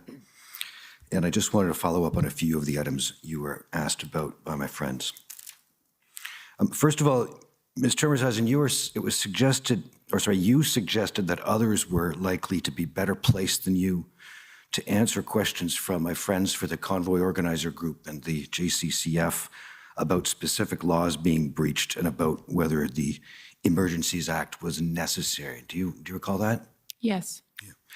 Was the perspective of threat to the reputation of Canada and to the economic security of Canada that you've spoken about, was that simply GAC's input into a broader consideration of that latter question? Absolutely. Global Affairs Canada has a certain mandate focused on a number of issues, and there are obviously a large number of players who fed into decisions around this matter. I wonder if we could pull up pb.can.4016. Actually, sorry, we don't need this reference. Mr. Comartin, I think you'll probably recall this. You described your call on February the 11th with Representative Debbie Dingell of Michigan's 12th District. And you recall that that was the day of the Windsor injunction being granted, right? That's correct. And what I will ask to call up, and we'll come to it in a moment, but I'll call it up now, is pp.can.401802. And just coming back to your conversation with Representative Dingell, I believe you said that it was reassuring to her that either that this injunction was being pursued and would soon be decided, or possibly that it had already been granted by the time that you spoke? That's correct also. And why was that reassuring to her? Again, going back to the comments she had made the night before, and as it happens, she was obviously concerned about the relationship and the long-term impact it would have, the blockade would have on that relationship. And at that point in time, it was not at all clear that it was going to be resolved quickly. So when I was speaking to her the following day, I was able to give her assurances, in fact, it was going to be resolved quickly at that border crossing. And I think it was also on the 11th, and you're more specifically recalled when you testified earlier about it, that the injunction had been granted in Windsor by this time when you had a call with representatives of the OESA and MEMA. Do you recall that? That's correct. And those are significant manufacturers, trade organizations? They are, and they have a long history of working very closely with companies on the Canadian side. And were they too relieved that the injunction had been granted in Windsor for the same reasons as Representative Dingell? They were, but they were also concerned about reoccurrences, which was when the Emergency Act issue got raised by Ms. Freehan. Could we go then to that multimedia file at PBCAN 1802 at the 222 mark, please? Is being all the traffic. Police reinforced tighter restrictions on access to the site, yet protesters were freely allowed to bring gasoline and other fuel back to their vehicles where they've been living and sleeping. What's wrong with fueling up the vehicle? Police told us they can't stop the resupply effort. So will those occupying the bridge follow a court order to leave? Will they follow an injunction that is illegal? Probably not. I'm walking on the street. I asked one protester whether an injunction would be followed. But imagine, just like in any scenario, there might be someone who says, I don't like that, right? Or someone who shakes their fist at the sky. It doesn't mean violence. And a question also likely being asked by police. Do the police have anything to worry about from the perspective of pushback, fight back, guns, resistance? The only thing the police have to worry about is God's judgment on their actions. Late this afternoon, the City of Windsor and the automakers got their wish. They got that court injunction requiring the protesters to leave tonight. We are now into... Did you hear the gentleman express the prediction or opinion that the protesters at the Windsor blockade would not, in fact, obey the injunction granted by Justice Morowitz? I did. And was that the case, sir? Did the protesters there at the Windsor blockade obey the injunction as of February the 11th? Well, it was certainly, and we heard a lot of this evidence last week from both the OPP and the Windsor Police Services, that it took another 24 hours before it really began to permeate, and certainly by the end of the day, of the 48 hours, it was over. So ultimately, it did. The final group that was there was very small. I think there were 30, 40, 50 people maybe, as opposed to the hundreds that had been there before. But by the end of the day, on the Sunday, the 13th, there were very few people left. So I think both the injunction and the Emergency Act invocation by the province had its desired effect. Okay. Now, when you speak of the Emergency Act, you're speaking of the federal act or the provincial? The provincial act. I see. It was invoked on the Friday afternoon, shortly after the injunction was granted. I believe that's what the evidence shows, that was invoked as well on the 11th. That's correct. I think at 9:30 in the morning. But am I mistaken, sir, that the public order operation actually wasn't able to commence until the 12th, and it took still 24 hours from there? Yeah, we did not know what the actual implementation of the new rules under the Provincial Emergency Act would be until the following day. Were you aware of concerns from your American counterparts at all with respect to a continued concern, such as the one expressed by the OESA and MEMA about recurrence? I think the one I can probably think of would be the chief legal counsel for the governor of Michigan. He and I were having regular conversations on this and a number of other issues, but he certainly raised it about, are we able to give them assurances that this was the actual end of it? Ms. Termershuisen, you were asked and you spoke of what you called international copycat protests from time to time. Do you recall those questions? Yes. And I'd like, if we could take the same file, PB Cano 401802, and play from the 14-second mark to 155. So what does that tell you? Echoes of Canadian protesters honking is now being heard in a growing number of countries like France, where the maple leaf was spotted Wednesday, waved by demonstrators who are against COVID restrictions. All this coming on the same day as the WHO warns the pandemic is not over yet. Motorcycles and cars, and a bicycle too, part of this convoy in southern France. The group demanding an end to COVID restrictions as they gathered in Nice. Some carrying Canadian flags as a nod to the demonstrations in Ottawa and beyond. There are plans to bring this rally to Paris before heading to the European Union's headquarters in Brussels.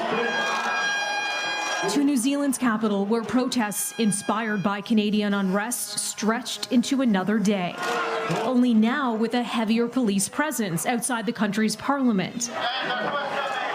Some arrests here.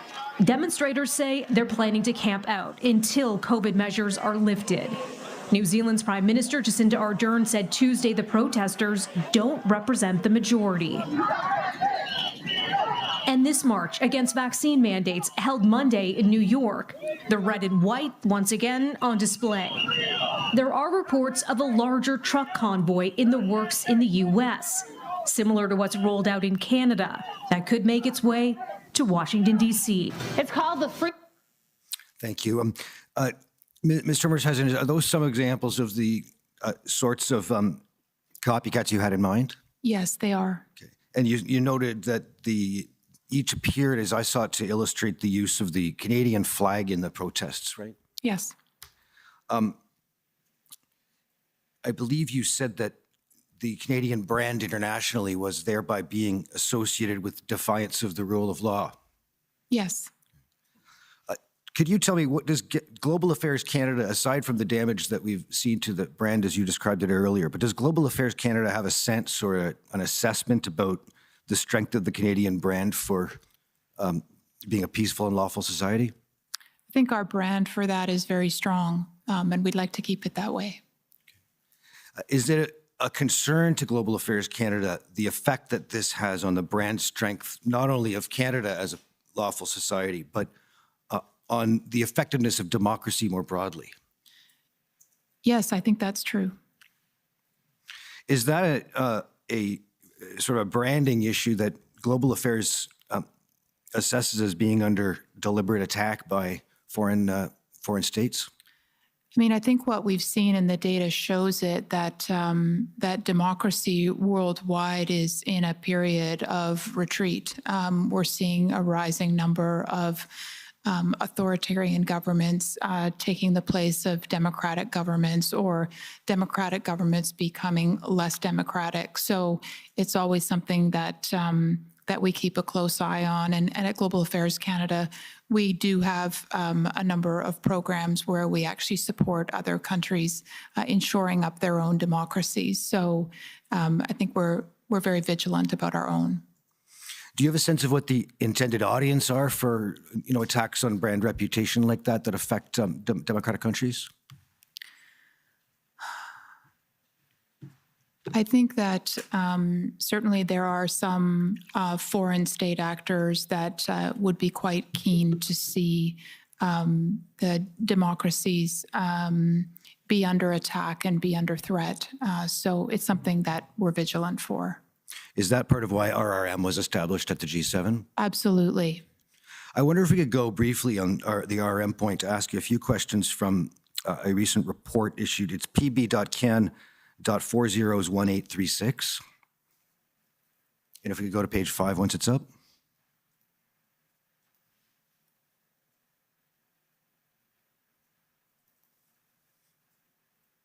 If you go down the middle of the page, just that paragraph that starts, disinformation thrived in the context of COVID-19. And I'll highlight here what the report describes as a fertile ground for hostile state actors to manipulate the information environment. Do you see that? Yes, I do. And is that something that you saw reflected in the events of the Convoy? I mean, I think this is what I was trying to refer to earlier, where, the Convoy, from the RRM perspective, and I think from the perspective of many who looked at this, did not happen in a vacuum. There was a long period, particularly during the pandemic, where we saw an enormous amount of manipulation of the information environment. And what you saw is foreign state actors using disinformation or manipulating information to undermine the reputation of democratic states and their approach to dealing with COVID, to undermine confidence in vaccines, particularly vaccines produced by Western countries. So there was a whole series of very deliberate efforts that we could track through our social media analysis, showing, frankly, quite successful efforts by some key foreign state actors to sow, I think, a real sense of mistrust in democratic governments and their approach to dealing with the pandemic. Could we just move to page 9 for a moment?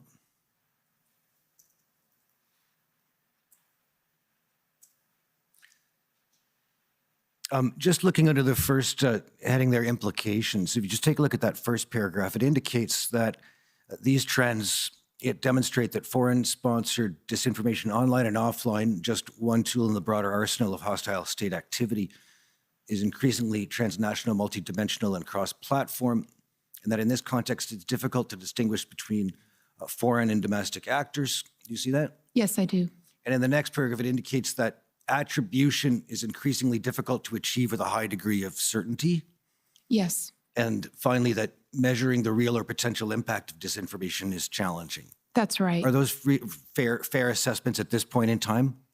Yes, I mean, this is very much what the RRM is finding. And I should note that this report that you've put up on the screen is a report that was done collectively by all of the members of the G7 RRM. So this is an analysis that is shared across the G7, and it also includes input from the European Union and other partners. So this is not just a Canadian RRM perspective. Is RRM quite a young organization or collaboration of organizations, I take it? It is a young collaboration. I mean, the G7 version of the RRM was stood up in 2018, so it's been around for about 4 years. And this annual report that you're referring to is the first annual report that the RRM G7 group as a whole has done. So it's a very important analysis from our perspective of the disinformation environment that we see around us. And has that disinformation environment, as you see it, and it led to the decision by the G7 collectively to establish this network called RRM, that's been going on for longer than since 2018, I take it, in your assessment? Absolutely. I mean, I think there's, disinformation is a longstanding tool of governments well before the social media age. I think social media has created an entirely new tool. And so the RRM Canada is specifically focused on that social media environment and understanding it and understanding how disinformation plays in that environment and what its impact is on democratic states like Canada. Okay, so is it fair to conclude that the RRM analyses, if we see RRM say it hasn't seen evidence of significant foreign state involvement relative to the Convoy, that isn't to suggest that there's a complete lack of connection between the disinformation environment in the broader sense and those events. Is that fair? Yeah, I mean, some analysts have suggested that there really wasn't much of a need for foreign state actors to engage significantly in the Convoy information environment because there was already such a high level of disinformation surrounding it.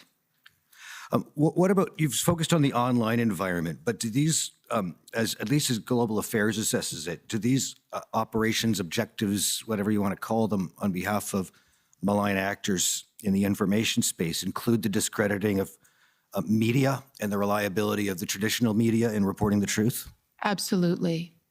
Could we go to pb.can.401800? And Commissioner, I'm just going to ask to play a short clip, and I'll have one question, and that will be my time, if that's acceptable. Okay.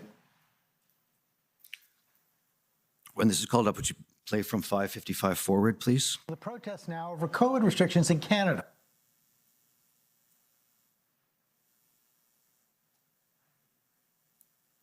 Workers here in Canada have brought part of the country's capital to a standstill right outside the National Parliament. I was hired on at a job not too long ago for a transport company out of Whitby, Ontario, and I was let go due to not willing to get the vaccines for my job. And I mean, that's not right for companies to be able to decide that and take away our right to earn money and support our livelihood. And for you, why is it important for you to be here today? Well, because fake news. Sorry. Because like you're don't talk to them. This is fake news. But despite the fact that these people may be part of a minority in Canada, they are receiving a lot of support from Conservatives and other right-wing figures in the United States. We are now aware of a significant element from the United States that have been involved in the funding, the organizing, and the demonstrating. The Canadian truckers are heroes. They are patriots, and they are marching for your freedom and for my freedom. This is very much a 21st century protest, playing out as much on the internet as it is on the street. Viral memes and sometimes false and highly offensive historical comparisons that circulate online are being repeated verbatim here, like this. And because you're not vaccinated, is there stuff you can't do in Canada now? Yeah, I'm like, well, basically, if you want to compare Canada to anything, it's like Hitler's Germany, and we're like the Jews, eh? One of the goals is to get a group of people that you can get everybody angry with, and in this case it's the unvaccinated. There's a lot of people here streaming live online. I'm just going to follow you guys and make sure you tell the truth. That's all right. Good. Documenting every moment on social media. You take those cans off of that truck. Is that your property? In an effort to clear the protesters, police have begun confiscating gas canisters, resulting in encounters like this that clock up thousands of views online. My name's Jim Kerr, and I give a shit about Canadians. How do you feel? Hi, my name's Jim Kerr, and I care about human beings, especially ones that are trying to keep themselves warm in a truck while fighting for the freedoms of Canadians. How you feel? The main problem I have is all the censorship that's going on. That's the main problem that I have. There's censorship everywhere, yeah. People's accounts get taken down, even Facebook, if you don't say the right thing. Even this Convoy, a lot of groups started, and people are even live streaming, and all of a sudden, I heard yesterday in the restaurant, my feed was cut. My feed was cut. Facebook shut down some groups on its platform supporting the truckers after the online outlet Grid News found that they were being administered by a hacked account that had belonged to a woman in Missouri. So whoever was really running the groups wanted to hide their identity. And GoFundMe shut down a fundraiser for the truckers after police told them the protest had become an occupation. But organizers here have still been able to raise millions of dollars through an alternative service, a self-described Christian fundraising platform. Organizers say the money will help keep the truckers on the street. Dernière fois j'ai vu ma femme, c'est le 28 janvier que j'ai pas pu la revoir. I haven't seen my wife since January 28th, and I've been here, and she's supporting me 100%. There are some groups with resources who are trying to help us, send us money, so that we won't have to go bankrupt. Truckers to know that we are with them all the way. Trump indicating he is supportive of truckers descending on Washington, D.C., other American right-wing figures goading their audiences to act. The question is, how long before protests like this come here? Will we need our own trucker rally to end all of this insanity once and for all? What is the main goal, the main objective of the truckers here? Freedom. Ms. Termershausen, do these interactions what we saw on the screen between the CNN reporter, Mr. Sullivan, and Convoy protesters in Ottawa illustrate the concerns that led to the establishment of RRM by the G7? Well, I think when the RRM was established, of course, it was well before these protests took place. But I think the RRM was broadly set up to ensure that we were vigilant about any kind of foreign interference in our democracies. Thank you. Those are my questions. Okay, any re-examination? No re-examination. Okay, well, thank you for coming and testifying. We appreciate you taking the time to do so out of your schedules, and you're now free to go. Thank you. Sir, before we end for the day, I just wanted to raise a point, if I may. You absolutely may, but maybe, do we need the witness? Can the witnesses leave? No, we do not need the witnesses, Okay, sir. so you're free to go, and you'll deal with, I can deal with the issue.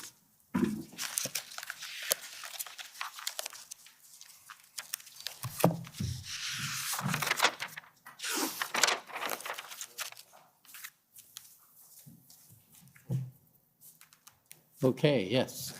So, sir, for the record, Brendan Miller appearing as counsel for Freedom Corp. Sir, there's been an issue with respect to disclosure from the Department of Justice for some time. I just wanted to point out some things. As per Relativity, I've been told how to organize it with respect to uploads and when they were uploaded. I can advise the Commission that since November 6th, the Department of Justice has dumped in about 1,299 new records, and over the weekend alone, since we adjourned, 409. Some of these documents are extraordinarily relevant, including entire team message chats with Brenda Lucky and the RCMP during the IRG meetings, commenting on what's going on. They're not even in the Commission's list of documents for tomorrow because they probably don't know about them. They're not labeled. I found them by accident. There is an issue at this juncture in my submission with a dump truck approach. in my submission on behalf of the DOJ in order to providing disclosure late that is relevant material and should have been provided quite some time ago. And it's not even properly labeled. For example, all of those, there's Teams meetings with all the executive of the RCMP about what's happening. It's very interesting. I'm just finding it now. But nobody seems to know about it because of late disclosure and because it's not properly labeled and because it's coming in mass quantities. So, sir, I wanted to raise that with you. I would submit that this commission has jurisdiction to compel the DOJ to outline and properly label materials and provide them properly, outline what they are, and not simply name them random letters and numbers so that people don't see them. I only spotted them today, a couple hours ago, because I got lucky.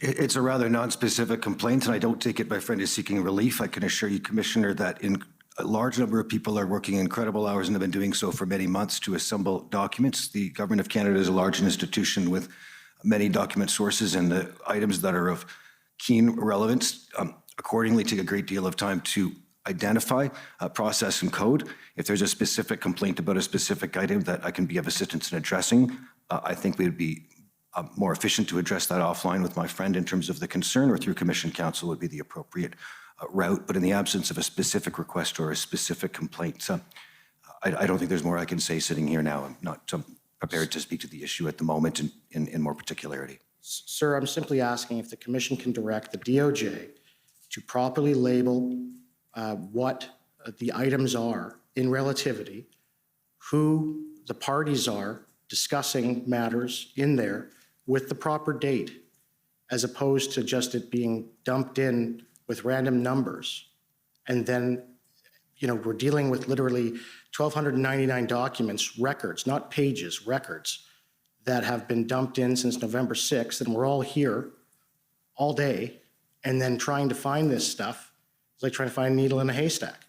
And it's not something, for example, in a civil case, we call them affidavits of records back home. I believe in Ontario, they're called a statement of records. I apologize, I'm not from here, but you're required to label the date, the actual record, and et cetera, and that's how relativity is set up.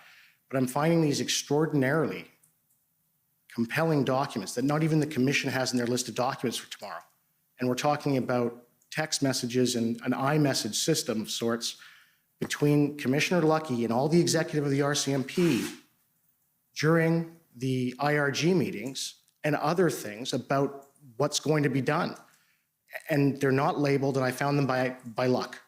And in my submission, that's just not appropriate. These things need to be labeled. They need to actually say what they are. They can't just be dumped into this system last minute in the hopes that one of us luckily finds them. I don't know what else is in there, in those 1,299 documents. I'm trying to get through them, but it's impossible to assess it by just looking at the labels, et cetera, in relativity when they're not actually labeled at all as to what they are. So if I understand correctly, you'd like to have some sort of an index or some sort of an indication of what the documents are.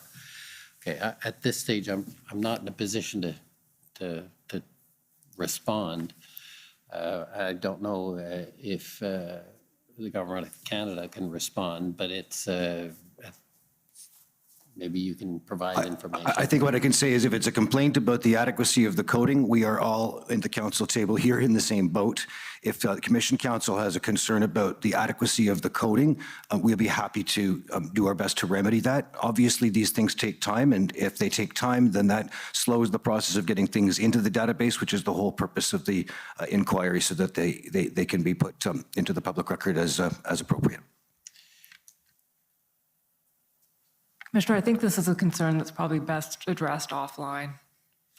Okay, well, I think at this stage, certainly as I did at the outset, the council are encouraged to raise issues with Commission Council as soon as they arise, and to the degree possible, they can be addressed that way. If they can't be addressed and some relief is necessary, then you bring it to me. I think your concern has been raised. I think Commission Council will look into it. I do want to cycle back and point out that I have acknowledged and continue to acknowledge that it is challenging for council, and certainly for council for the Government of Canada, but also council for all the parties. And I think to the degree that you have frustration, I understand it. And I think at one level it is totally understandable because of the way the compressed timeline that the Commission has to operate under. So if it is possible to provide some relief in the way you describe, I think it is highly desirable, but not if it's going to mean that we won't get access to documents. And I know that's been a concern of mine, to make sure the record is as complete as possible.